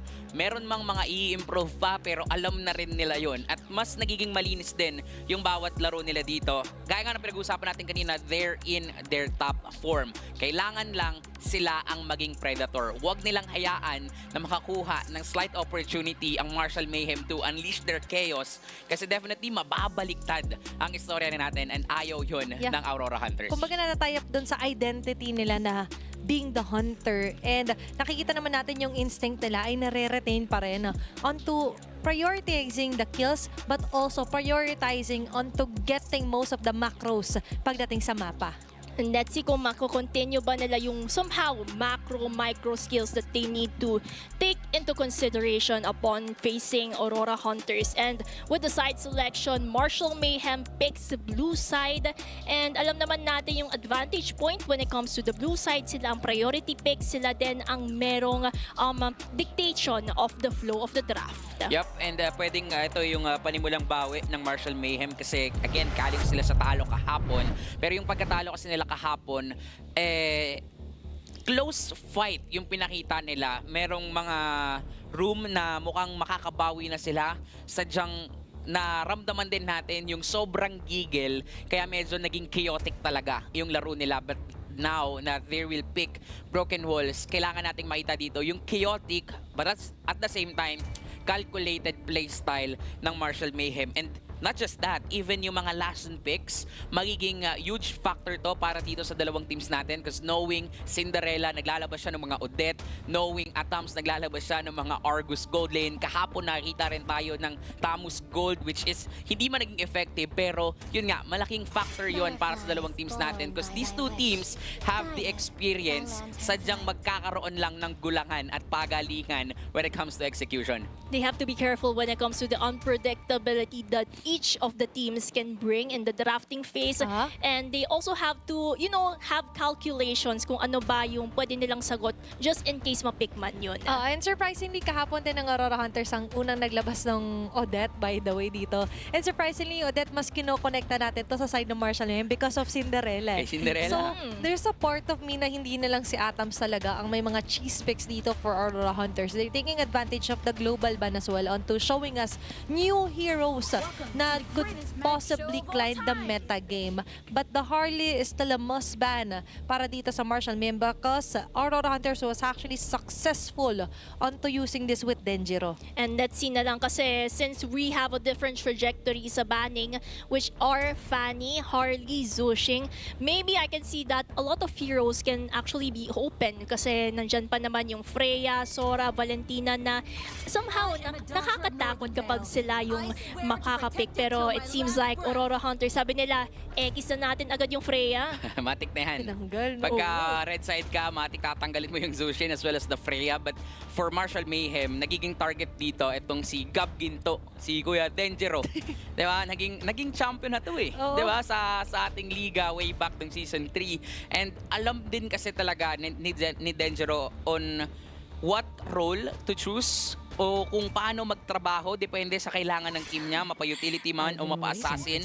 Pero aside from that, si Atams din talaga na sobrang consistent when it comes to using marksman or damage dealer heroes. That is why a huge target ban para sa kanya is also a good ban mula dito sa Marshall Mayhem. And for Aurora Hunters, on the other hand, ang pwede na pagtuunan din ng pansin dito, yung nag-improve na tapang na meron itong si Clarence. Kasi mas agresibo si Clarence ngayon at tila ba hindi siya takot lumaban kapag kailangan lumaban. Actually, nakita natin na ginawa ni Clarence yan, di ba? Sa Onyx pricing, yung di niya tinantanan si Aizawa, yung hilda niya na sobrang laya and to the point nga na push nila yung game na maging favorable sa kanila despite them lacking behind the gold, lacking behind the objective. But with that, prioritize din dito na maban out ng Sora kasi this is one of the successful heroes din na napagana ng Marshall Mayhem. But actually din, gusto ko na nabanggit mo si Atams. Si Atams actually, bumabalik din yung form niya yesterday na nagtatamos gold. Di ba may mga ganun suddenly? At sumasabay pa yung Benedetta rin that is slowly climbing up pagdating naman sa XP meta natin. Si Womi kasi, shoutout sa'yo, Kuya Womi ha. Shoutout, tsaka shoutout kay Yunan, Benedetta si Brigida sa edit niya. Ay, Di ba naging Benedetta eh? Yun.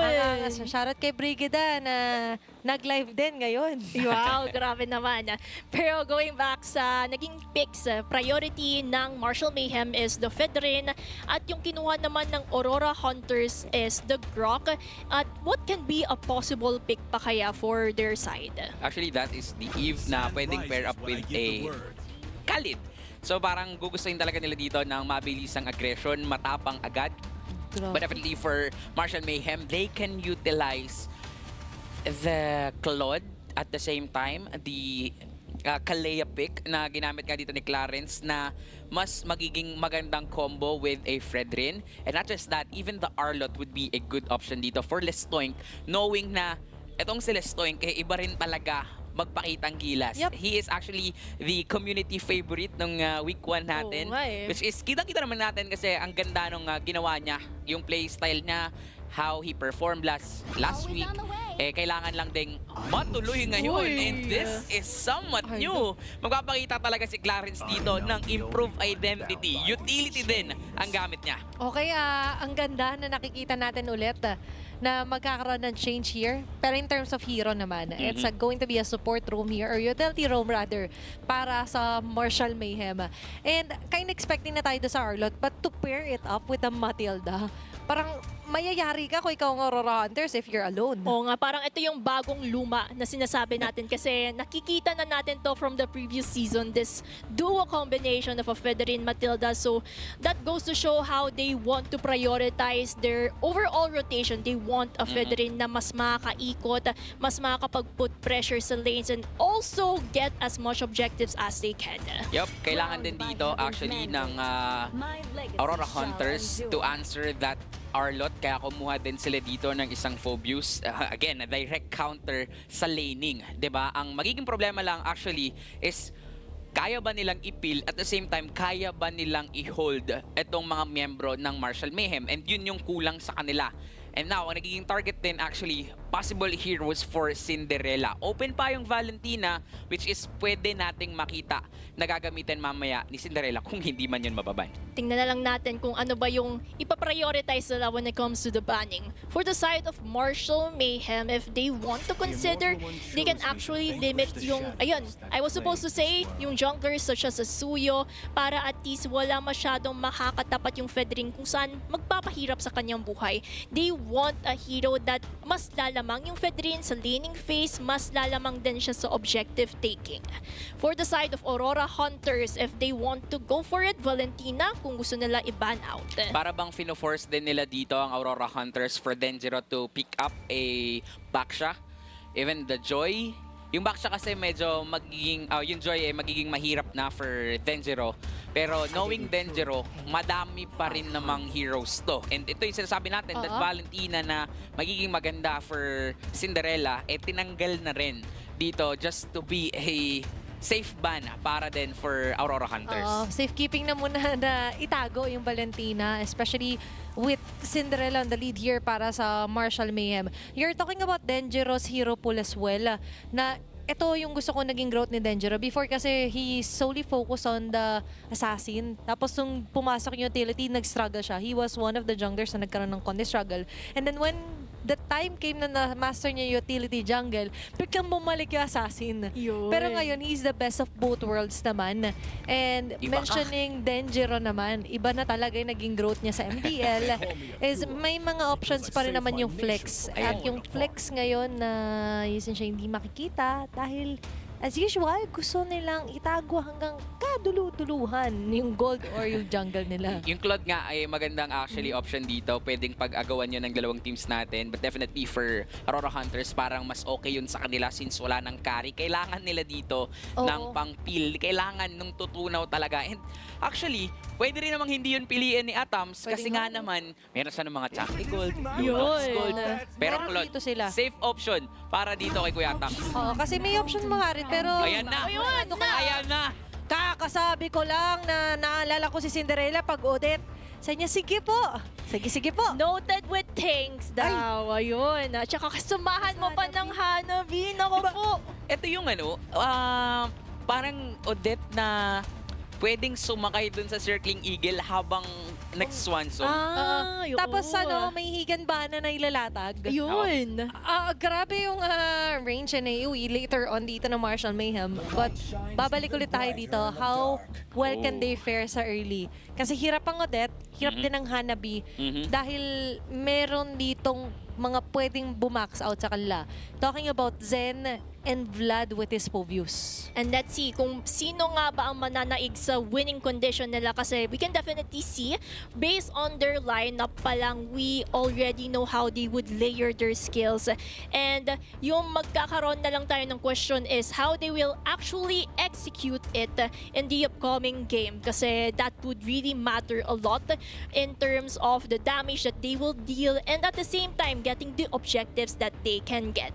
And with this, malapit na tayo pumasok sa pangatlong serye nating ngayong araw. This is Game 1 between Marshall Mayhem TM versus the Aurora Hunters. Sa draft pa lang, masasabi natin na for Marshall Mayhem, ito talaga yung kanilang identity. Yung last on picks ay lalabas nila dito. Pwedeng ito yung magsimula ng pagbawi nila or pwedeng ito rin yung maging cost ng pagkatalo kasi mahirap pagganahin yung mga last on picks. Meron tayong mga meta heroes for a reason at yun yung gamit ng Aurora Hunters. So, titingnan natin kung ano ang mangyayari dito, lalong-lalo na sa kanilang execution. Oo, kasi at the end of the day, kung nandoon yung idea but you cannot actually execute the idea, then dun ka madedehado when it comes to what you want to implement. Kaya it's all about winning the strategies, winning the objectives that you can actually take in the land of Dawn.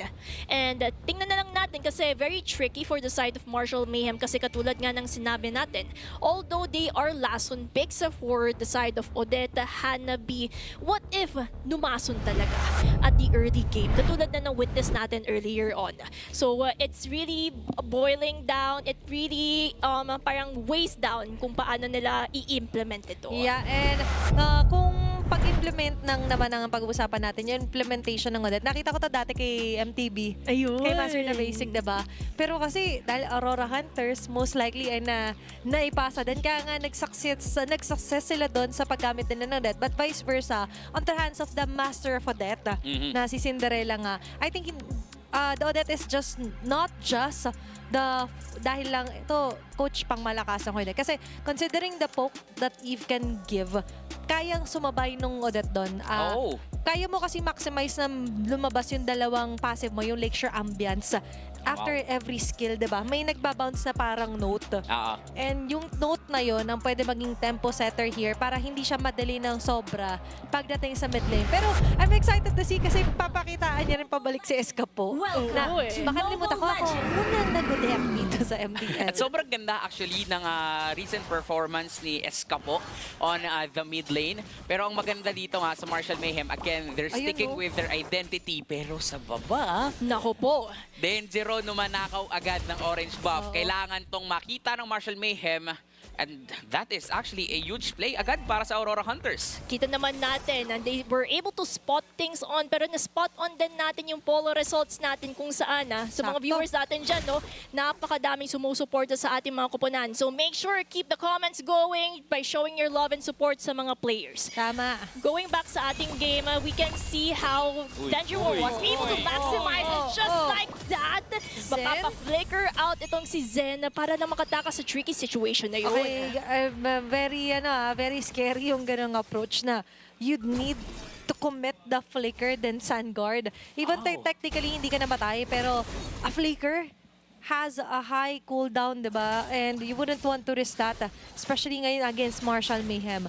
Kaya pag-usapan din natin dito yung naging approach din dito ng Martial Mayhem na nilalabanan lang apoy with apoy. Oo. Kumbaga kailangan din talaga nilang iparamdam na kaya naman nilang lumaban dito despite the fact na lamang din talaga ang Aurora Hunters because of that one single invade na ginawa nga dito ni Denjero. Parang ayaw lang magpabata dito ng Martial Mayhem kasi kailangan lamang sila sa early game. Kailangan makuha ng mid lane nila yung tempo dito further early kasi masyadong matagal magpa-snowball ng isang Hanabi. They have to make it easier para kay Keanu. Dahil na-delay na nga siya ng slight doon because of the seal with Denjero. Now, the best they can do is actually capitalize na sila yung mag-set nga ng tempo sa mid. Make it safe para mas makapag-roam around dito yung jungler nila. And the safest options that they can do right now is to consider all scenarios. Kasi if they have plans for it, if they were able to think things through, at least alam din nila kung paano lutasan. They have a plan A, plan B, all the way to plan Z just to mitigate yung mga risk na yun. Buong alphabet plano. Siyempre, kasi yan yung kailangan nila kung kakalabanin nila yung top form right now na team, which is Aurora Hunters. Parang ano nga doon, no? Para sa Aurora Hunters on the other hand, alam din kasi nila na since, nasa top form sila, pero hindi pwedeng, kampante na sila. Diba? And with that one single invasion na ginawa nga ni Denjero, doon natin makikita na gusto nilang step ahead agad sila sa Martial Mayhem. Kasi sabihin natin, may lason talaga dito yung Martial Mayhem. And para mapigilan yung lason na yun, kailangan mo munang makalamang sa early game pa lang. That is why almost a level behind dito si Keanu in compare with Denjero. Pero ano pa rin to Fred rin pa rin to. So mukhang lalaban at lalaban pa rin to dun sa first turtle. Kailangan lumebel sila doon sa aggression ng Hunters, diba? You mentioned nga. And consistency. And ano naman natin ang enemy ng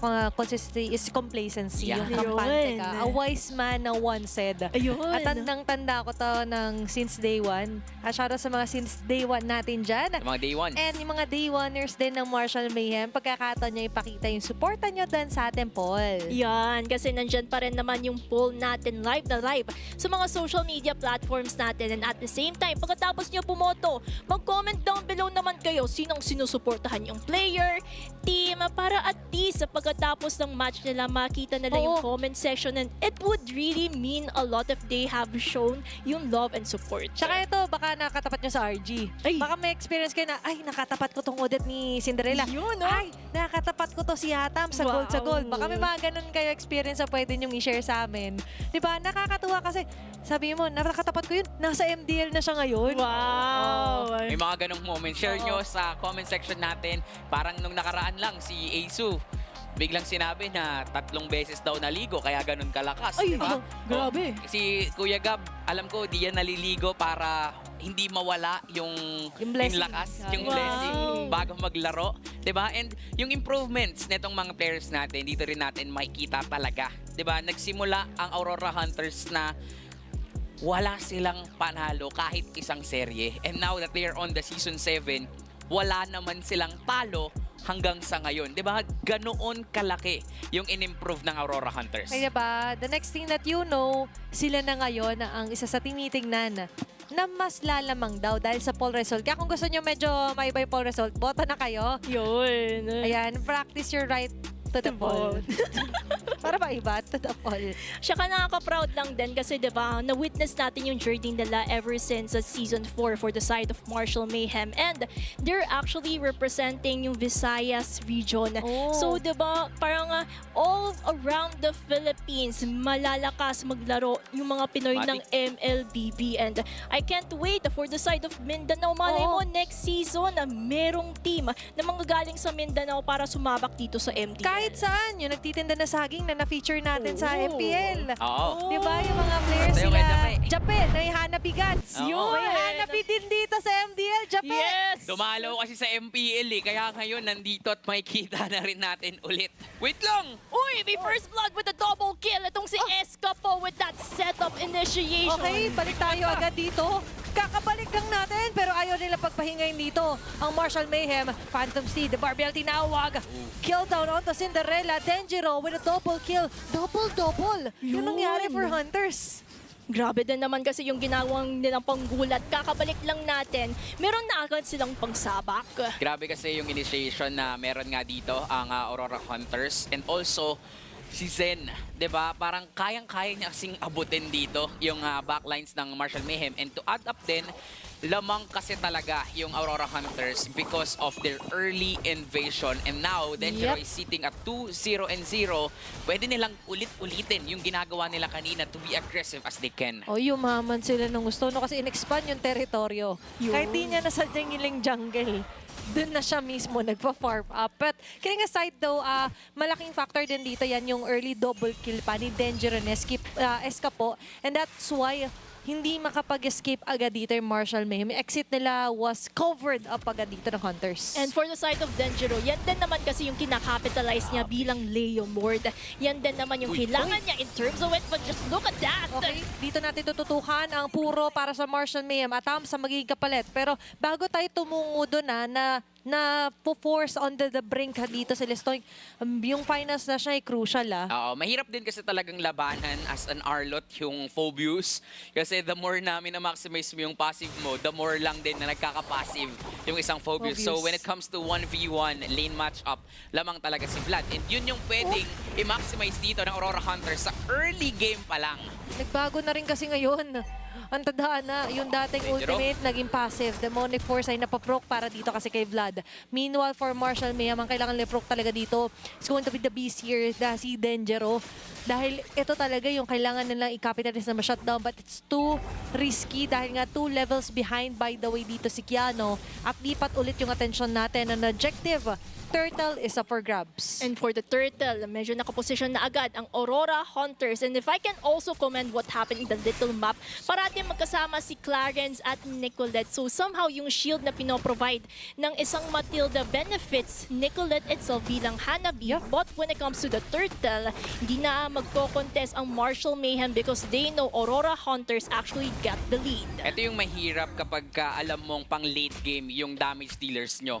Wala kayong choice kundi tanggapin na pang late game pa, kailangan nyo magtiis, ibigay lahat ng pwedeng ibigay. Kaya nga hindi na kumokontest pa dito mga miyembro ng Marshall Mayhem, and they're eyeing attempts na lang para mabigyan yung gold laner ng Aurora. Dito na lang lagi magkikisagasa ng Marshall Mayhem. Pero sa ngayon, nasasama nila si Escapo with the RWM. Naiwan si Kiano.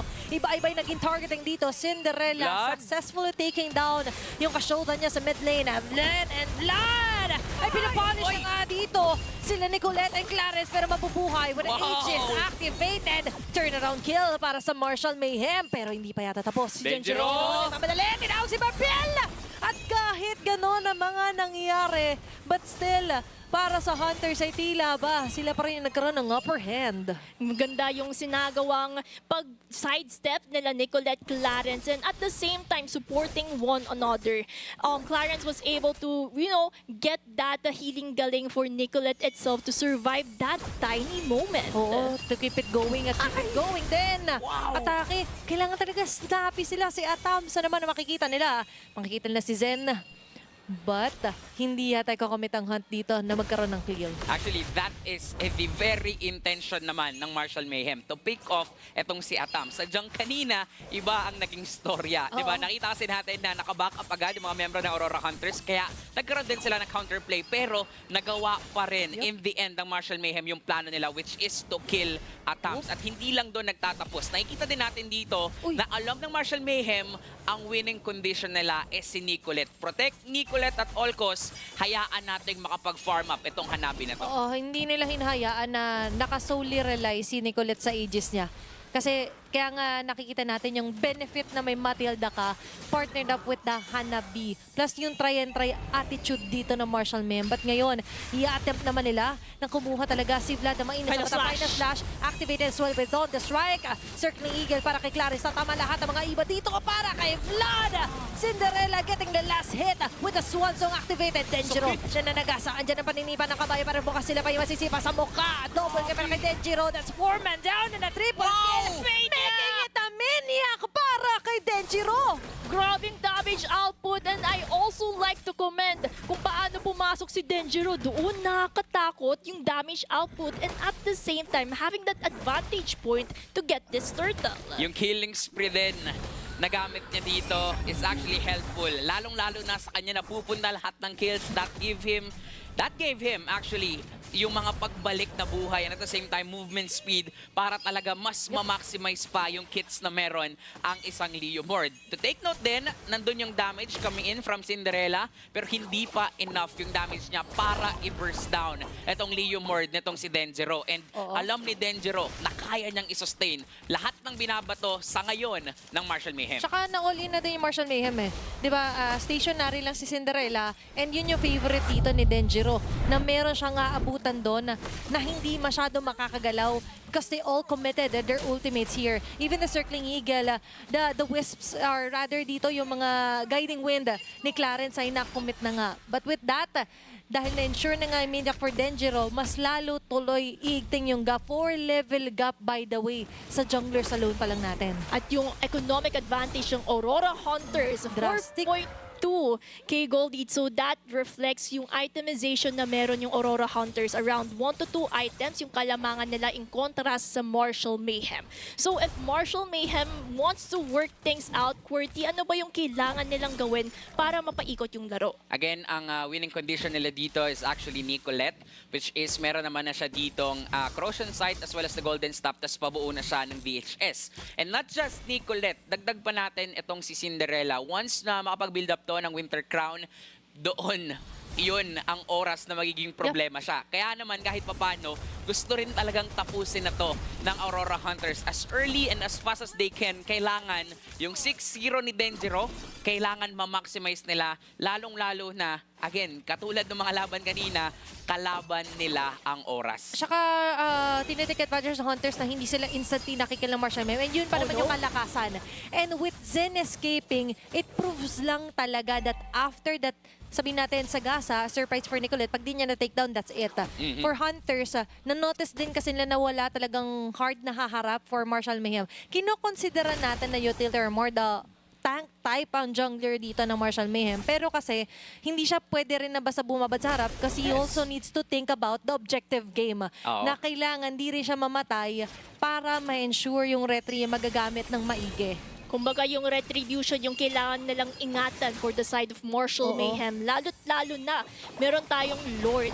And of course, for the side of Aurora Hunters, because they know this information, they can capitalize on it by ensuring na pipick off nila parati si Kiana, whether tanky man yan or hindi, because they know may enough itemization na sila to capitalize on it. At alam din nila na may mga umalig ng Marshall Mayhem, but they're confident enough na hindi pwedeng basta sumabat at bumabad dyan si Kiano. This is what I'm talking about. Kiano can get a very good vantage point, pero hindi siya pwede magtagal. Pero final slash has already been committed. Lestoic, don't distrike as well. Ay i-commit. Lord ay bibitawan. Hunters right now are being very diligent pagdating sa mga tina-target nila. Matagal-tagal na Lord Dance to makikita natin. Hinawakan ng Aurora Hunters pero mukhang lalaban sila. Okay, nag-jump in agad doon si Zen. Barbiel has already been activated. Kalahati, Para Lord. dito kay Denjiro. Lord ay tutuloy. Sarado dito sa Tatsuloko. Or Retry. rather sa square. Nilagay dito na Escapokiano with the Lord still.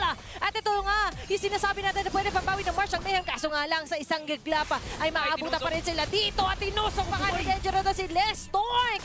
And Natavs will get the last hit. That's 2 for 1. Lord, tunaw agad sa kamay ng Aurora Hunters. Natunaw agad, parang bula. Kasi ganun na kasakit yung Aurora Hunters when it comes to their damage capacity. Grabe, no, sinalubong na akala mo yung mga kapamilya na galing sa abroad. Ganoon katindi ang Aurora Hunters because they know actually that they can burst down the Lord. And actually, para din sa Marshall Mayhem, napakagandang steal nun coming in from Keanu. At least kahit papano, malilevel pa rin yung playing field. Merong 5K gold lead ang Aurora Hunters. And kitang-kita at ramdam na ramdam yun ng Marshall Mayhem. Natutunaw kahit yung pinakamakukunat na mga miyembro dito ng Marshall Mayhem, hindi tumatagal sa mga teamfights. And the good thing, at least sa lineup nila, meron namang Clarence. May Matilda naman na naka-Flash of the Oasis na. So kahit paano, babalik at babalik ang buhay nila. And gusto to ng Marshall Mayhem. Nakakadepensa sila, tumatagal yung laban para mag-online itong si Nicolette, which is naka-malefic gun na rin siya. Plus the Trinity item. So kung sino man nangaharap dito sa Aurora Hunters, mapa si Zen man yan o si Vlad, unti-unti na nilang mararamdaman yung Oo, damage output na. Yung plan B kumbaga ay gumagana na. And also yung plan B nga na si Keanu pwede mag-focus sa pag-agaw ng Lord. Kasi we've mentioned nga time and time again, siya talaga yung magiging main initiator sponge dito for Marshall Mayhem. Pero pati yun, alam na rin ng Aurora Hunters. They really know how to capitalize on the lineup of Marshall Mayhem. And for the side of Marshall Mayhem, kailangan lang talaga nilang protektahan si Nicolette at all costs because they know yung damage output yung ng Hanabi would really mean a lot sa mga upcoming team fights ahead. And for the Stoic Keanu, all they have to do is do a nice setup, ensure na hindi mapapenetrate yung backline, lalo na kapag bumagsak si Nicolette in the process, baka doon din sila madehado at mag-crumble down yung defenses. Yan na din yung Winter Crown! Oh no! Oh! Kamuntikan na nga doon si Adams. What a player for Atoms. Sinadya niyang iwan yung BMI kasi duda na siya eh. Yun. May nawawala eh. May nawawala pero nice attempt daw for Cinderella. Pero one step ahead pa rin dito ang Aurora Hunters. Lipat naman tayo sa pick. Nakagitna pa rin. Slash for Lestoic. Nilabas. Bang! Manipulation mga members ng Aurora Hunters. Huwag kayo malakas. Dito tayo sa labas. Maglaban-laban daw. Pag for Nicolette. Ito na yung sagot. Maniac! Maniac kanina. And is going to get the Maniac as well. And a wipe out laban sa Aurora Hunters. Hanabi with the Matilda is the key. At mukhang kaya na yata itong tapusin. Rekta lang sila dito. Wala nang pasikot-sikot pa. Marshall Mayhem getting the beauty out of the chaotic clashes. Locking their sights onto the tower. This is going to be a GG as they take game number 1.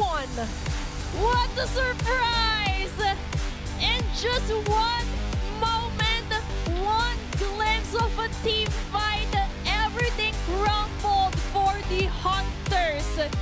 The Hunters became the prey for Game 1 as Marshall Mayhem, during that chaos, they were able to take on that opportunity to finish the game. Gusto ko lang sabihin na tinake advantage nila na si Atan sa pilita umuwi. Tapos sabi ni Cinderella siguro doon, okay lang, wala silang load dyan, bawas yung ano, bawas yung damage dealer. With that, grabe yung turnaround. That was just one clash, tapos recta base. Alam nyo, Marshall Mayhem, kapag marami kaming nakasamang maghahanabi mamaya, kasalanan nyo to. Grabe kasi yung Hanabi, no? Because Marshall Mayhem was able to shut down yung Hunter's instinct na sinasabi natin. So, bali, ito na yung Aurora Hunters na top form na talo ng Marshall Mayhem because of that one collision. So, grabe din naman yung investment na ginawa ng Marshall Mayhem doon upon Cinderella, Nicolette, na protektahan agad nila yun. At saka nagbago ang destiny nila. Okay, gusto ko na sabihin na 100% pa rin ang win rate ng Odette. Parehas na sila may tag-isa. And making use nung dalawang hindi top pagdating sa meta pero sabay nilang nilabas. Pareho pang nanalo yung Matilda and Odette. Tapos Hanabi, tatlo pala. Yun. Odette, Hanabi, and the Matilda pick here para sa Martial Mayhem. Ito yung identity talaga ng Martial Mayhem. Nagpakilala sila way back Tama. season 4. Yung mga Lason picks, yun yung tumatak. Yung Odette nga na ginamit ulit dito. Itong Cinderella, yung mga Balearic picks, and other Lason picks na ngayon pinagana ulit nila. And take note iba yung mga members nila ngayon. Hindi ito yung OG members ng Martial Mayhem. Pero again, since nasa isang team sila, napagana nila yung identity. 86% yung kill participation dito netong si Nicolette plus kay Clarence na 100%. Alam kasi nila kung sino ang kanilang winning formula. And sobrang commendable nung pagtitiis ni Cinderella, ni Keanu and Lestoing sa early game na tila ba, mga pre, walang paki sa inyo si Clarence. Ang paki ni Clarence, alagaan si Nicolette and okay lang. Nag-pay off yun hanggang sa dulo. Na nagmukhang nagkakagulo-gulo but onto their key to victory, remember, turn Mayhem onto calculated strikes and that is where it hit them the most na hindi naman natin kailangan baguhin technically sarili natin. You have to be the real you, the real me. Ayun. Shoutout nga pala, the real me para dito sa Martial Mayhem. At yan din naman yung kinakapitalize ng Martial Mayhem kasi nagkahagulo na sila sa team fight na yun but they were able to see an opportunity. And thus, yung calculated strike na sinasabi nga natin sa keys to victory actually happened. Hindi nga natin in-expect na matatapos sila but everything went at the right place at the right time for their side.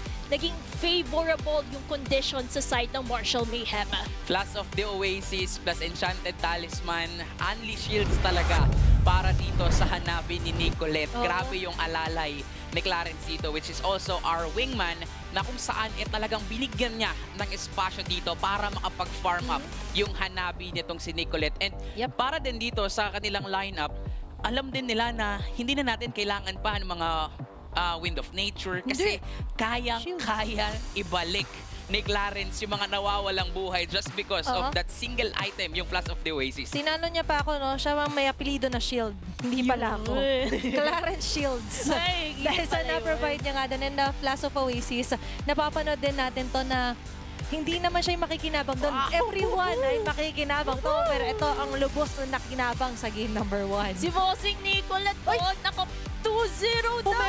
Pumipredict. Prediction ba yan for the side of Martial Mayhem? Because kakaiba yung Hanabi niya dito. Ramdam natin yung damage output and at the same time yung picture pa na ginamit dito. Is this what we're expecting? If ganitong composition, if ganitong katindi yung playstyle nila, alam nila ano yung winning condition, pwede ngang maging 2-0 to. Kasi na-caught off guard din talaga ang Martial Mayhem sa mga early fights na pinipili dito ng Aurora Hunters, especially yung first turtle take, yung first invasion na ginawa dito ni Denjiro, at sobrang commendable actually nung maniac ni Denjiro. But then again, pinag-usapan nga natin, kalaban ng Aurora Hunters dito is not just Martial Mayhem. Even yung oras kalaban nila. Yung oras na makakapag-farm up si Nicolette, yun ang kalaban nila. This was the moment na, yun nga, nakamaniac itong si Denjiro. Ang problema lang dito sa lineup na meron ang Aurora Hunters, sinong papatay sa backline? Paano nyo pipitasin? Paano nyo aabutin yung Hanabi? At the same time, protect todo pa ng mga bodyguards niya. Naging protect the king. Protect Nicolette at all costs ang naging laro dito ng Martial Mayhem. At literal na walang naging sagot kahit na sobrang ganda ng early game ng Aurora Hunters. At kita naman nito in this last collision, Martial Mayhem, out of all of the chaos that happened, utilized and saw an opportunity, the silver lining towards ending the game. And I'm pretty excited to see dahil game 1 pa lang natin to for our third series. And malay nyo, makakabawi ang Aurora Hunters because this is a best of 3. Pero bago ang lahat na yun, balikan natin yung draft recap na nasa baba ng inyong screen. Dahil naka-global ban tayo, ito yung mga heroes na bawal na gamitin ng Martial Mayhem at ng Aurora Hunters. Bawat game may highlight ng the day. Parang sa end of the day, excited ako na ilalabas pa. Ang dami, no? Diba? Oo nga eh. Agawan portion. Pero I love na every match talaga ngayon is sulit na mapanood din. Kaya if you're watching at home, ito yung mga match talaga na hindi mo gusto ma-miss out. Imagine na Hanabi, Odette, and Matilda in one frame. Wow. Na gumana, by the way. So, for me, ayan, nakita natin na sa MDL talaga, everything is possible. Kaya nga dito napagana yung Hanabi pick. Diba? And take note that they're up against the top form team, ang Aurora Hunters na wala pang talo. And again, kagagaling lang sa talo ng Martial Mayhem. Pero tila ba parang wala na silang paki doon. Ang paki na nila dito is how to defeat Aurora Hunters na kung saan ay pipili na ng blue side. This can be actually, again, their winning formula. Malaking chance to para sa team na magdikta ng tempo ng draft, magdikta ng tempo ng game, depende nga sa napaghandaan nila. But then again, they're up against Martial Mayhem na ano pa kayang lason yung pwede nilang ilabas. And ngayon pa lang, sinasabi ko na, Martial Mayhem, pati Twisted Minds, Rough World Era, dagdag mo pa si Netsky. Dahil sa inyo, hindi mo na ako mag-rank game mamayang gabi. Ay, yun lang. Ako, ang gusto ko lang naman ay magamit yung mga unused heroes pa. Ayun, Kung ganito rin naman na napapagana mga cheese picks, I think it's time. Aldous na. Yun. Or Mia. kaya, Mia, Silvana, sino pa Zilong, yun, ilabas nyo na lahat-lahat. Dahil baka yan yung mga laso na inaabangan natin, lalo't-lalo na gumana ito during the last game. Pero balikan natin yung drafting na meron tayo for Game 2. We actually saw an interesting ban, which is the chip. Bakit kaya nila binan yung chip for the side of Aurora Hunters? Ano nga ang mapa nila? Flying Clouds. Flying Clouds. Expanding Rivers. Expanding Rivers. Expanding Rivers. So, ayaw nila to para lang din talaga hindi ma-cut off guard yung side lanes nila. Ibig sabihin, may chance sila dito na magpagana ng double fighter setup. And knowing Clarence, iba kasi gumamit si Clarence ng chip eh. Ilang season na, ilang beses na rin nagpanalo dito itong si Clarence ng chip. Kaya respect lang din talaga para dito sa Martial Mayhem. And respect din, of course, for Dangerous Fanny, ayaw tong ibigay ng Martial Mayhem. Oo, pag reverse ang usapan kasi, yung mobility talaga dito, during, hanggat di namamatay kasi yung mga Lord Turtle, ay yan yung pinitig advantage talaga ng mga teams natin. And with the chip kasi, we understand, ginamit na rin to before, sa season ago ng Martial Mayhem, napagana din nila. And might as well, ang bilis na nga namang payari, eliminate mo na yung e-trike, yung e-bike. Sila ang hari talaga ngayon eh. Open yung Freya. Open yung Freya. Ay, open. Pero, sa laban ng Martial Mayhem before, pinakitaan tayo paano kumounter ng Freya. Nagpakita sila before ng mashup pick. So, tingnan natin kung kukunin ba to ng Aurora Hunters kasi parang pagkaganyan na ino-open yung Freya, alam mo na may sagot yung kalaban mong team at pwedeng baka mabait ka lang. Kaya pala din binan yung chip kasi yung chip masha combination can be a possibility for the side of Martial Mayhem. Kaya Aurora Hunters already has that countermeasure and they decided to go for the Freya being the first pick. For the side of Martial Mayhem, marami pang open kasi for Martial Mayhem, open pa yung Eve kasi hindi pa naman ito nagamit during the first game. Kung sakali, no, may option dito lumiko ng mga Claude pa rin ng Martial Mayhem. Kung sakali, kasi sila yung hindi pa nakaka-global ba nito. Oo. So dahil tinanggal yung carry, and I think it's safe to say na pwede rin naman dito sa first two picks. Or pwede pagbalik pa pala. Second balik sa red side. And prioritize hero na nag-thrive pagka naka-expanding river yung mapa natin. Vision, movement, check na check for the Yusin-Shin and Hilda. Oo, tapos yung flexibility pa na meron flex yung Yusin-Shin. Parang sa current metang natin, mas nilalagay na siya sa gold lane instead of the jungler. Pero pwede pa ring laruin to netong si Keanu on the jungle. Sa kabilang banda naman, for Aurora Hunters, they can actually pick up the Kimi just to have that insurance na sa late game. And knowing as Kapo, isa rin talaga siya sa specialist sa paggamit ng Kimi. And open pa rin pala yung Sora for both of the sides. So, for them, Aurora Hunters, kakapitalize muna nila ang Valentina and Suyo. So, medyo mangangapa ang Martial Mayhem if they would go for a Sora or another hero. Pero ano, yun nga tricky na nagulat ako doon ng Valentina bigla dito yung Aurora Hunters. Despite the Sora being locked in, parang masyadong locked in ka rin agad dun sa mid lane mo eh. 'Di ba? And we've seen this time and time again. Actually, kahapon lang na pag masyadong loaded din yung Valentina na lock in mo na, there's a possibility kasi na iiwas sila doon. So, hindi mo makakapitalize na kala ko Sora na kasi. Yung mga ganon na part, 'di ba?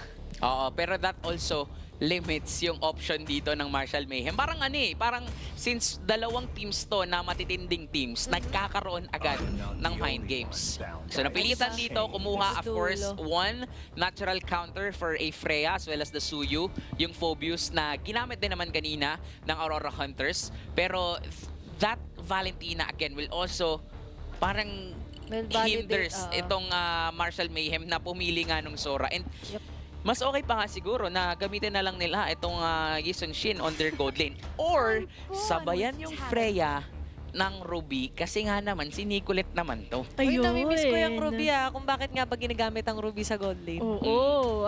Nicolette yan specialty niya Ruby. So kasi malaking diba, tulong. considering na last season to naalala ko, pag may Yisenshin na kasi sa jungle, you're assuming na magpa-fighter gold na or may Kimi rin sa mid lane kasi naka-double marksman na. So ang option mo, pa-fighter gold ka na. Alam, mayroon akong team na naalala nag-triple marksman, DFYG yata yun ng M7. Gumana naman, pero nakakatakot pag hindi. Ang hirap kasi nun Sobrang lambot nyo. High diba? risk, high return. At yung Ruby, gusto ko na si Qwerty pang nag-bring back. Ay! Favorite niya rin kasi Favorite yan Ruby Gold. Wow! Favorite na favorite. Pero yung favorite ban naman ng Aurora Hunters would be, of course, the Zetyan. Hindi talaga nila papakawalan ever since Game 1. Still the same banning. Pero ang cute din tignan. Cute kasi Valentina di ba? Parang in-expect mo na sige, kunin nila yun para magamit din natin. Pero on the other hand, parang nakakatakot din ibigay to kay Cinderella. So, yun nga, pinupush pa rin nila yung journey. Wow, journey. Kasi journey ng Iloilo Pride. Yung journey dito ng draft natin na sige, i-flex nyo yung Yisenshin, but at the end of the day, pipili pa rin kayo ng isa pang suitable na mid lane kung sakali. May mga Selena actually biglang sorpresa si Cinderella. Wow! Pero yung hugot dito, silang sabi sa'yo, may part sa kanila na challenge sila. Tanggalin na lang natin all together. Kasi pwede ring ilagay pa, actually bigay pa kay Vlad. Ay, oo yung nga. Sora. Tas mas duo delubyo yun. And I really love the ban. That Faramis ban. Parang no? Coach Deb as well as Aurora Hunters is thinking outside the box knowing na ang kalaban natin, Martial Mayhem. Ang gusto nitong mga to, lason picks. Anong yung mga lason? Yan. Isa yan. Faramis. 'Di ba? Ano pang meron ba? Etong si Cinderella. Ano pa bang nakatago sa baul ng Martial Mayhem? Ito yung perfect example na pwede ka matuto sa lessons ng iba. Kasi yun yung dumali sa Martial Mayhem kapon, yung Faramis. Diba? And for me, ganda ng research doon ni Coach Deb. Kasi pwede nga mag-repeat. And the Sora, reiterate ko lang nga na oo nga pala, pag nagsama rin ng Freya Sora, duo dilubyo. Duo dilubyo to. Nakita natin to sa Alter Ego. Pinagsasama, di ba, nila Hijume yun sa sides nila. And ngayon, yung CC nagbabalik. Yun, yan yung inaabangan ko. So at least, kaya niyang mag-countermeasure laning phase-wise against a Freya. Kayang-kaya niya mag-stand on its own para at least nandoon na yung needed spacing niya in terms of accumulating as much as they can. Yun din yung rason bakit sila nag-ban ng Faramis. Aside sa pwedeng lason, may plano pala silang kumuha dito ng isang glue. Macho pala ni glue, no? Pag, Oo nga na nakatayo. Batak na batak ko. Natural form. Oo nga, kasi mamaya si Patrick, na yung siya. makikita natin dyan. So, the question is, anong hero ang gagamitin dito ni Zen? Si Zen ng... Okay, sa kanya yung glue. Ibibigay kay Vlad itong Alice. Okay, so nandun yung sustainability. Ang problema dito sa lineup ng Aurora Hunters, yung late game.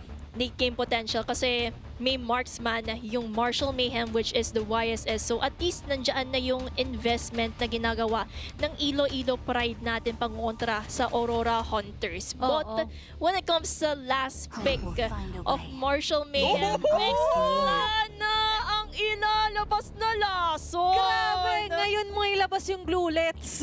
Favorite yan nung Vexana, sabay-sabay. Para bang New Year, sabay-sabay magiging putukan dito mamaya. Iba ka talaga, Cinderella. Grabe. Meron na naman tayong lason pick. Kasi hindi naman to nasa meta eh, di ba? But definitely, this is a great counter para sa isang glue. So kahit paano, malilimit yung tapang na pwede nating makita mula kay Zen. Oo, parami sa Vexana nag-enjoy pag may glue. And with the Vexana, kakabanggit ko lang to kahapon. Nasabi ko pag si Cinderella nala ko dito, Odette, Vexana. Oo eh. Diba? Ayun, pinatutunayan niya lang time again yung own identity nila that they aren't scared to stick what they think would work. Pag gumana naman, hello RG, mamaya. Ayun, na ganyan naman. At yan din yung nagpapaiba sa Marshall Mayhem for all of the teams that is participating here. Kasi drafting-wise pa lang, parang alam natin, this is Marshall Mayhem. Tsaka bilis nila mamaya kay AJ Boy. Oo. Kasi expanding river. Oo, yun nga yung threat na meron yung Marshall Mayhem. Pero the question is, yung mga hunters ba, kaya ba nila magstay at their top form para ngontrahin kung ano man dala na lason ng Marshall Mayhem? Yun nga yung malaking tanong para sa kanila. Kasi paano kung umabot sa late game? Kailangan nilang mapagana tong lineup nila. Kailangan nilang makuha yung early control and actually, again, finish as fast and as early as they can. Kasi baka na naman umabot sa punto na mag-snowball ulit yung mga damage dealer dito ng Marshall Mayhem. Though, si Keanu lang naman yung masabi nating scaling dito para sa Marshall Mayhem. Pero ang problema kasi, nandyan itong si Nicolette. Having this CC, kayang-kayang tumunaw nito ng Freya, patay na rin ng isang Alice. At kaya niya din tumapat and laning phase-wise, parang hindi niya masyadong kailangan ng support. So, ang trabaho ni Clarence can be diversified into making sure that dangerous farming potential ay maka-cut off. Yep, and speaking of the late game din naman mamaya, Marshall Mayhem, ito yung maganda kasi pagka may Ascension kang jungler, hindi nalalagay sa alanganin yung pang-push nyo, yung capability na manunaw kapag sa mga tore, yung magiging focus nyo. Diba? Kasi yun yung minsan nalalagay sa alanganin eh. Kapag ka nagpa-fighter gold ka, wala kayong traditional marksman. Eh, mga marksman ang pinakaasahan mo when it comes to the late game. But let's see, baka naman iba magiging atake nung laban natin. Dahil nasa expanding rivers nga tayo, it may be an advantage or a disadvantage. Depende na lang kung ano yung magiging approach ng ating mga koponan. And here we are entering Game 2. Game 2 of our third series for today. And let's see if the Hunters can actually get on the prey or Marshall Mayhem's poisonous attack with their drafting can be the winner. Actually, no, para dito sa larong to, parang hindi na nga ganun kalason yung pick ng Marshall Mayhem. Pero pinapakita lang din talaga ni Cinderella kung bakit direct counter. Yung Vexana against a glue. So maaga rin talaga na nagkakaroon agad ng engagement dito ang dalawang teams natin. Again, early game control, pwede nating ma-expect dito sa Aurora Hunters. And nakita na natin yun kanina. Di ba parang to be expected na yun. And what I'm expecting din at kung ano yung inaabangan ko dito, kung paano ulit babawi yung Marshall Mayhem. Oo, and they're up against the top dogs here pagdating sa Group A, ha? And for me, pero ito yung friend mo na mahilig sa maanghang. Lahat ng pagkain ginawang maanghang. So technically for Marshall Mayhem, lahat ng lineup, lahat ng hero ginagawa lang panglason. Dito nga sa mga top contenders. And speaking of the top contender, Aurora Hunters, not dropping a single match. Sa game, medyo naisahan sila yesterday. Pero kung match ang pag-uusapan, still, it's who gets the last point pagdating dito sa matchup na to. Sa matchup din kasi tayo medyo naguluhan kanina. Parang nabigla ako dun sa Matilda, sa Hanabi. Pero sa dahas pala, dadaanin na Marshall Mayhem ang laban. Yan din yung somehow unpredictability na kailangan nilang ingatan. And as we're about to enter the first turtle, positioning-wise, the Hunters already set their traps. Nangunguna agad din sila Denjiro, getting the first blood. Walang kukulit na Clarence for a few seconds. And malaking bagay na to para kay Denjiro. Di kasi nakatapak sa grass na walang tuloy ng lakas Ayun. yung Hilda dito nitong si Clarence. And for Marshall, magiging mahirap to for the early game just because of that na kayang-kayang pitasin ng Aurora Hunters. Yung expect natin na pinakamakunat na miyembro sa early game na to ng Marshall Mayhem. Again, kailangan ulit nila magtiis. Antayin ulit yung moment na kaya na ni Keanu pumalag. Kaya na nung damage dealer sila. Pero para sa Aurora Hunters, again, kailangan lang nilang gawin yung ginagawa nila katulad ng game 1. Napatunayan naman nila na how patient they are pero kung patient sa pag-usapan, baka ngayon, unti-unti nang gagapang ang Aurora Hunters being patient dito sa target. It's going to be Clarence again! Being taken down. Nandun yung Terrify. And mukhang magsasucceed yata sila sa pag-still off at pang-delay. Binalik si Keanu! Nilatag bandito yung Eternal Guard, but I think it's a second too late because Aurora Hunters already got their target. Ito din yung inaabangan ng Aurora Hunters, but just look at Nickel Leg in the process. Hello! Atoms na wala parang bula sa mapa dahil ganun naka-aggressive ang mga Hunters. Nasa second tower yung lahat nangyari. Sa gitna yun ng first and second tower, ganoon ka-agresibo talaga ang Aurora Hunters. At mukhang mas gigil talaga sila dito sa game na to kasi alam nila na yung game number 1 was a stolen game sa kanila kasi isang team fight lang yung kinailangan ng Marshall Mayhem noon para mabaliktad yung laro. So ngayon, mas gusto pang doble, triplehin ng Aurora Hunters yung early control na meron sila kanina. At ngayon, ganti naman for Marshall Mayhem. Uy! Trying to take control. Pero Vlad going with the Denjiro? phone na ruin. Si Clarence na lang kanya madadali. Lestoink being left behind. Mukha siya magiging target dito nila. Escapo. Nagagaya doon kay Lestoink. Guy to run away and still medyo chaotic man ang nangyayari pero mukhang ang Hunters pa rin ang may hawak dito technically ng mapa. Kailangan yung ginagawa ng Marshall Mayhem turn that chaos into an opportunity just like what they did for Game 1. Ang problema nga lang, napakakukunat. Taas ng sustainability sa early game ng Aurora Hunters. Si Vlad, si Atoms, masakit. Si Zen, makunat din. And si Denjiro, he has the damage output. Kumbaga, balancing-balance ang lineup dito ng Aurora Hunters sa early game. Meanwhile, for Marshall Mayhem, yes, meron sila pang sagot dun sa mga dating heroes. Sinustoink. Okay, nakabang na naman ang Throne of Ruin. What a nice way to wow, use the lumalaban. boom bolts as well. Ipit si Lestoink, lumalaban, nakakagulat.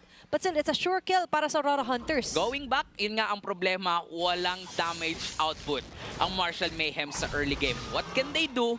Eto, humanap ng trade. Kumuha ng purple buff itong si Keanu. Ang problema lang kasi, bantay sarado din talaga siya ng mga miyembro dito ng Aurora Hunters. Okay, nabutan. Tinatry sumaiste pero nowhere to go but go down. Escapo with a kill here. Laban kay Keanu. At yung somehow alarming for the side of Aurora Hunters is Denjiro, naka-Sky Piercer yan. Wala pa siyang deaths, may 2 kills na siya. So mas ramdam natin yung suyo sa mga objective taking and teamfight initiation, and that's why Marshall Mayhem has to be careful. At gusto ko lang sabihin 5 minuto, bagsak agad 2 towers sa top at sa bottom side ng Marshall Mayhem. And things are still looking good para sa Aurora Hunters. 5K lead as well.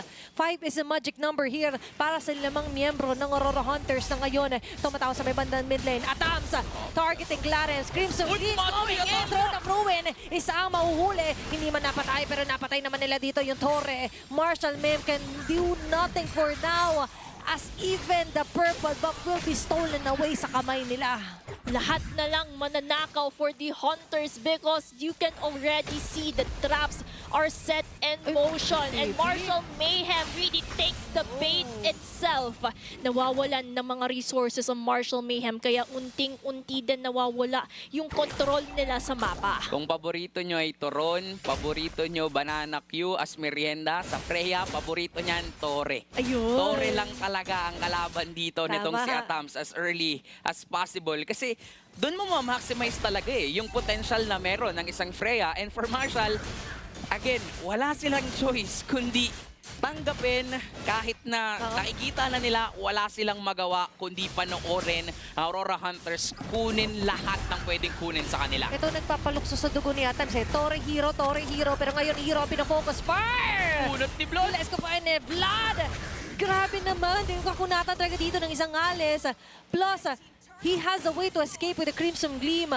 And now for Marshall Mayhem, ipit din kasi sila sa sitwasyon na kung papasinin natin, limited yung range na napaprovide nila. More in the melee. Eh, yun yung favorite ni Atams. Yun din yung favorite ni Vlad pag nagdikit-dikit kayo. Yun, at saka gusto ko din i-comment si Keanu trying to get resources from the side of Aurora Hunters kasi kailangan niya talagang tumaba. They would heavily rely on Keanu in terms of the damage output because Martial Mayhem, yan yung marksman na inaantay nila for that certain moment. So let's see na lang kung mapapatagal ba ng Martial Mayhem ito because things are looking grim for their side. Ang hirap actually para sa Martial Mayhem humanap ng resources kasi kahit saan ka pumunta sa mapa, laging may nakaabang. Lalong-lalo na itong si Zen, tila ba parang binakswan niya na itong si Keanu. Kung saan pupunta, yung Gisunshin, nandoon si Patrick. And oo, mukha mang cute yung hero ni Zen, hindi to nagiging cute sa paningin ng isang YSS kasi ito yung pumipigil sa Martial Mayhem na makapag-snowball. And because of that one single hero, parang wala na para sa Martial Mayhem. Checkmate sila sa early game na to. Oo, pero remember, may queen pa naman na pwede mag-take ng move dito which is the Vexana. Ayan na. Diba? With the Eternal Guard. Sa magandang setup here para sa Martial Mayhem. Pero problema pa rin ulit, babalikan natin, is Aurora Hunters already have accumulated enough farm. Enough farm equates to the item as well. At yung kalamangan ng Hunters right now, it can be equivalent to around 2 to 3 itemization na offense and defense. Meron na ngang endless battle dito si Atams, which by the way, mararamdaman na natin yung sakit at pighati na meron ng isang Freya. Lalo't-lalo na meron silang Lord na somehow hindi nakukontest agad ng Martial Mayhem because they know if they overextend just a little bit, Aurora Hunters can end the game. Ayaw nga ni Atams na nabablang ko siya, QWERTY, oh. Ayaw ba eh. Gusto kong pumalo din. Sumasali dun sa Lord Take, eh, di ba? Lahat ng pwedeng paluhin, binabalo na ni Kuya Atam. Scary. Nakakatakot talaga kasi ang nagiging lead dito ng Aurora Hunters is almost 1K per minute. 8 minutes in, they have 8.6 going in for that 9K gold lead na meron sila dito. And they really want to end this game as early as they can. And pwede at kaya nilang magawa yun kasi nga walang pampigil yung Martial Mayhem, wala silang pampil, wala silang damage, kulang na kulang talaga ang Martial Mayhem sa ngayon. Wala silang pampigil na gigil dito nila Atams na Hero Torre nga pala ay mababasag na rin dito. Lord will be marching sa taas ng base ng Martial Mayhem. Tunawable pa naman ito. Pero ang mas tunawable ay sila kung sakaling ma-jumpan sila ni Atams. Kakasabi ko lang, nangalahati agad ang buhay ito ni Nicolette. Eternal Guard activated but still more defensive na nila ginagamit yung mga skill set nila dito. Madaming defense mechanisms sa Martial Mayhem but the question is how long can it put up from the aggression that the Aurora Hunters are doing but just look at that. Zen pumapasok at may mga shocker ka pa. Kaso ngayon, nakapasok pa rin. A good entry point para kay Vlad. Killing spree pa rin mga Denjiro. Yung mga Blade Surge, pati na rin yung Soul Saver. Lahat tumatama sa mga members ng Martial Mayhem. Vlad is just roaming around. Akala mo taga dyan siya. Akala mo hindi siya dayo. Dahil this is here to stay. At ngayon, hindi lang siya yung nag-stay. Stay din muna sa base ng Martial Mayhem. Kailangan din munang pigilan ng Aurora Hunters yung gigil nila ditong tapusin yung laban. Si Zen na medyo nag-overextend siya doon, nag-overcommit, na-punish siya ng Martial Mayhem. Plus, yung ginagawa dito ng Martial Mayhem, especially on the minion waves, kinakite nila patungo doon sa isa pang torre o base turret dito onto the mid lane para lang din hindi makapasok at hindi magkaroon ng daan ng Aurora Hunters sa tapusin na to. Kasi nga, gusto ng Martial, tumagal ang laban. 11 minutes in, lamang na lamang pa rin talaga at sobrang laki ng lead na meron ng Aurora Hunters. Pero kahit papano, unti-unti rin naman nakakapag-farm up ang mga taga-Iloilo. They just have to make sure Keanu gets enough resources, itemization, para maramdaman natin yung presensya ng isang YSS. Yes, they have the vision, pero ang hirap pa nilang sumagot sa mga Hunters dahil ang daming damage output na mga galing sa kanila. Highlighting Atoms, Denjiro na naka-Sky Piercer pa, at yung kako natin nila Vlad Zen, na hirap sumagot yung Martial Mayhem sa meron na yon yung Hunters. So what they have to do in order to turn the tables around is to find that right opportunity para mapaikot yung laro. And they've actually done it nung game number 1. Pero ang difference ngayon is it's too much of a Hunters na i-handle nila. Oo, mas mahirap to. Nagla-lock in tayo sa 10k gold lead. Imagine 10,000 12 minutes pa lang ng game natin, and technically nakikita natin yung, sabihin na natin, edge talaga ng Aurora Hunters na hindi nila mahawakan sa Escapo, hindi nila marami si Denjiro. What more? Dito pag sumama pa lalo full-time si Atabs. Suma-sideline pa kasi siya eh. Hindi pa siya full-time committed dun sa mga clashes. Pero with the sides as well being pushed, Martial Mayhem ay medyo pa nandito lang muna sa home nila. Hindi na makalabas. Actually, yung items, unti-unti na rin nakakapag-invest yung Martial Mayhem. Pero clearly, sobrang laki ng lead na meron nga dito ang Aurora Hunters. Merong Lord na makakasama ang Aurora Hunters. Pwede nga din silang makagawa ng paraan dito to end the game. Pwedeng kopyahin netong si Escapo, yung EG Boy, yung Eternal Guard ni Cinderella para masira din yung tempo ng Martial Mayhem. Pero ibang storya ang gagamitin niya dito, Para yung quits. barko. Para quit sa vision. Oo, para quits. Kasi kanina parang nadadaganan sila ng barko. What if you get the taste of your own medicine? Yo. May pag-anon na pala si Escapo. Di niya sinabi yan, ako yon. Anyway, for Aurora Hunters, ito yung gusto nila maging statement, na nandito para kami on the dominant side, trusting our natural instincts. Yung discipline na showcase, Lord will be easily melted down by Martial Mayhem.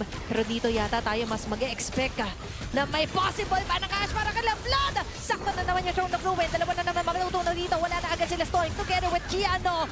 Members of Martial Mayhem is struggling to defend their base as other members of Hunters will be clearing up the last bits of the minion wave. At mukhang dito nila tatapusin ang Game 2. And a game win para sa Aurora Hunters. The Hunters succeeding in their hunt. They were able to take down their prey as they force a game number 3. Hindi basta-basta magpapatalo ang mga Hunters natin, lalo na yung sinasabi natin earlier on na stolen opportunity from Game 1. Now they took revenge for Game 2, and tingnan na lang natin kung ano ang kakalabasan sa Game 3. Mas malinis na approach, mas pinabilis na pagtapos. Kumbaga mas napulido nila yung gusto nilang gawin ng game number 1, and I really admire yung reset na ginawa nila dito kasi nga stolen game talaga yung kanila na yun lamang na sila, pero one single team fight happened, nabawi ng Martial Mayhem. So sa pagpasok ng game number 2, ang ginawa na lang ng Aurora Hunters, secure, dominate the early game. Oo, para bang nagalit. Wait lang, kunin ko lang to ha. Ay, nag-excuse me sa Martial Mayhem eh. And with that, masarado, mas naging pulido nga, as Sporty have mentioned, yung game number 2 natin. And tarang gusto talaga nila, kailangan star match kami kasi game 3 kanina yung match 2. How about match number 3? Hindi tayo binigo. And kita naman natin when it comes to the post-game stats. KDA-wise, I would say Hunters was able to take down most of the initiations. Pero ano nga ba ang mas nagpalamang sa Hunters kung kaya't 10k gold lead ang naranasan nila? Yung composition itself, sobrang lamang nila in the early game. Pinag-usapan natin na scaling yung isang YSS, pero ang problema din kasi, especially sa alis dito ni Vlad, walang kayang pumatay sa kanya sa early game. Nakikita natin sinasabayan siya nila Stoink nung early game, pero may sustain, pero wala ngang damage ang Martial Mayhem. Diba? Meanwhile, para sa Aurora Hunters, they have enough damage coming in from Denjiro, Escapo, as well as Atoms. Enough na enough yun para mapaback away ang Martial Mayhem, para maramdaman ng Martial Mayhem na pang late game pa sila. To add up din, hindi totally na-maximize dito ni Clarence yung kanyang Hilda, kasi paano mo nga ba naman guguluhin si Denjiro kung kaya kanyang patayin? Kasi sa early game pa lang, nakita na natin na yung 2 deaths na meron dito, itong si Clarence, those were 2 deaths, 2 pick-offs na ginawa ng Aurora Hunters nung early game pa lang. And because of those kills, parang nakipag-establish agad dito ang Aurora Hunters na hindi nyo kami kayang labanan sa early game, kailangan yung tumagal sa late game. Ang problema, hindi pinaabot ng late game. They know that threat. And of course, Aurora Hunters, alam din nila na kailangan din nila i-limit kung ano man yung meron na threat ng Martial Mayhem. And that's why tatapusin agad nila ito in just a span of 13 minutes. And if we could also highlight one of the big four here, si Vlad, ang nag-iiba dito kasi ang ganda ng pagkatangke niya bilang Alice at ang ganda din ng pagkakasetup gameplay niya because of those Throne of Ruins. Tsaka kung mapapansin nga din natin dito, no, if ma-replay yung mga kaganapan na to, first ka po, kahit anong kopyahin niyang ulti, okay lang sa kanila. Kasi nga naman, sobrang laki nung lead na meron sila. At talagang binawi din ni Gab Ginto, ni Kuya Denjiro, etong game na to para sa kanila. Kasi kanina sobrang ganda ng performance niya using the Leo Mort. Naka-main na yun, pero yun nga, nanakawan sila ng game. Pero ngayon, sinecure niya na talaga, not just the objectives, not just the kills, pero the victory on their hands to prolong this series. 90% kill participation para sa isang assassin, sobrang laking bagay nito. Ibig sabihin, talagang kinuha nila yung control, not just the control when it comes to jungle objectives, even yung control sa kabuang mapa na makikita natin dito yung kanyang rotation sa first 5 to 10 minutes ng larong ito. And when it comes to the itemization, prioritization of Denjiro, nandyan din naman kasi yung Sky Piercer. If I'm not mistaken, siya yung unang, yun yung first priority item niya. Kaya yung ikot niya din sa mapa, it's also reflecting on that ideology between yung Sky Piercer itself.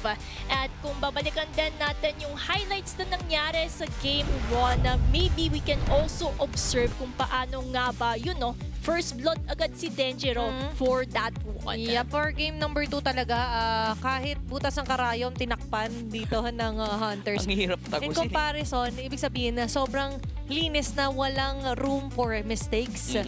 There wasn't any room for Martial Mayhem to counter-punch. Kumbaga yung punishment hindi nangyari kasi wala namang kasalanan. Walang ipapunish dito ang side ng Martial Mayhem. To the point nga na sabi natin, kaya naman sana kasi ang inisip natin dito may technically traditional marksman na Yi Shin, but the problem is yung early facing nga hindi nakapag-farm, hindi man lang naka-push back actually ng Torre ang side ng Martial Mayhem, which means na na-limit agad yung horizon nila dito for game number 2. At dito din natin makikita kung paano nga bababawi ang Martial Mayhem because we were able to observe these tiny details that actually make up the whole. Kumbaga, ito yung tiny ripple effects of change that has a big impact kung paano nga ba na-dominate ng Aurora Hunters yung game number 2. Para dito sa Alam actually ko sa lang recall eh. Ay, din yun ba? Pam-recall. Recall. Pam-recall. Diba? Pero para dito sa Martial Mayhem, ang kailangan nilang gawin dito for the third game, kailangan nilang sabayan sa early game pa lang ang Aurora Hunters kasi again, yung game 1, sobrang ganda nung gusto nilang paganahin doon. Prolong the game, patabain yung Hanabi, naging successful sila. Game 2, ganun pa rin yung idea, antayin makapag-farm up yung Yi Shin. Ang kaso, denominate sila ng Aurora Hunters. And for game number 3, feeling ko kasi ganun pa rin yung idea na gustong gawin ng Aurora Hunters to be the predator early game pa lang. So, kailangan talaga ditong sabayan na sa early collisions pa lang, sa mga early aggressions pa lang ng Martial Mayhem ang kanilang kalaban. Hindi pwedeng prey sila sa early game. Kailangan predators din sila. Oh, predators ang kailangan gawin for the side of Martial Mayhem. But if we're also going to do a draft recap lang, kasi syempre, Game 1 at Game 2 na tayo. Ito yung mga heroes na for the side of Martial Mayhem and the Aurora Hunters, hindi na po nila pwedeng gamitin kasi ito na po yung ginamit nila. Global Pero dahil nga sa presence ng global ban. So for Game 3, maybe we can see a different set of heroes with the same ideology. So bale, ito na yung kailangan nating abangan kung meron pang natitirang lason ang Martial Mayhem pangontra sa mga napakaangas na mga hunters this season. Yun yung mga part talaga for me na bawal talaga dito may mamaliitin. Kaya for me guys, ito talaga yung kahit the strongest of them all sa sarili mong group ay pwede ring malason. And eventually, dito nga sa game number 3, hindi na nila hawak agad ang kapalaran sa mapa. So sa remaining nating map, Broken Walls and Flying Clouds, ito yung mararandomize para malaman natin yung magiging final map for game number 3. Tapos blue side ang pinili ng Aurora Hunters. Because, yun nga, parang ang dali pa rin kasi for a team to control the draft. Nakita naman natin kanina how they prioritize the Freya.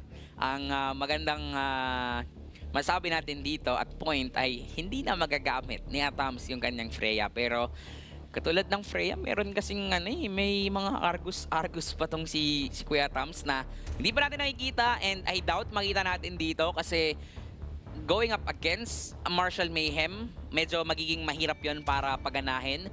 Kaya naman, ngayon na Flying Clouds tayo dito sa game na to, we can also still expect na maaga-aga pa lang bugbugan na agad ang dalawang teams na to. Kumbaga, yung mga heroes na kailangan nilang i-prioritize would be the heroes that can actually shine in the early game and at the same time have that also slight advantage towards the mid to late game. Banning Weisel, the same Freya, Marcel, Zoshin, maybe, just maybe, baka makakita tayo ng Baksha being prioritized for the side of the Hunters or just the Sora na hindi natin nakita from the previous games. Pwede nga. Yung Fanny din, pwedeng hindi natin makita. Respeto lang para kay Kuya Gab. Tapos yung Harley, na nakita natin kanina for the previous series, mukhang hindi pa natin nakikita ngayon. Pero pwedeng makita din natin. Again, we are in the global ban. So, masabi natin na may mga chance na magamit talaga yung mga meta heroes tulad nun. But tama ka, Gretchen, pwedeng makakita tayo dito ng Baksha, which is isa na rin naman talaga sa mga ginagamit dito ni Denjero. Plus yung Kalea na hindi pa napapansin, pero feeling ko for this game mapapansin na yun. Oo nga, kasi from the previous game, parati nababan si Kalea, not unless Martial Mayhem will give that opportunity, but they have decided to ban out Harley. So, automatic ship ang first pick ng Aurora Hunters very fast because they have already decided to go for it. Remember the day, kahit na sa Manila Boy pa yung main 5 dito Totoo din. Chip din yung Aurora Hunters. Nagdaan man ng panahon, but still kung kayo may identity, excuse me po, kami rin meron din. Yun din yung somehow identity ng Aurora Hunters. Yan yung Pabilisan. nagpapaiba sa kanila that makes them distinct from the other teams that we have here for MDL. Full charge na e-bike. Yun! Pero for the side of Martial Mayhem, kukunan kaya nila yung Masha kasi they know that the chip is up for the side of Aurora Hunters? I doubt kasi mahirap paganahin yung Masha kung hindi sa inyo yung chip. So ito yung maganda, at least they have the vision plus they have the late game. May keyword ka dun kung hindi sa inyo yung chip. Paano kung sila yung nag-Masha chip? Ayun ang pwede nating makita.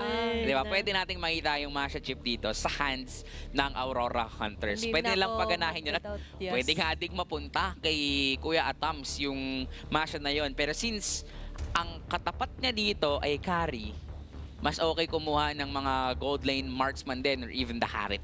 May mga Moscow Harit Yung Harit ay open pa rin naman dito para kay What if Argus Sir talaga? Adams. Uy! Argus mo na, Kuya Atams. Ibalik Isa lang, mo na yung Argus.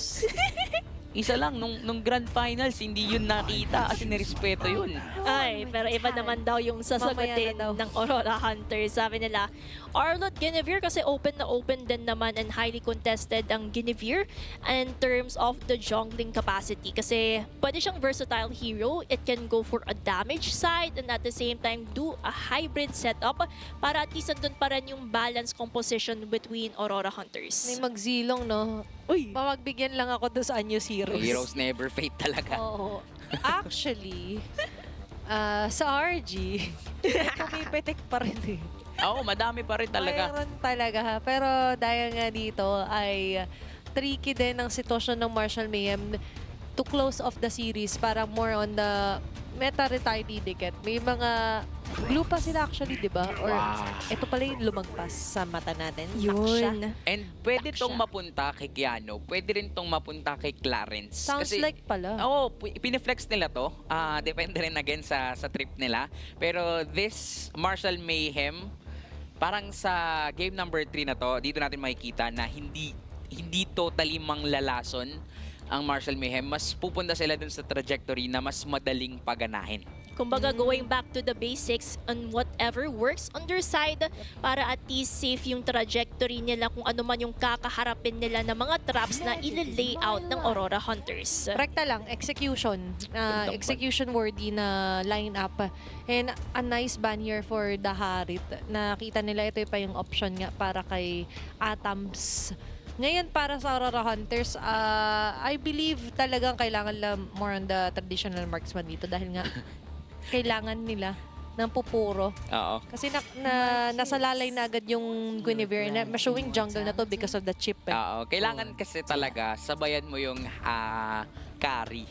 Kaso kasi parang since si Atoms kasi to, May Moscow. merong ano eh, may may part sa sarili ko na kahit dapat marksman din sila o carry gold, merong ano eh, May bumubulong. may bumubulong na baka walang yain din doon, biglang Argus. Tsang eh. Di ba parang may kakaibang Bibigawin mo ba enerhiya kami? akong nararamdaman. Kung hindi to Moscow ban, pwedeng mag-Moscow. Pero kung Moscow ban to, yun, mas mararamdaman natin yung bumubulong na yun na fighter gold lane din para kay Kuya. Pero for the Oh! side of Marshall Mayhem, sila pa mismo ang Maganda. nag-ban out ng Odette kasi they also know that Escapo can actually utilize it for the side of Aurora Hunters and dahil nga global ban tayo, bawal na gamitin yung Odette sa side ng Marshall Mayhem. Paglabas ng portal, hawak mo ang beat, de joke. Ano na agad siya, kakanta na agad siya. So, you wouldn't want that.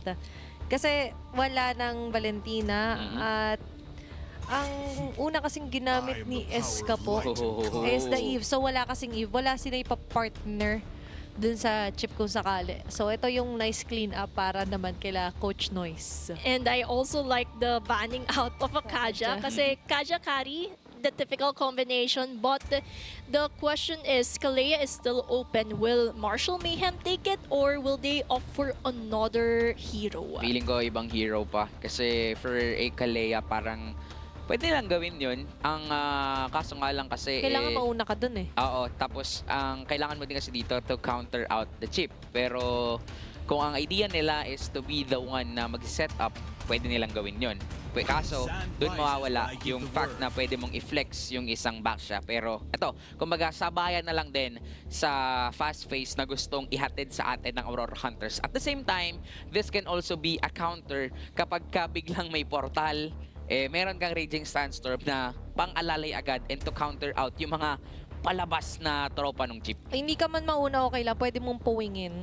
Yun yung magiging ano dito. Sequence para sa Marshall Mayhem. Meanwhile, para sa Aurora Hunters naman, yung missing pa rin is the gold. Gold and... May... Ano kaya? Ano kaya? Moscow, Obsidia, a lot is open for the Gold marksman. Gold Ay, meat, gold meat, Nathan? gold meat. Nathan. Uy. Lunox? Kimi. Biglang, parang sa isip ko, biglang... Okay, Sisi. Okay. Okay. So, nagano na lang Okay din sila. Kasi actually, wala na rin masyadong option sa gold lane dito. Aside from that Kimi. And aside from that CC, so pwede namang tumapat yung CC dito ni Kuya Atams. Medyo Kuya Atams parang namimiss ko yung mga Argus-Argus mo. Pero safe option to para sa kanila. And knowing Escapo on how he uses Kimi, nandun na rin naman talaga yung damage output nila. Okay, madaming ma-initiate dito ang Marshall Mayhem. Hindi kakapusin. Yuzong naman for their XP. And I'm quite surprised nga na may part sa akin na parang pwede sana mag-double marksman ng Hunters. Pero siguro more on the safer side sila. Na hindi rin kasi pwedeng basta-basta na matitake down si Atoms knowing na there's a way to stop him. May stomp, may sagasa, may tortoise posons. Ayan, may tortoise posons kasi siya mapakan. Kung sinaalang-alang niya na mag-Moscow siya, mga ganyan. Lagkit nun. Kumbaga, madami silang contingency plans to either initiate or counter-initiate one another. And a lot is at stake here because this is Game 3 and both of the teams are eyeing for more points in the group stage. So they want to make sure na sila ang makakakuha ng panalo sa seryeng ito para at least nandun na yung safety net that I would say in terms of securing their spot in their respective groups. Tsaka mataas yung chance na kapag nanalo ka dito, ang taas ng boost ng confidence nun eh. For Aurora Hunters, you will still remain undefeated. Meanwhile, for Marshall Mayhem naman, ang bilis mo agad makaka-bounce back after a loss. Oo, lalo na that's an additional 2 points kung sakali either of the two pala. Kasi tigisa na sila currently ngayon at sa format natin, the way you close off the series matters the most. Kasi pag gano'n na nag-tie, sa game wins din tayo, pwede next na mag-base. Pero ngayon, on the tie with a match point ang Aurora Hunters and Marshall Mayhem. Kung momentum ang pag-uusapan, I think it's safe to say that that's a huge momentum boost and morale boost para sa Hunters ng game number 2. That would really mean a lot for the side of Marshall Mayhem. Lalo't-lalo na, dala-dala nila yung Iloilo's pride. Yeah. So, yung viewers natin will just look at that set. Okay, ang ganda ng top down na magagaling kay Denjiro. Wow, wala pa namang mga ultimates, wala pang Valor Cream na pang solo up. Kala ko pwede na, pero pwede pa rin pala makakuha ng first blood dito. Sila Denjiro. Kayang-kaya na din pumitas because that's the strength of a Guinevere. Tsaka yung Kimi, parang nakababad eh. You know, hindi niya pa pinauwi dito si Clarence. So, even just seconds, enough yun para masabi natin na lamang ang Aurora Hunters, not when it comes to the kills, not when it comes to the gold, but even when it comes to the rotation. At the same time, yung control. Pero the good thing for Marshall, yung 1v1 ni Vlad versus etong sila Stoink, lamang naman din talaga ang Yuzong sa early game. At yan din naman yung kinakapitalize nila in the laning phase advantage kasi whoever controls their respective lanes, sila ang mas may kalamangan in order to back up in the upcoming turtle. Lalo't-lalo na malapit na mag-respawn ito in just a few seconds. Positioning would be the key at kung sino man ang makakakuha ng respective ultimates, that would really mean a lot in terms of the zoning capabilities. Oo, saka yung angulo ng energy wave and spatial migration ni Denjiro talaga ang pinaka kailangan bantayan dito ng Marshall Mayhem. Kasi any moment, ang galing. Lagi na angulo na nakukuha niya dito. Pero ngayon, sino nga ba magaling? Oh, wow! Pa rin ang pagong. Kakasabi ko lang yung mga talo na ganun o yung mga pag-sideline ni Denjiro. Denjiro with the dangerous play. Iba ka talaga. That boy is so dangerous. Diba? At hindi pa doon magtatapos ang Aurora. Ay, pumuro pa nga dito with the spatial migration and Violet Quim combination. Bagsak agad si Keanu. Wala pa siyang orange buff. Kukunin agad ni Denjiro and that's what is scary about the Guinevere. Nakakatakot in terms of those initiations sa pagtalon and at the same time may escape mechanism din na siya. Nakikita din natin dito no, sa game na to kung paanong dinadaan din sa kagulangan. Wait lang, may portal! Portal! Full charge ang mga e-bike dito para sa side ng Hunters. Terrence is down. Nabiglang Keanu. Kakasabi lang natin na hawak nila ang magiging tempo na laro. Kung una pa sa first, sila na ang running for cum laude. Grabe naman yung ginagawang Aurora Hunters. Ang dami nilang traps na nila-layout. And it actually works because 5 kills na sila in just a span of 3 minutes. Ang matindi nun, nasa gitna pa yun ng first tier turret and second tier turret. And at the same time, after getting those kills, nakanakaw pa dito ng purple buff itong si Denjiro. So ibig sabihin, yung orange at purple buff na dapat ay nasa kamay ni Keanu, napasa kamay pa yon ni Denjiro. Plus yung 3 kills na meron siya. Ibig sabihin lang nito, again, Aurora Hunters can be the predators agad-agad sa early game na to. Meanwhile, for Marshall, meron silang Nicolette. Whether they're ready or not, maganda yung pounce dito ng Aurora Hunters. And you mentioned nga, in between towers, they aren't scared. Ito na naman si Denjiro with energy wave. Violet Cream connecting. Keanu is down. Paga ba umabot dito yung Raging Thunder ni Clarence? Sila pa yung caught into the storm na kinecreate ng Hunters. Kumbaga, 4 minutes pa lang ng laro natin, 4 deaths na si Keanu. So every minute there is a death potential for Keanu. And look at the level difference when it Grabe comes ka na. to the junglers. Level 7 na si Denjiro, si Okay. Kiano level 5 pa lang. Roaming around the map. Hindi masyado tatamaan ng Phoenix dito si Danger, pero yung Petrify sa kanya lahat ibubuhos. Laban pa rin. Para kay Vlad. Laban pa rin even with the third response. Ay di na ba naging red carpet pa yan para kay Escapo. At naging numero din doon itong si Keanu, 0-5-1.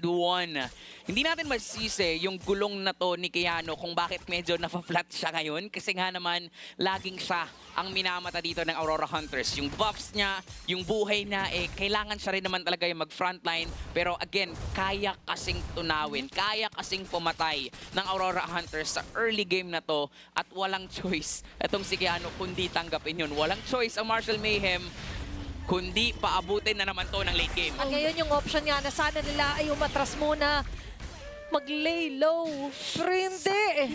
Yun pa rin yung Aurora Hunter sa biglaang portal. Kahit tayo, hindi na natin halos habutan. Kasi patay agad pag may nakuha sila na target. But now, traction pause. Hindi naman naabot dun sa laylayan ng damit ni Cinderella. Pero laging umaabot dito sa mga nasa laylayan on the gap dito si Keanu. Kumbaga yung prey nila sa larong ito would be Kiano. 6 deaths na in just a span of 5 minutes. So it seems like this is the weak point that Aurora Hunters is gaining, and yung pagtalon ni Denjiro, nakuha na naman si Nicolette. Na-bait out siya doon ni Kuya Tams. Hihinga pa lang ako, Denjiro. Akala natin 1v1 lang si Nicolette. Nag-pop ng ulti. Yun pala nakaabang si Denjiro. Okay, instant talaga yung mga initiations dito ng Hunters. Ano yun talaga yung kalakasan? Fear of the Phoenix will Sabay out. miss out. Out agad dito muna ang Martial Mayhem. Tamang out lang dahil yung Aurora Hunters is going in for that Ito na naman siya. momentum. Hero Tower, Hero Tower. Yun ata yung formula na sinusundan ng Aurora Hunters, specifically Atams here, because yun ang tamang process niya. Tsaka ang nangyari ngayon, takot na si Nicolette palagan si Atams. Kasi hindi na siya sure kung may kasama ba to o wala. Ang Safe hirap. ba ako dito? Kaya ko ba talaga to ng 1v1? Kasi na-caught off guard siya kanina. May mga-caught off guard na naman. Ay, ayan na naman. Puno na naman ng Aurora Hunters sa pinaka-jungle camp ng Martial Mayhem. Tanggal agad si Keanu. 0-7-1. Back siya. Walang paki dito ang Aurora Hunters kahit lumalaban sa gitna ng mga tore dito ng Martial Mayhem dahil ngayon ay sugapuan na naman yung mga nangyari. Escapo with the double kill shot na para kay Nicolette. Hindi na siya matatakot. Bakit ako matatakot? Yung mga plato serving damages dito sa Aurora Hunters. Pero sa huli, Atams will still stop the madness dito ni Nicolette. Wow! Aurora Hunters, 4 ang nawala sa kanila. Ibang klase yung ginawa dito ng Martial Mayhem, especially Nicolette. Lumaban na lang din talaga sila. And for Aurora Hunters, that is an overstay and an overextension. Pero mukhang lalaban at papawi sila. Kahit na nag-overstay sila, bawi agad. Ang bilis ng recall para dito sa Aurora Hunters. Even with the Fear of the Phoenix, they don't care at all. Hawak pa rin nila yung lead. Hawak din ngayon ni Zen yung kamay niya with the portal. Cinderella with the flicker. Tore muna ang tatargetin dito ng Aurora Hunters. At habang busy silang lahat, Purple Buff, by the way, ay nadaanan na food trip na ni Hinakaw Denjiro. na naman.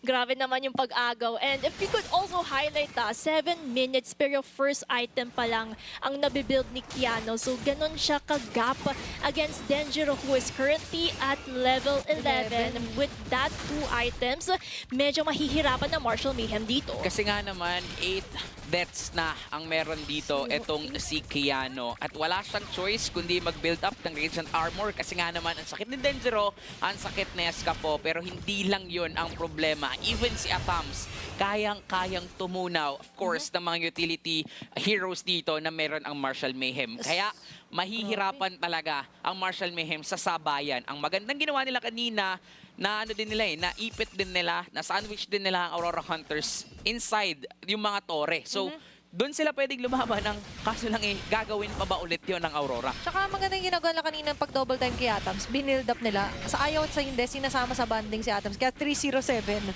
yung CC na to. Nakakala natin nag-focus lang na magpatabado sa lane. But hindi. Dahil nga sa portal, capable yung Hunter na pagsabay-sabayin all at once yung pag-push na macro and of course yung mga micro movement nila sa mapa. And yan yung global presence na dinadala ni Chip, si Zen. Si Sir Chip. eh. Oo, grabe naman yung presensya na kahit saan sa mapa, pwede kang matakot dahil hindi mo alam nandoon na pala sa bush si Zen na nakaabang Oo. na may dalang portal na akala mo isa lang pero hola, surprise, I am 5. Overthink malala dito, QWERTY, ang Martial Mayhem. Kahit na meron silang vision from Cinderella, Hindi sure eh. yun nga, ang hirap pa din sa posisyon talaga dito ng Martial Mayhem. Paano nila lalabanan ng Aurora Hunters? Yung mga areas sa mapa, kapag wala kang vision nasaan dito itong si Zen, Yep. ang hirap pumesto. Magugulat at magugulat ka na lang, lalo na kung ganito yung chip na sana mismo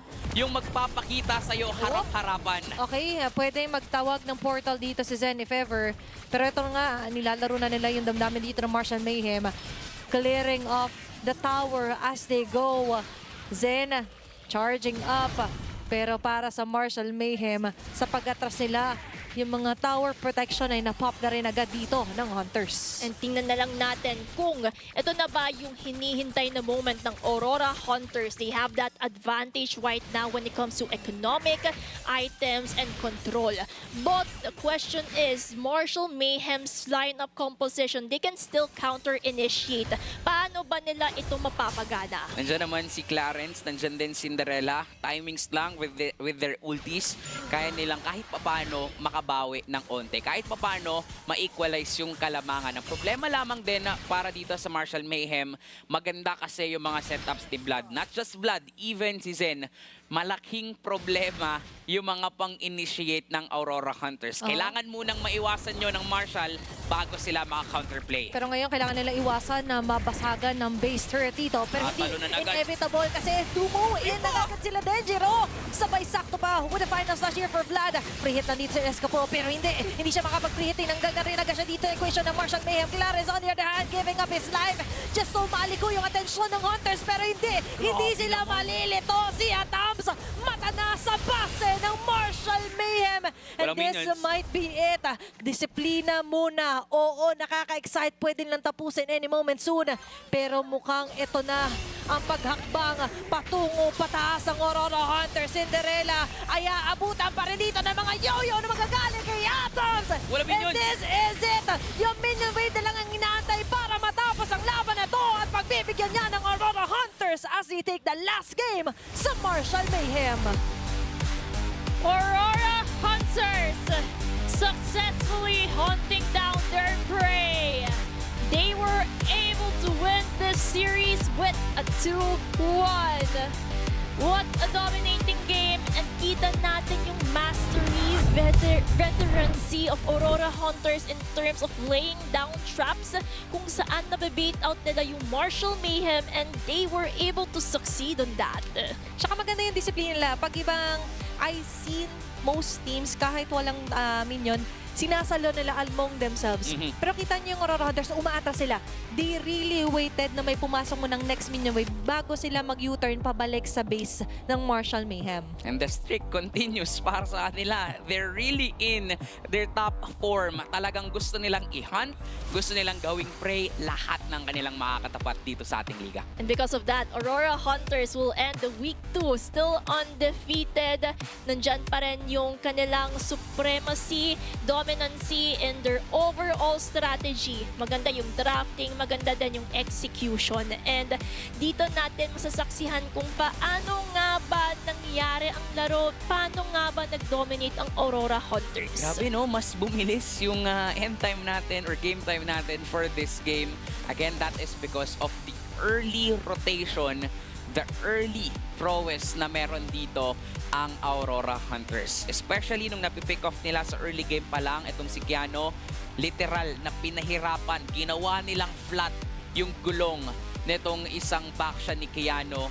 Kayang-kayang tumunaw ni Escapo sa early game pa lang. Yung mga knockups din coming in from Denjiro is so on point to the point na hindi makapalag ang Martial Mayhem. And nung umabot na tayo sa punto na level 4 si Zen, hindi na nila pinagpahinga pa ang Martial Mayhem. Laging kapag nakikita itong si Keanu, tutunawin, papatayin, pipitasin siya agad. Kaya naman wala ng frontliner ang Martial Mayhem. Kumbaga si Keanu yung naging casualty, siya yung naging favorite prey ng Aurora Hunters. Kaya yung KDA niya reflects on that ideology. At yun din naman yung ginawang advantage point ng Aurora Hunters because they know malaki yung kulang ng Martial Mayhem sa objective taken. Sila na yun yung pwede mag-capitalize on that factor. Ang nag-capitalize talaga ng investment niya doon sa CC is going to be the rich guy in both the carry para sa laban na ito, which is si Atams nga. Kailangan talaga ng mata kay Atams. When this guy gets wild, when you're not even putting ample amount of attention, sinusulit niya ng walang bantay sa kanya. Kaya nung huli na, wala na tuloy kayang sumabay para dito kay Atams. Saka mapapansin din natin dito, no, for Atams to be to maximize the potential of his hero.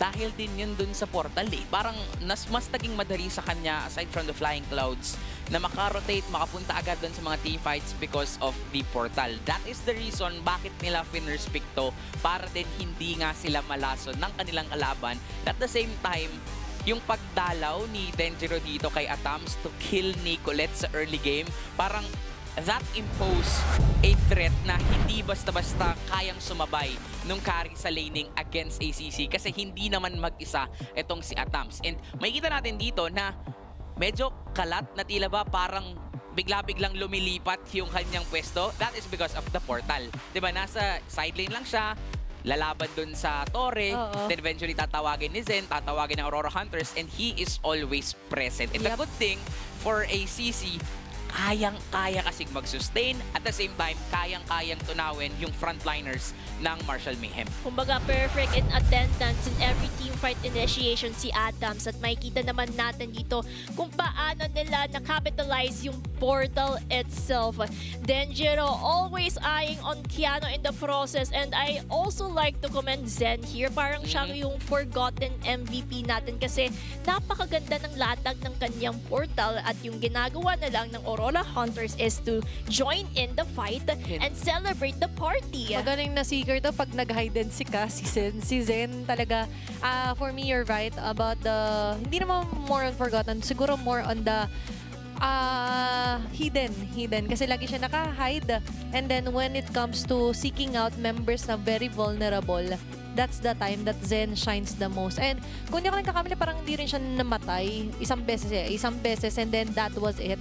In-ensure niya lang talaga na he delivers the best part ng team nila, which is yung best part na well-farmed atom size on the way. Tsaka yung mga setups din talaga ni Denjiro up until the end, nakamata dun sa mga dapat pitasin, especially for Nicolette na alam ng Aurora Hunters na hindi na pwedeng hayaan ulit makapag-farm up yung marksman dito, yung gold laner dito ng Martial Mayhem. Kasi nabaliktad yung laban ng game number 1. Pero for game 2 and game 3, pinakitaan lang tayo ng Aurora Hunters how they bounce back, how they reset, at kung paanong up until now, they're still undefeated. And of course, sa mga viewers natin dyan, wala pa naman po malalaglag dahil group stages pa lang naman ito. So, bale, they just accumulating as many points as they can para at least mas maganda yung positioning nila when it comes to top 1 all the way to the last rank.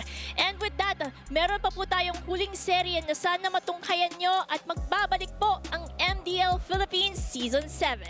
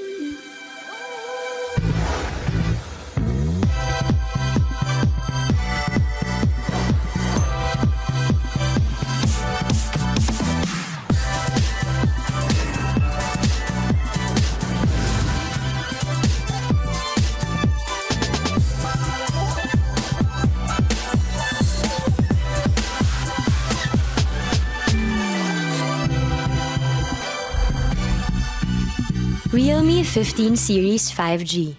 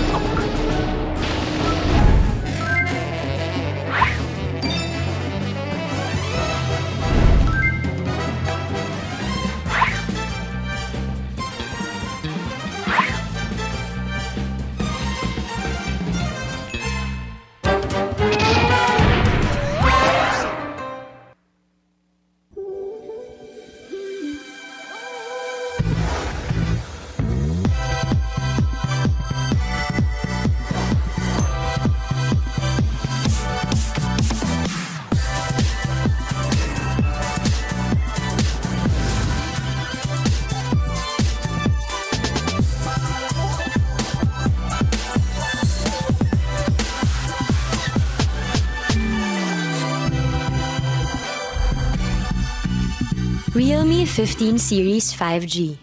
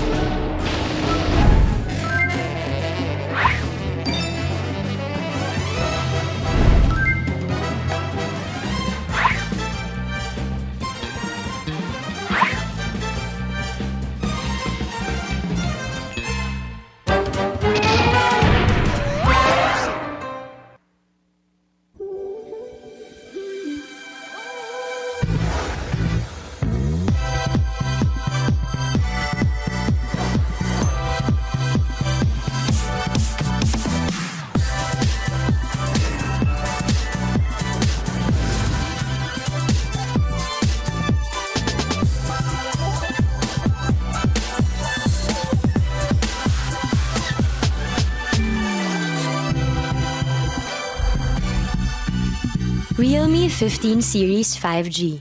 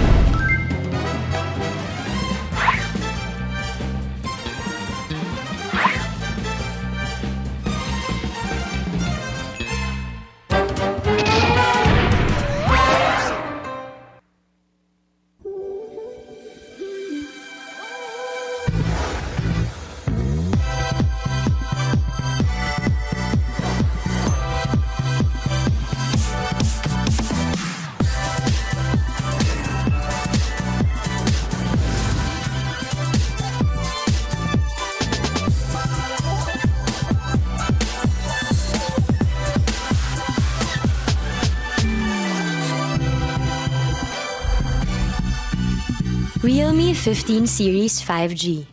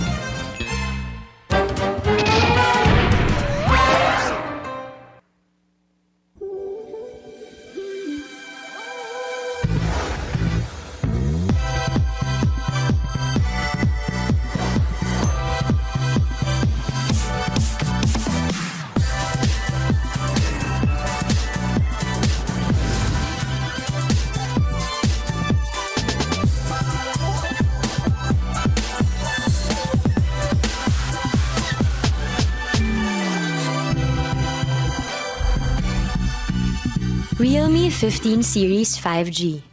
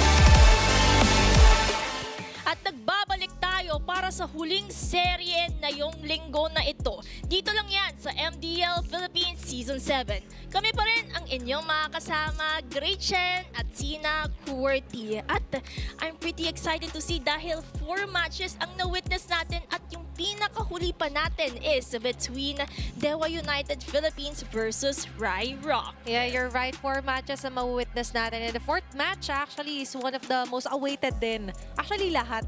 Kasi nabigla ako sa nare-receive nating love from our madla na nanonood sa mga streams natin and as well as sa mga nag-comment. Marami nakikiparticipate dito on leading yung support nila sa mga teams natin. At kita naman natin when it comes to the leading rookies as stated below, we're definitely going to highlight both of them because Dewa United Philippines as well as syempre yung mga kalaban nila Ryrock nagpapakitang gilas and maybe we can consider them as one of the players that we're looking forward to kasi iba talaga yung hangin this season. Napaka-competitive and it's a whole lot of level compared to the previous ones. Actually, para sa Dewa United PH, they're still undefeated. Oo, meron silang talo. Naisahan sila ng ex-Nihilo. But definitely, maganda yung naging panimula nila dito. And that is also because of not just the rookies, pero nandyan din kasi si Karasu, si Kuya Melchor. Shoutout sa'yo. Ibang klasika. At syempre, para naman sa Ryrock, ito yung maganda, natalo man sila against Rough World Era, pero sila yung kauna-unahang nagpadugo ng 1 puntos against sa Twisted Minds Rough World Era nung panimula dito sa ating season. Yep. And also, natalo din nila ang Team Liquid Academy. Na-sweep nila ang Liquid Academy. Sumasabi natin na talagang kakaiba at talagang ka-excite ang mga kaganapan, lalong-lalo na dito sa ating mga rookies. Kumbaga, kung meron tayong mga old bloods, yung new bloods ay lumalaban para magpakitang gila sa generation natin na kayang-kaya nilang lumabas at kayang-kaya nilang sumabay sa mga veterano dito sa MDL. And if we're also going to highlight one thing, let's go on in terms of highlighting the players of Dewa United. We have Karasu, Draven, RKY, Echo, Takgu. Napakalakas na mga rookies at kita naman natin kung paano sila nagpakitang gilas ever since week 1. Ito nga yung sinasabi natin, mga leading rookies together with, sabihin na natin na medyo matanda na sa ating liga, si Karasu. Kasi ibang klase na yung experience na meron siya. And not just experience, kasi nga, explainer din siya. So mataas din talaga yung experience na meron siya. At malaking bagay to para dito sa Dewa United. Kasi sabihin na natin na inaabangan sila ng mga tao. Pero pagpasok kasi dito sa liga, maganda na merong naglilid sa kanila. Maganda na merong nagsasabi kung paano yung galawan dito sa ating liga. Kailangan may mag-guide. Di ba ganun naman pagbago ka sa isang lugar? You need a person na taga doon mismo, lokal. Tama. Lokal na kasi dito si Karasu. Ganito kasi galawan namin sa MDL kung di nyo na itatanong. And that's the key para dito sa Dewa na makapag-adjust agad. And surprisingly, we mentioned nga yung mga big names or big teams sa kanila na sweep at na-bleed nga nila yung 1 point against Twisted Minds is a huge deal para dito sa Dewa United. At speaking of lead, sila din yung leading group next to Twisted Minds Rough World Era. Pero yung makakatapat nila in this series, it would also be one of the rookies that has surprised us this season. We have Riley, Dubi, Cyprus, Lorenzo, and Arais when it comes to really showing what it means to be a Ryrock. Oh, pero ito yung surprising for me is that for Ryrock, for the longest time, na maraming nagsasabi na para baka hindi pa sila ready. Actually, they are ready. And I do like na si Arais nag-rise up nga to the occasion and sa heavy responsibility ng mga gold laners natin kung sabayan na pag-uusapan. And for Ryrock, for me, kahit nung way back HG Rock Prime pa sila, pero ngayon Ryx Rock na sila, is ito for me yung mas prime era nila.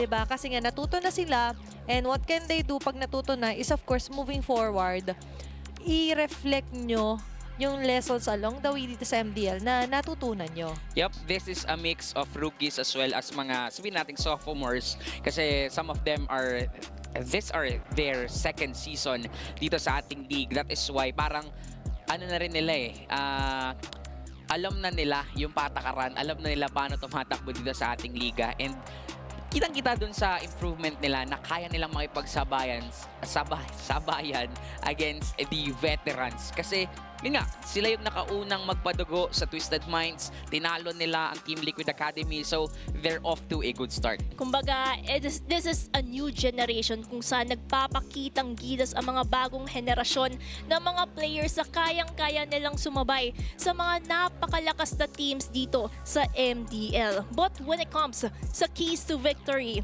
unahin natin ang Dewa. And for them, we have stand strong, cover your bases. Kasi ito yung talaga, nakita ko na nag-stand strong sila sa conviction na even though most of us are considered din na leading rookies, pero dahil nga covered nila each and every play na na-observe nila na parang pwede natin i-cover to para wala makapasok. So maganda yung naging foundation dito ng Dewa United, and moving forward, kailangan pa nila maging consistent on to covering their bases. Kung magkaroon man ng laps on some sides, yun naman yung maganda for a team fight, for a 5v5. May ibang pwedeng sumalo ng responsibility na yon. Yun, at saka yung responsibility na yon, baka doon magmamatter the most kasi it can turn the tables around kung sino ang makakakuha ng needed momentum for a certain game. Pero balikan naman natin yung keys to victory for Ryrock.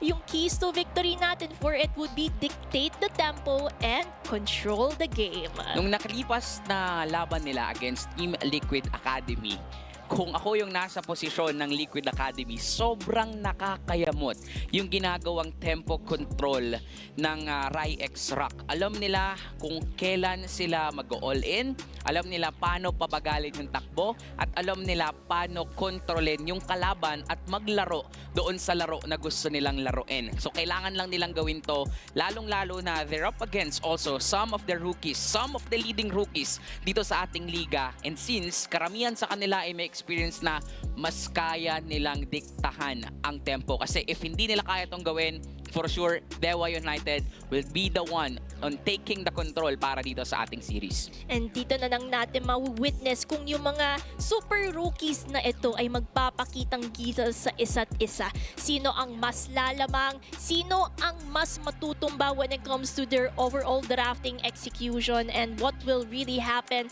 in the game. Side selection wise, we have Ryrock picking out the blue side. So, same trajectory parang from all of the series that we have witnessed within the day.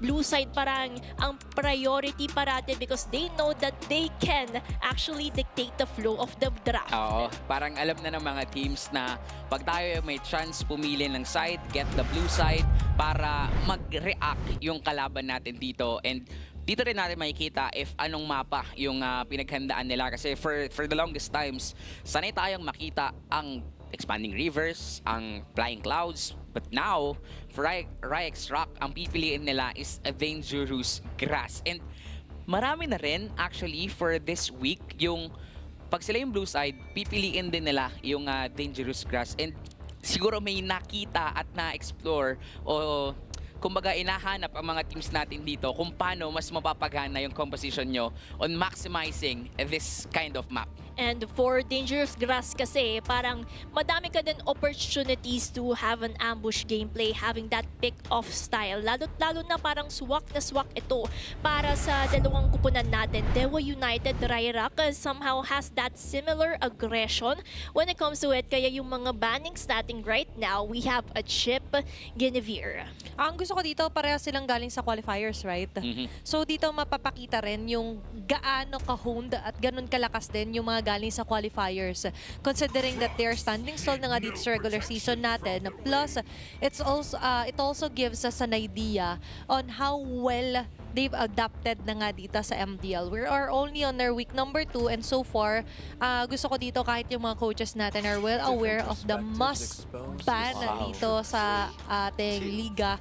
But starting with the bans here for Coach Drakey, wala agad chip and back siya laban sa Dewa. And meanwhile for Coach Tachi is Guinevere and Marcel. Very precise targeting. Wala yung Freya, wala yung Jushin para dito sa red side. Kaya nga mas maraming ma-open ngayon para dito sa dalawang teams natin. And this is somewhat a bold draft na nakita natin para dito sa Dewa United. Since ma-open nga yung Freya na pwedeng kunin dito agad ng Ryrock.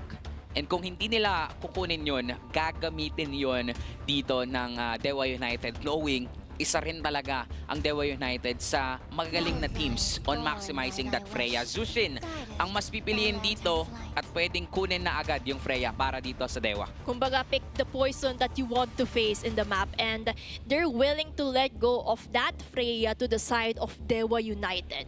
But the question is, if Freya yung inilet go nila, baka may countermeasures din kasi prepare yung Ryrock pang laban dito. Pwede rin, no? Lalong-lalo na sila kasi yung pumili ng blue side. Dangerous Grass pa yung pinili nila dito. Open yung Fredrin, open yung Valentina. Sora is also open, pero I doubt na ipaprioritize yun dito ng Dewa United. There goes the Freya plus the Khalid, which is mataas na rin talaga yung contention rate sa hero na to if wala yung mga likes of Hilda. Yeah. Pero pinaghiwalay nila. Now, para sa side naman ng Ryrock or Ryrock rather, is that there's the opportunity to get yung mga likes of Leomord na surprisingly kanina ay nalilet go. 'Di ba? More on the side tayo ng mga matatapang na Fredrin na na-open up sa mga Game 3 series natin. And now, para sa Ryrock, a way to do it is to capitalize dito yung mga pwede madampot nga ng Jushin. Pero, ano ba kailangan ng Jushin? Kailangan na may mag-hold. Nakita natin yung Jushin kanina nag-struggle. Kasi di ba walang direct Walang na pang frontline. pa-front para dun sa mga nakukuha niya. And for the Una. pick, Ayan. Ayun ang perfect. Sinasabi natin, Hylos Curry. At isa doon na yung ingredients na hinahanap natin para maluto yung recipe na hinanda ng Ryrock. Sinabi mo to kanina, Courtney, na parang Hylos talaga yung easy na i-combo sa Jushin. Pero that was series number 2, ayun, 2 na nangyari na kung saan tinanggal agad kasi yung Hylos. But this time, di na nila pakakawala pa. What a great start para kala Coach Drake. Tsaka maganda nga sa ginawa dito ng Ryrock is kumuha sila ng Hylos tapos sinabayan nila ng carry para dun sa potential na pwede kasing knockout pick ng Dewa United. Lalong-lalo na pwede mo kasing i-flex nga yung isang Freya onto the XP katulad nung nakita natin sa Twisted Minds Ruffled era. Pero mukhang itong duo delubyo ang makikita natin, the Sora plus the Freya. And sa ganitong sitwasyon, parang mas pipiliin mo para sa Ryrock na tanggalin yung Kimi para walang pang insurance sa late game ang Dewa United. Grabe, no? Bilis dito mag-safe keep, di gate keep, mag-safe keep dito ng mga teams natin. But now, yung recipe pa rin on the jungle ay well hidden para sa kanilang dalawa. Parang meron silang mga secret ingredients, secret recipes. At yung sinasabi nga ni QWERTY earlier on, na the Kimi, hindi na nila bibigyan ng insurance ang Dewa United. But at the same time, for the side of Dewa United, they have banned out a Joy, which actually complements a Hylos. Yung Suyo ay lalabas Pwede. dito kung sakali sa Dewa. Kasi una sila, di ba, Red 4. So, they eliminated agad yung pwedeng maging answer dito. Kung sakaling sumuyo nga na pick ang Dewa United. Or pwede rin na mag-ban ngayon ng Yisun Shin. Yun na lang yung sabihin na natin pwede pang mag-scale up. So parang nakadepende rin para dito sa mid laner ng Dewa United for RKY kung ano yung gagamitin niya na kayang mag-carry, kayang mag-deal ng enough damage just to peel that Hylos. Kasi as of now, sabihin na natin, oo, nandiyan naman yung Freya, pero for the late game, that won't be enough. It's too, sabihin natin, too risky na i-relay lang lahat ng responsibility na yun sa Freya. Knowing na, alam na kasi agad yung room, alam na rin yung XP with the Sora, diba? So, you mentioned nga yung YSS is still a possibility dahil doon na lang nila kaya na kumuha nga ng damage dealer pa aside from the sides. And ito nga yung in-expect ko, Suyu pick para sa Dewa. And then nandyan din naman yung kailangan nila na damage output coming in from Asuyo. And feeling ko, they would still go for the option of prioritizing the Sky Piercer para at isa yung aggression na in-expect natin sa Dewa United. Maramdaman agad ng Ryrock during the earlier game stages. But for the last two picks of Ryrock, a lot of still open, if I would say. Kung gusto nila makatapat yung Suyo, YSS, Kailangan nila ng pang-catch dito. Oo, kailangan nila ng panghuli. Parang Arlo. pwede yung Ruby dito. Pwede rin Ruby. Kasi yung Sora at Freya is too much and tingin ko yung Ruby ang pwede. Kailangan mo ng mag-stay lane. pampigil sa momentum, which is ito. Yeah. Isa to doon. And yun, lumabas yung Ruby on the EXP. Kailangan Meron tayong mga makikitang kakaiba dito. Sanay tayo sa gold lane, Ruby. But definitely, para din dito for Dewa United, as in gusto nilang kunin yung early game because of this Zedsan pick. Napilit pa rin na naipihit. Ayan, naipihit pa rin dito ng Dewa United yung gusto nga nila when it comes to team fights. Pero ito nga, yung side ng Ryrock is more na counter-attack sila dito. And initiation-wise, maganda dito kasi may carpet na nga, may hatak pa. So, malagkit sa feeling yon para sa Dewa United. Tapos may lantern flare na bababad. Oh. So, saan lang po pwesto. And I think, maganda actually yung mga nakuha dito ng mga teams natin. Walang masyado na outdraft. Kumbaga, balance, well-balanced ang dalawang compositions na ito, and we can definitely see how things for both of their sides would work out accordingly during the early, mid, and late game. Magkakaroon lang tayo ng pagkakatalo when it comes to the execution part, kung sino ang mas lalamang sa positioning, sino ang mas lalamang sa pag-objective taking, kasi that would also matter kung sino ang makakakuha ng snowball potential that you need in order to get the game. But here we are going in for our last series ng Week 2. Here we are witnessing Dewa United versus Ryrock for Game 1.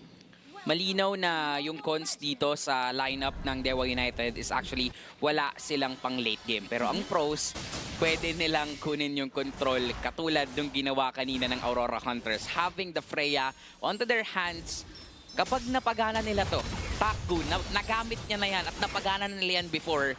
Pero if marereplicate nila yon, they can actually secure the early momentum and they can actually end this game as early as they can, which is, yun naman din talaga yung gusto mo, lalong-lalo na you're up against a carry. Maganda yun winay mo yung pros and cons dito for both Dewa and Ryrock. Pero Takgu as well yan, yung key piece para dito sa Dewa United. And I think hindi naman siya super mahihirapan na as long as nga na keep grounded muna dito sila Riley. Kasi ito yung mga pwedeng kumontra sa kanya in close proximity. Pero close proximity din on dying si Echo. Sandguard activated. Law and order here para kay Lorenzo.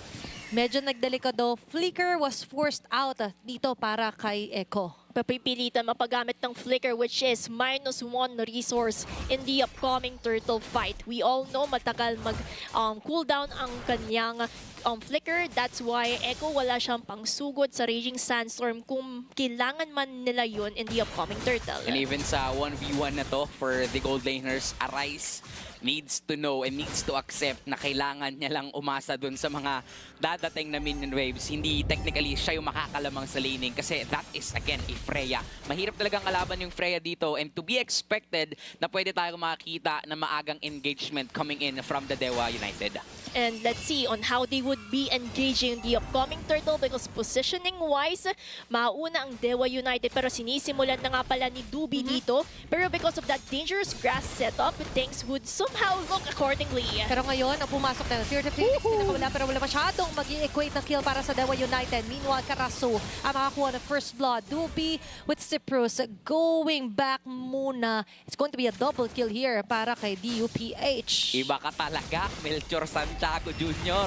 Kakaiba ka talaga, Kuya Karasu. And dito natin makikita yung experience na meron siya. Grabe. At kung paano niya nililid dito ang Dewa United to get the advantage. And not just that, even si Takgu from top lane, alam niya yung strength ng lineup nila to be as explosive as they can sa early game. So, ginagawa lang nila yung kailangan nilang gawin. Parang gano'n naman ng isang leader. Kailangan kasama ka. Hindi ka puro utos lang. Kailangan you do the action as well. At man of action dito si Karasu. And that man of action translates into the killing spree. 2 kills na ang nakuha ni Karasu. And at the same time, yan din naman yung advantage when it comes to that fighter gold setup. They have that early game damage output that they need in order to secure as many objectives as they can. Yun ang nakakatakot kahit na Ruby ka. Yung spell bump mo, pag technically kasi lumilipad din to, may specific frame na kaya kang i-outplay ng isang Sore. Tsaka actually ang strength naman talaga ng isang Ruby pag merong mga minions. And ang ginagawa dito nitong si Karasu, lumalaban sila doon sa ibang parte ng mapa na walang minions. Kaya hindi din makapalag etong si Riley sa gusto man niyang palagan ng mga laban against dito nga kay Karasu. And para sa Ryrock, ang pwede nilang i-maximize dito is again, their sustainability on the early game, having this Fredrin pati na rin ng isang Hylos. Ang problema lang kasi, paano nila gagawan to ng paraan kung sila din mismo kayang tunawin agad-agad ng Dewa United? At yan din naman yung kailangan i-solidify ng Ryrock if they want to turn the tables around. But in terms of the bottom lane, May nakita ko doon. Ang I'm offended play. Missing out big time dito sa Dewa United. Meanwhile, plus naman sa kanila yon. Now, Turtle has respond.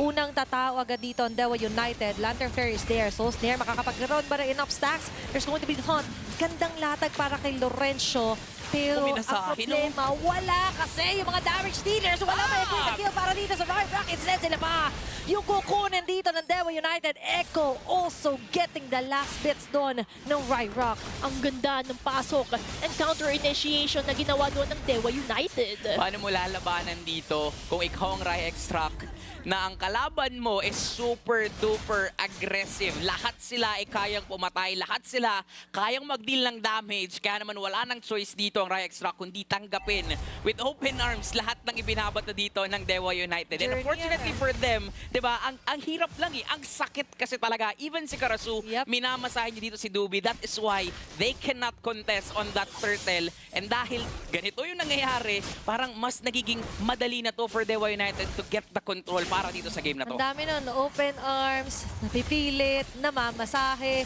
Pero at the end of the day, kailangan talaga nila magbigay tayo ito ng sakit ng katawan kung ikaw ang Dewa United. That is what the lineup calls for din dito, Rachel. And when it comes to sakit ng katawan, ito yung kailangan na pahinga ng Ryrock. Kailangan nila magpahinga sa mga initiations na ginagawa ng Dewa United if they want to turn the tables around and go for the late game strategy. Okay, tinitingnan ko kasi kung magkakaroon ng mirror sa top lane dahil doon papunta sila Dubi and right on cue. Mababasagan man ng Torre ang Ryrock. Instead, ganun din yung gagawin nila. Putting enough protection dito kay Arise just so ma-ensure nila na makakaroon din ng space yung gold laner nila. The classic mirror rotation which is still good para dito sa Ryrock. Alam nila, tanggap nila na hindi kayang sumabay at alam nila na kailangan nilang pagpuhunanan itong si Arise, yung carry, yung key player natin mamaya pero sa gitna. Okay, si Bruce na force agad dito yung Crimson Beacon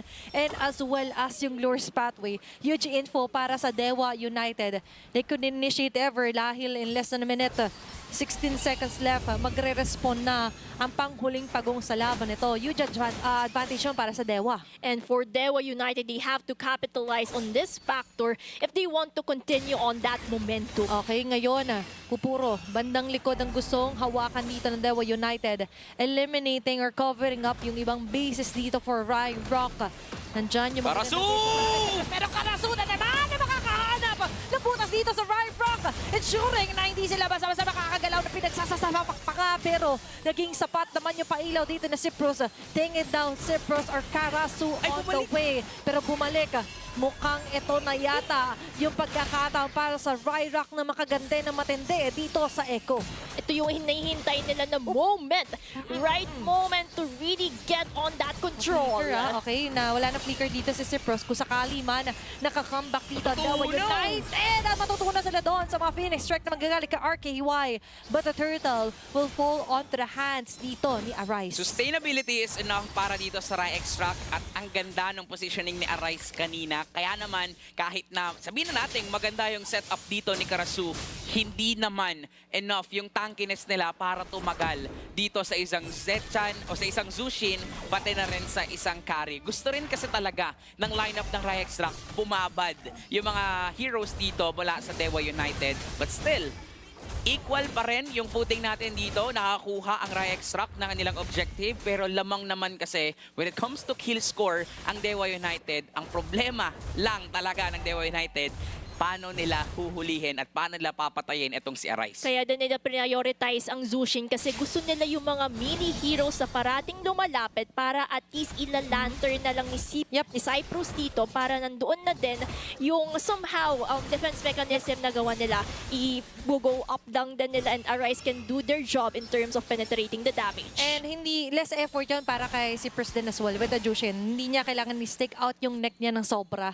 Just so makakuha ng mga masastaka ng snow snare. Pero for Dewa United, still, kahit sinabi nga natin equal footing man sa mga trade-offs sa turrets, lamang sila sa gold. And this is what they need to maximize. Kailangan sila yung mag-lead, kailangan sila yung mag-control, kailangan nilang madaliin to. Again, wala silang marksman dito. They have that Freya at kailangan nilang mapagana to as early as they can. Kasi for Ryrock, nagagawa nila yung mismong winning condition nila to be the one setting control and setting the tempo. Okay, maabutan naman doon si Draven, pero takbo, wala nang lingunan to. Tree of the Phoenix Set up na gamit na. Medyo madadali pagtakas dito. Ryrock, what a great setup here para kay Karaso. Blade surge here will connect on to the members of Dewa United.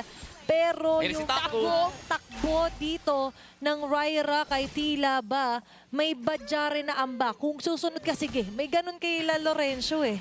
Yun yung nakakatakot for the side of Dewa United because Takgu, the threat of a Freya when it comes to this game. But the Lord Wise, it would fall into the hands of Ryrock. Hindi nalalapit ang Dewa United. Ginagawa na ngayon ng Ryrock na sinesentro na nila yung mismong laban dito kay Arise. Alam nila na kaya na nitong tumunaw, alam na rin nila na kayang mag-deal ng damage ni Cyprus at hindi na enough yung damage output naman ng Dewa United para tunawin yung front aligners nila.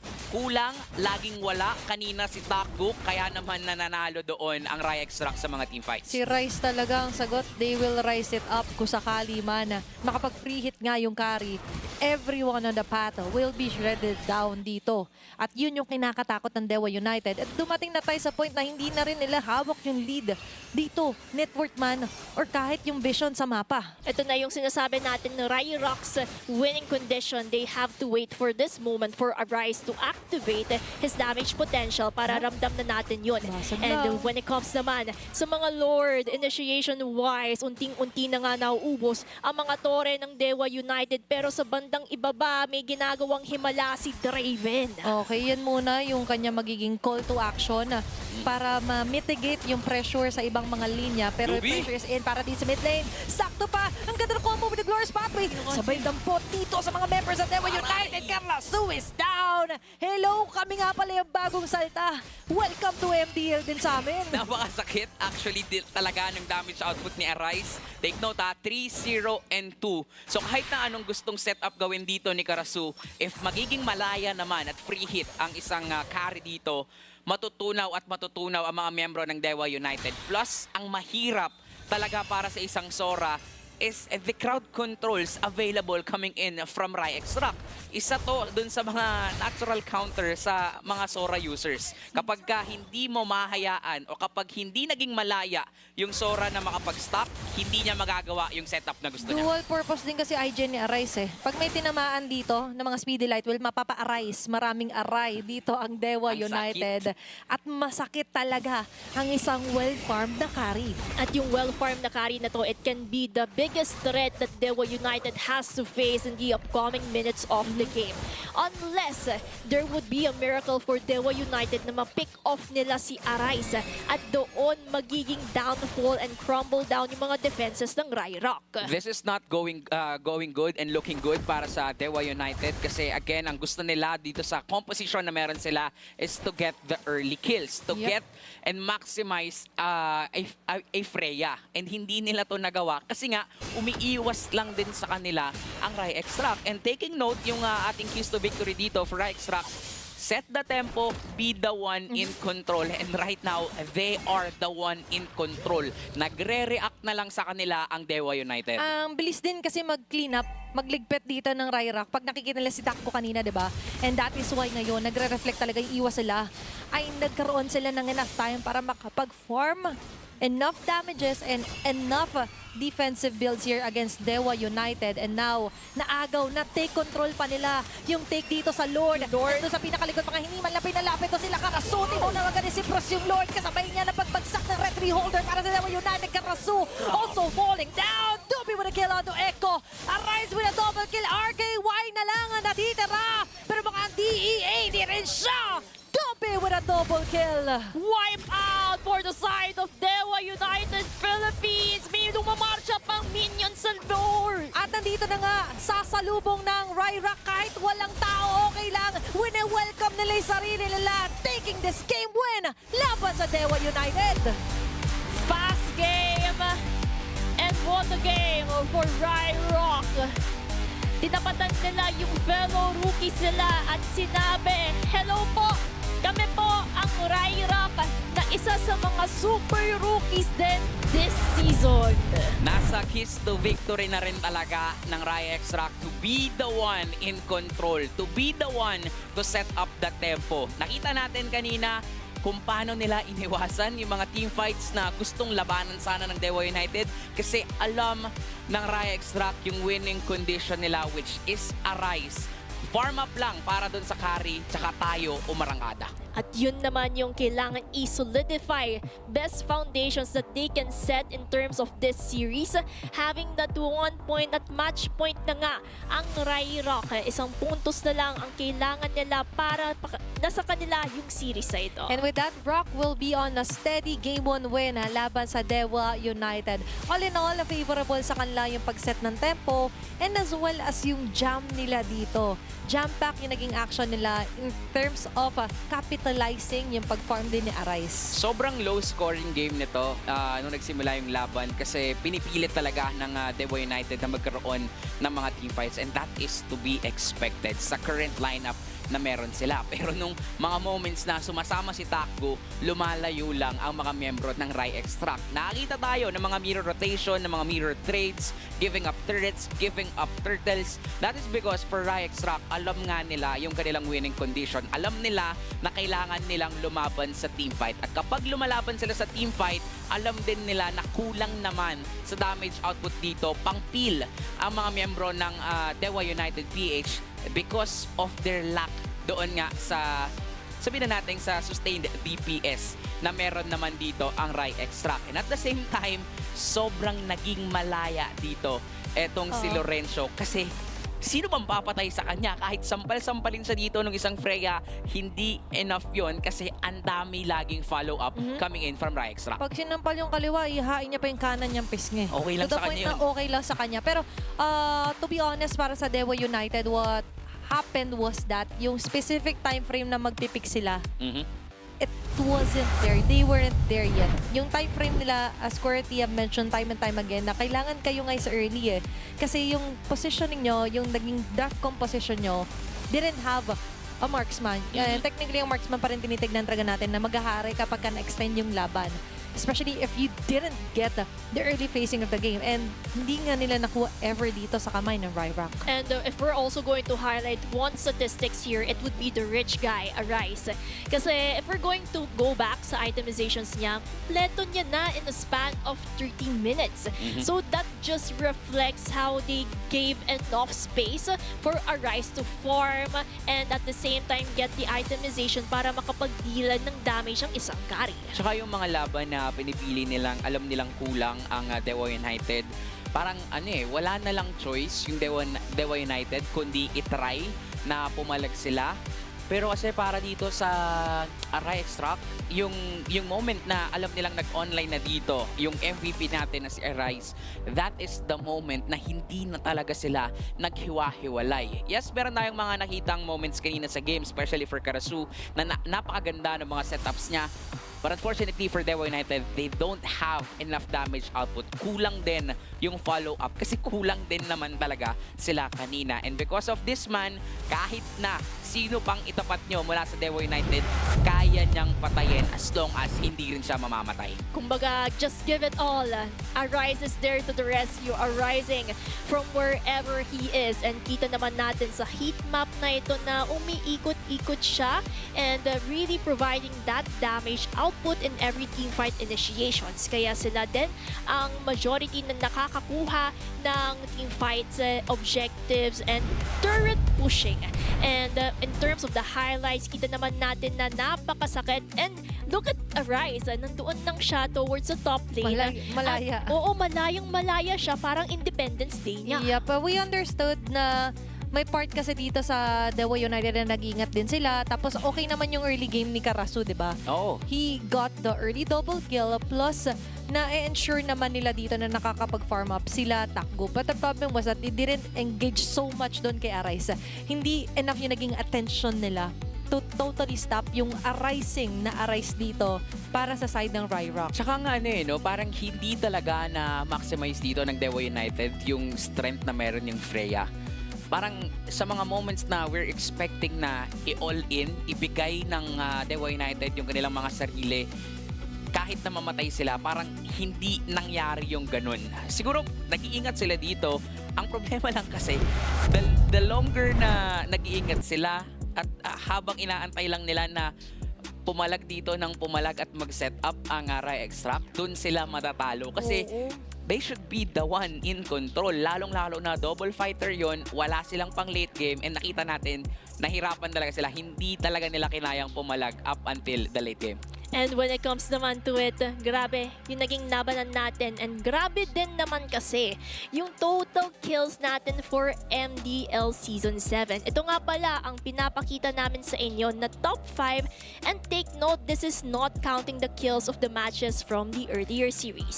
From today. Ayan, para to make it short, lahat ng naging count na to is after end of day 2. Ayan, Day para hindi 2. kayo malito. Day 2, lahat ng count, ito yung top leaders natin. Nandyan si Enz, Aizawa, Escapo, RKY, mostly composed of mid lane players. Mid laners, kadalas ang makikita natin dito. At nagpakitang gilas din, of course, si Azu na may 29. There's a imposter among us. May imposter. Pero okay lang yan para sa kanya. Kasi nga, dito natin makikita kung gaano naging kaganda ang laro ng Code. Kasi dalawa yung galing sa kanila.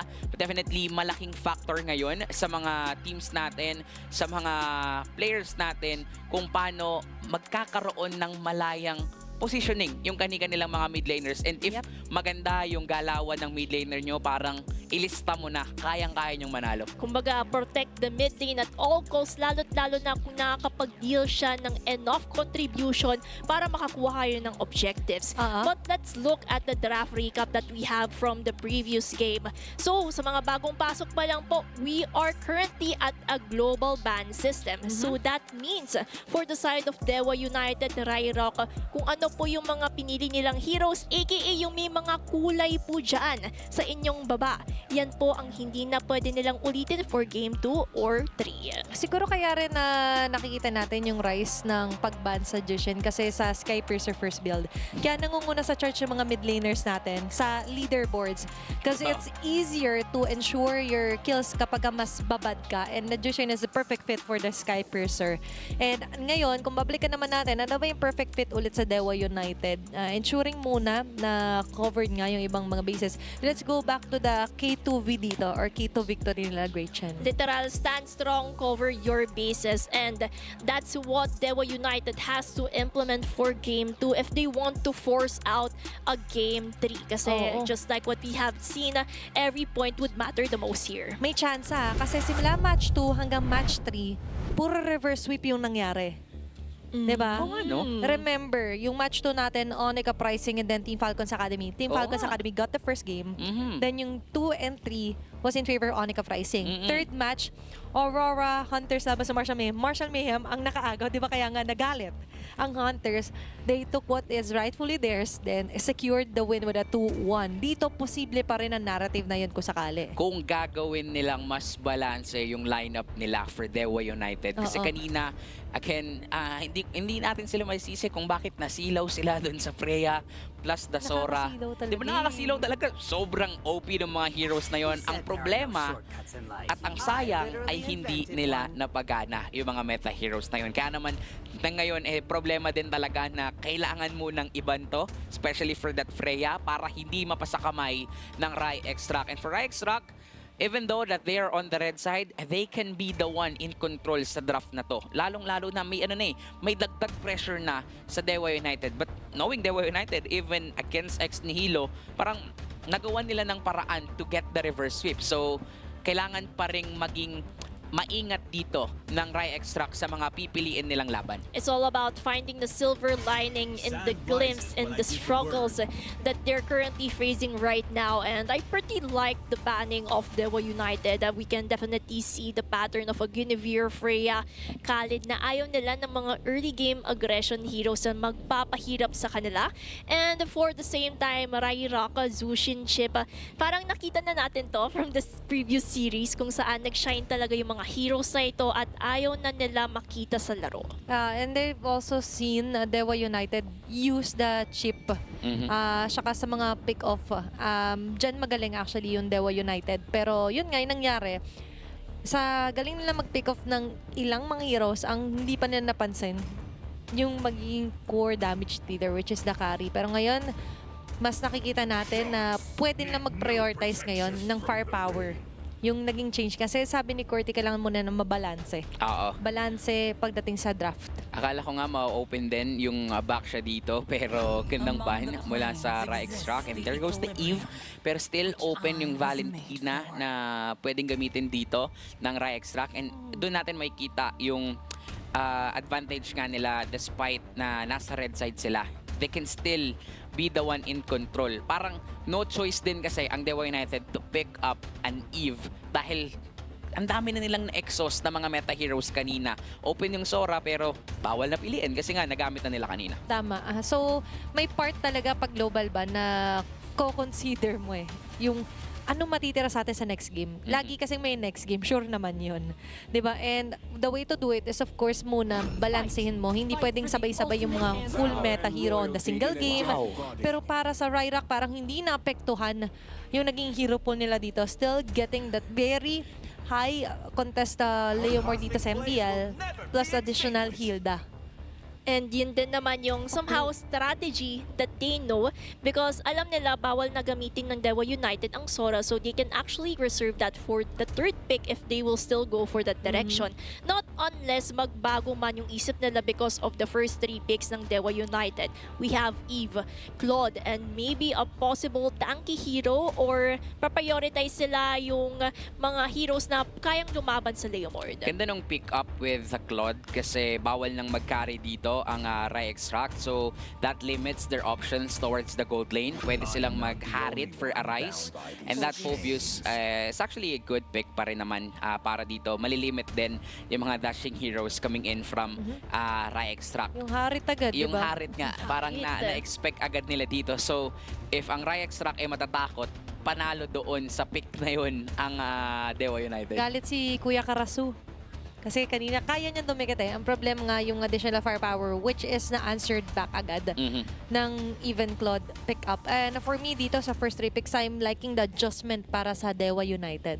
And maybe, just maybe, I would say Alice is a good option for Ryrock to limit din yung galaw. And there we have it, Alice, para at least may tanky frontline ang Ryrock pangontra sa mga picks na yon ng Dewa United. Oo nga, kasi pinag-usapan natin, pwedeng sila yung mag-control nung draft. Pwede nga din pa silang kumuha dito ng mid lane Kimi. Diba? Ang dami nilang options dito kasi nga parang balance naman as of now yung kanilang current lineup and pwede din nilang maging target dito mga jungle heroes. Pero knowing Draven, sobrang lawak din kasi talaga ng hero pool nito. Pero sa ganitong klaseng sitwasyon kasi, ano ba yung mga ayaw mong ibigay? Yung Fred rin, ayaw mo nang ibigay. Kasi alam mo rin na dahil may damage na dito ang Dewa United, pwedeng magpuhunan na sila doon sa mga makukunat na heroes. At yung kakunatan na yun yung somehow baka magligtas sa kanila and the teamfight initiations that are about to happen.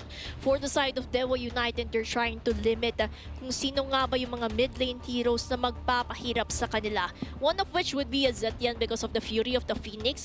Malaking factor yan sa pagbibigay ng vision and at the same time, the somehow little crowd control that it can give to set up a fight. Wala kang gagalawan yun kapag nakuha pa yung Zetian, tas may Alice. Diba, kahit tumakas ka, left or right, may nakaabang agad sa'yo. So, yung mga patibong ay limited dito para sa side ng Ryrock. Pero remember, maraming options pa dito para kaila Cyprus as well, na nakita naman natin ay maganda rin naman yung mga posisyon na problema lang ng slide. Ng slide kanina.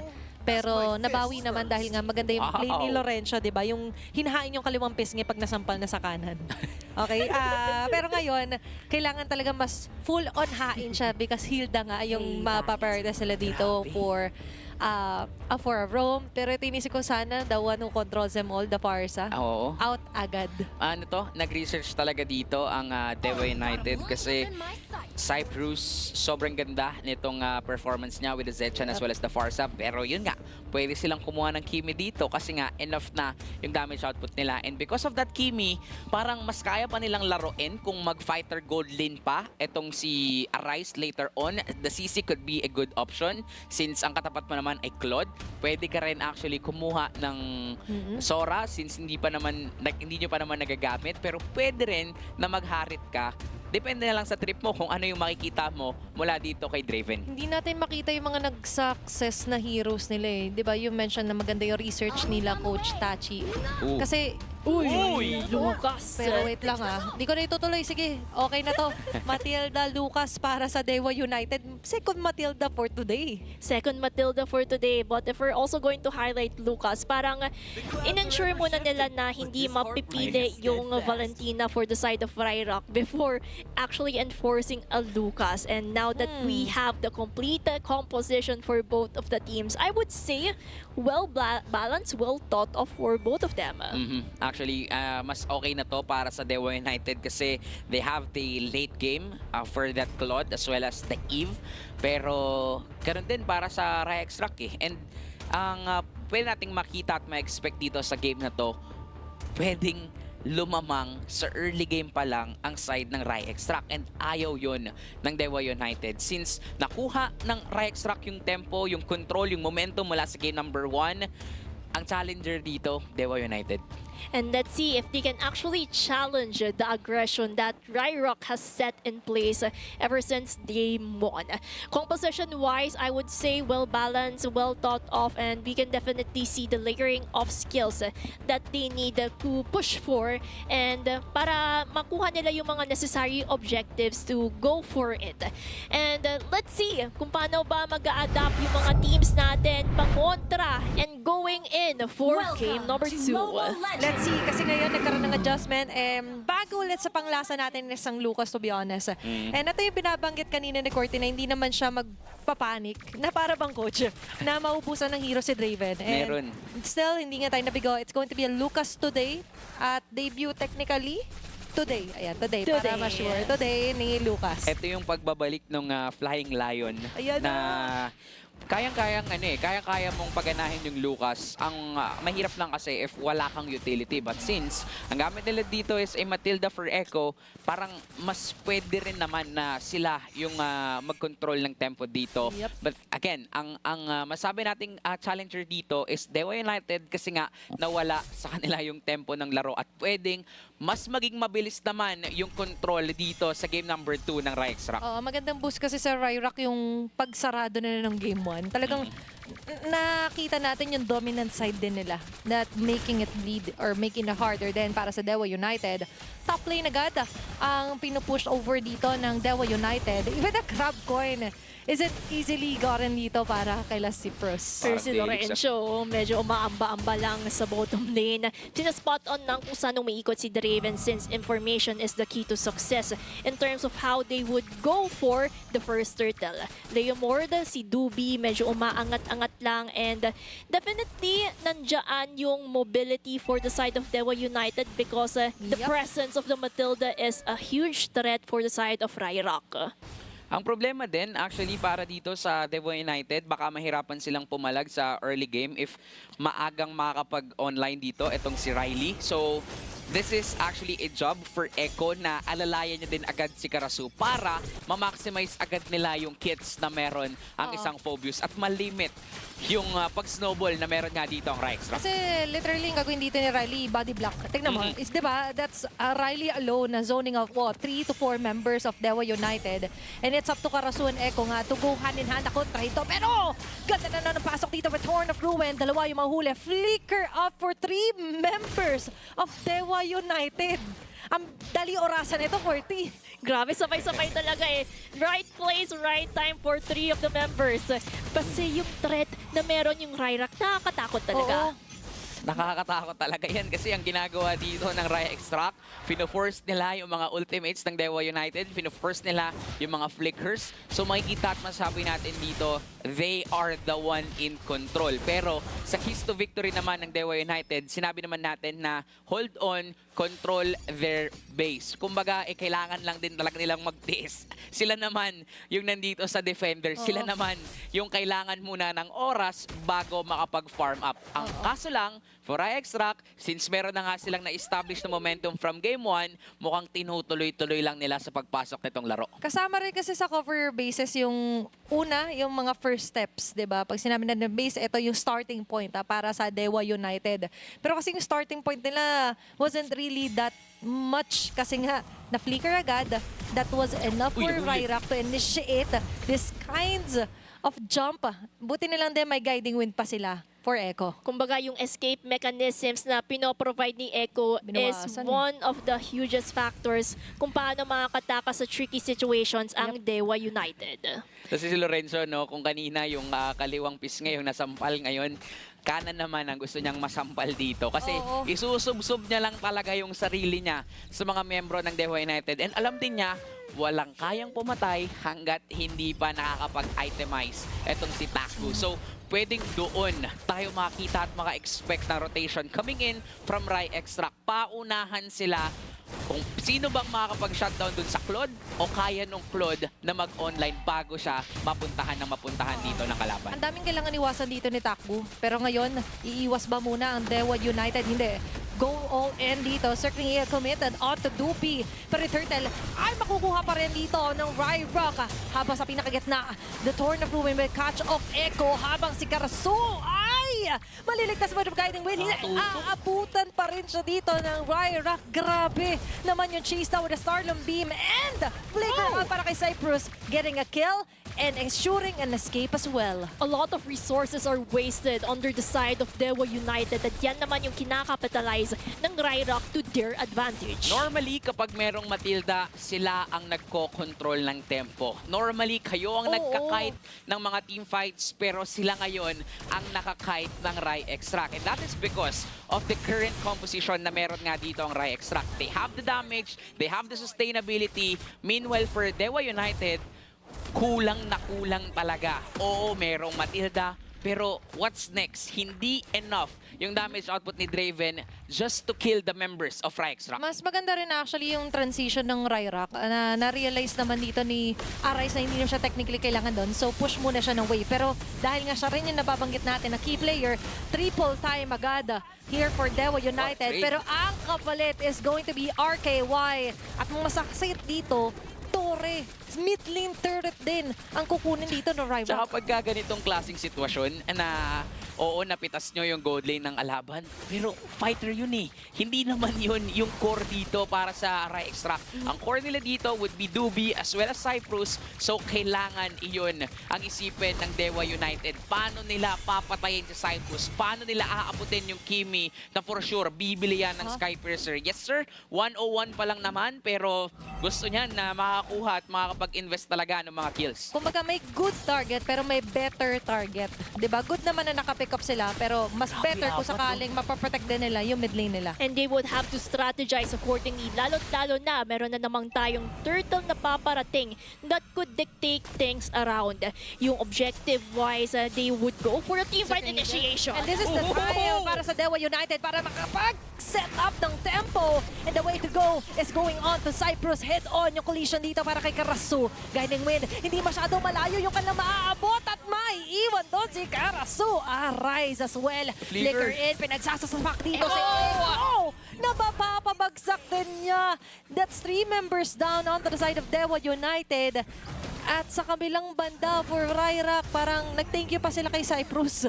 Okay lang, buti na deads ka doon ng konti kasi nakakuha tayo turtle. Makakakuha pa ng turret and kill dito ang Ryrock. Kumbaga, yung better target na sinasabi natin, nagawa naman ng Dewa United, but it is not in their favor. Na-shutdown nila yung farmings dito ni Cyprus, pero ang daming kapalit para lang mapatay si Cyprus. Sa ganda ng initiation actually ni Karasu as well as ni Echo, ang kaso lang naiwan yung likod nila, and that is the go signal for Lorenzo to be the one na magdidil talaga ng damage dito against Dewa United. At ngayon, ipaparamdam ng Raya Extract na sila pa rin talaga yung may control sa larong ito. Oh, hindi kasi pwedeng ubos biyaya just to get that better target.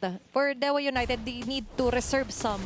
Di ba kasi kanina nagamit yung Circling Eagle, nagamit na rin yung Guiding Wind. So, hindi rin ganun kalaki yung naging epekto ng taka sila Echo dahil nga it was already committed sa mukha pa ng Ryrock. So they know yung capability and skill sets na nang natitira para sa kanila. And skill set, what a catch here with the Thorn of Ruin. That's 3 members down dito. Para sa side of Dewa United, down man yung kanilang paggalaw. Pero madadown din talaga literally dito yung mga members and sustain here.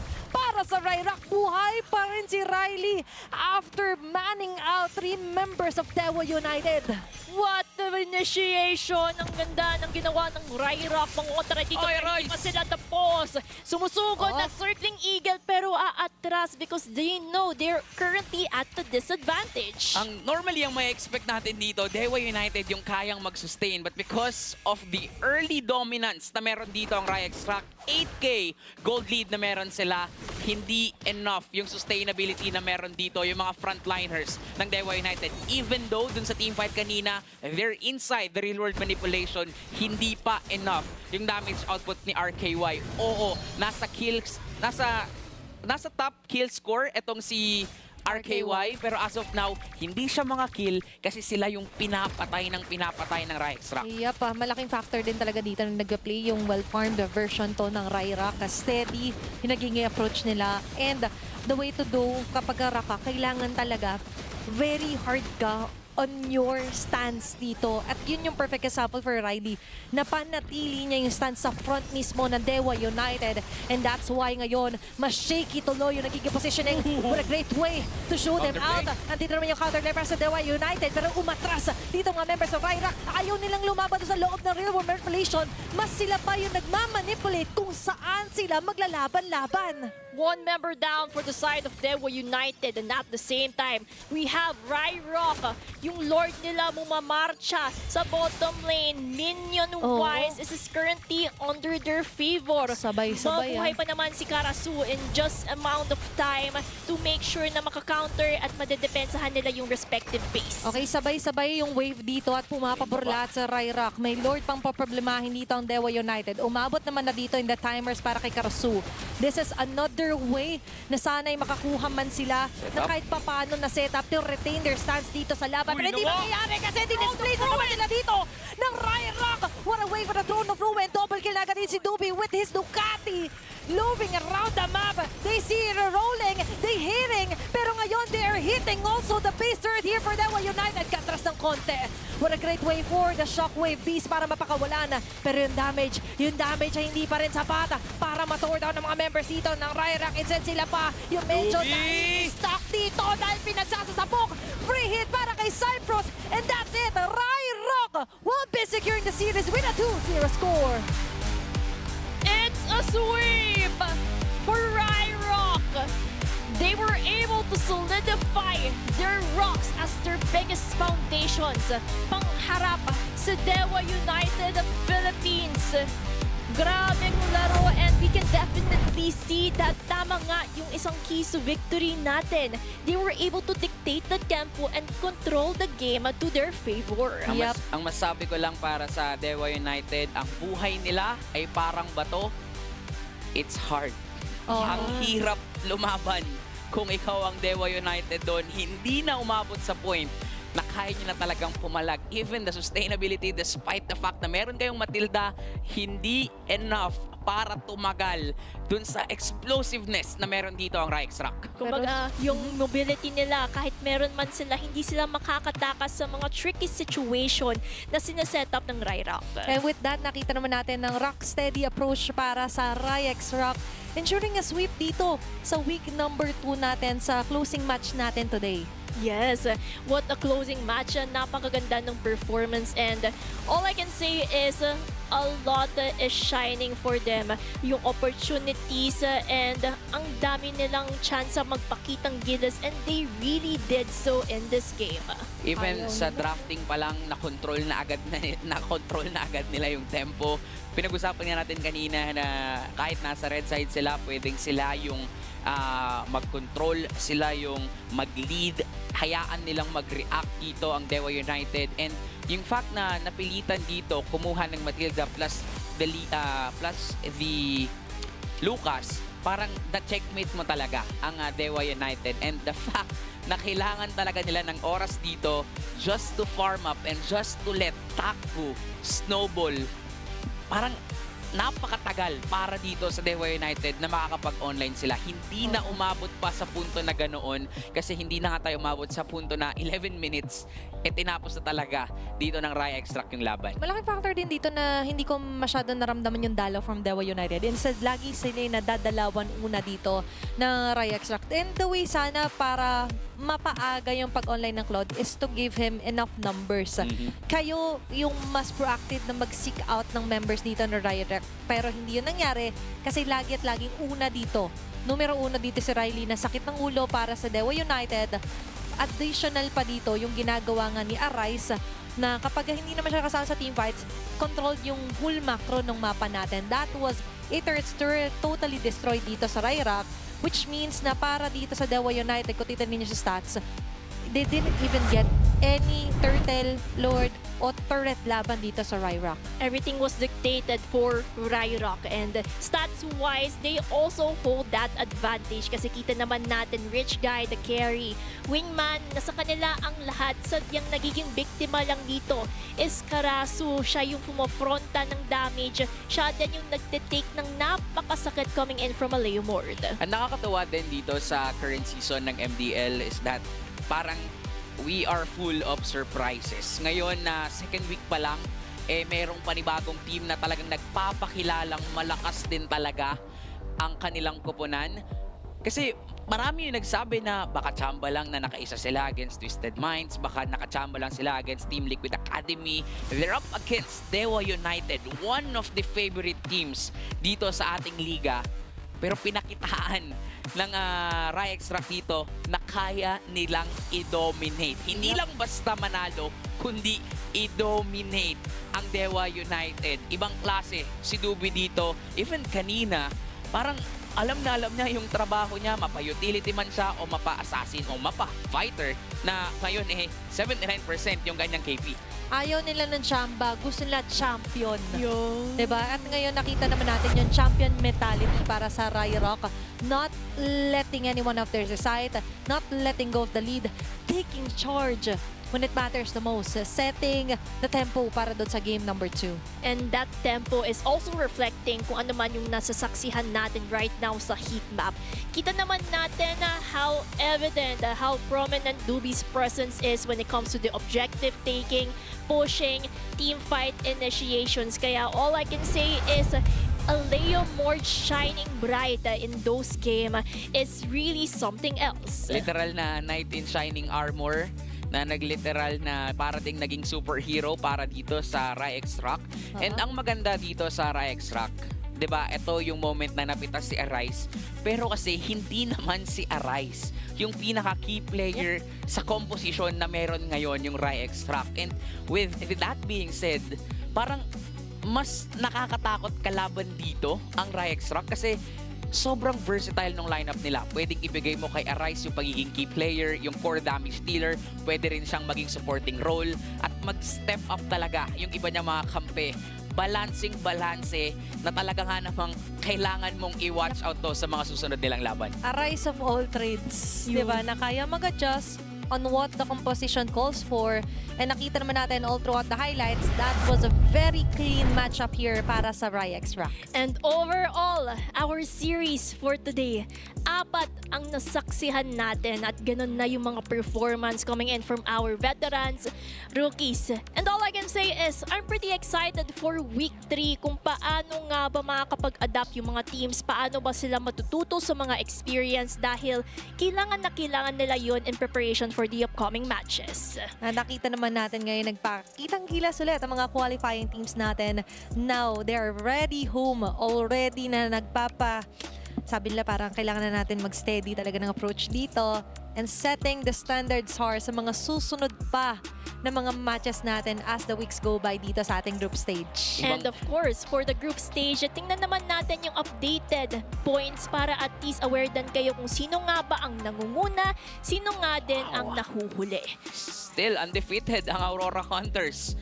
10 points, sitting at top, followed by Code, followed by Marshall Mayhem, and Onyx Uprising. Nakakuha sila ng kanilang kauna-unahang series win ngayong araw. And medyo nagiging dikit pa yung mga labanan natin dito when it comes to points, followed by Team Fuego as well as Falcons Academy na nakakuha din ng kauna-unahan nilang game win ngayong araw. For Group A, maraming ways to celebrate din yung mga wins nila, from finally breaking the LS, then finally getting the first game win, eventually yung mga match win dito, specifically para sa Onyx Uprising, pati dito sa Team Fuego. Meanwhile, for Group B, ito yung medyo tricky kasi kung titingnan natin sa Group A, may sobrang dominating sa taas. First 2 digit, by the way, Aurora Hunters.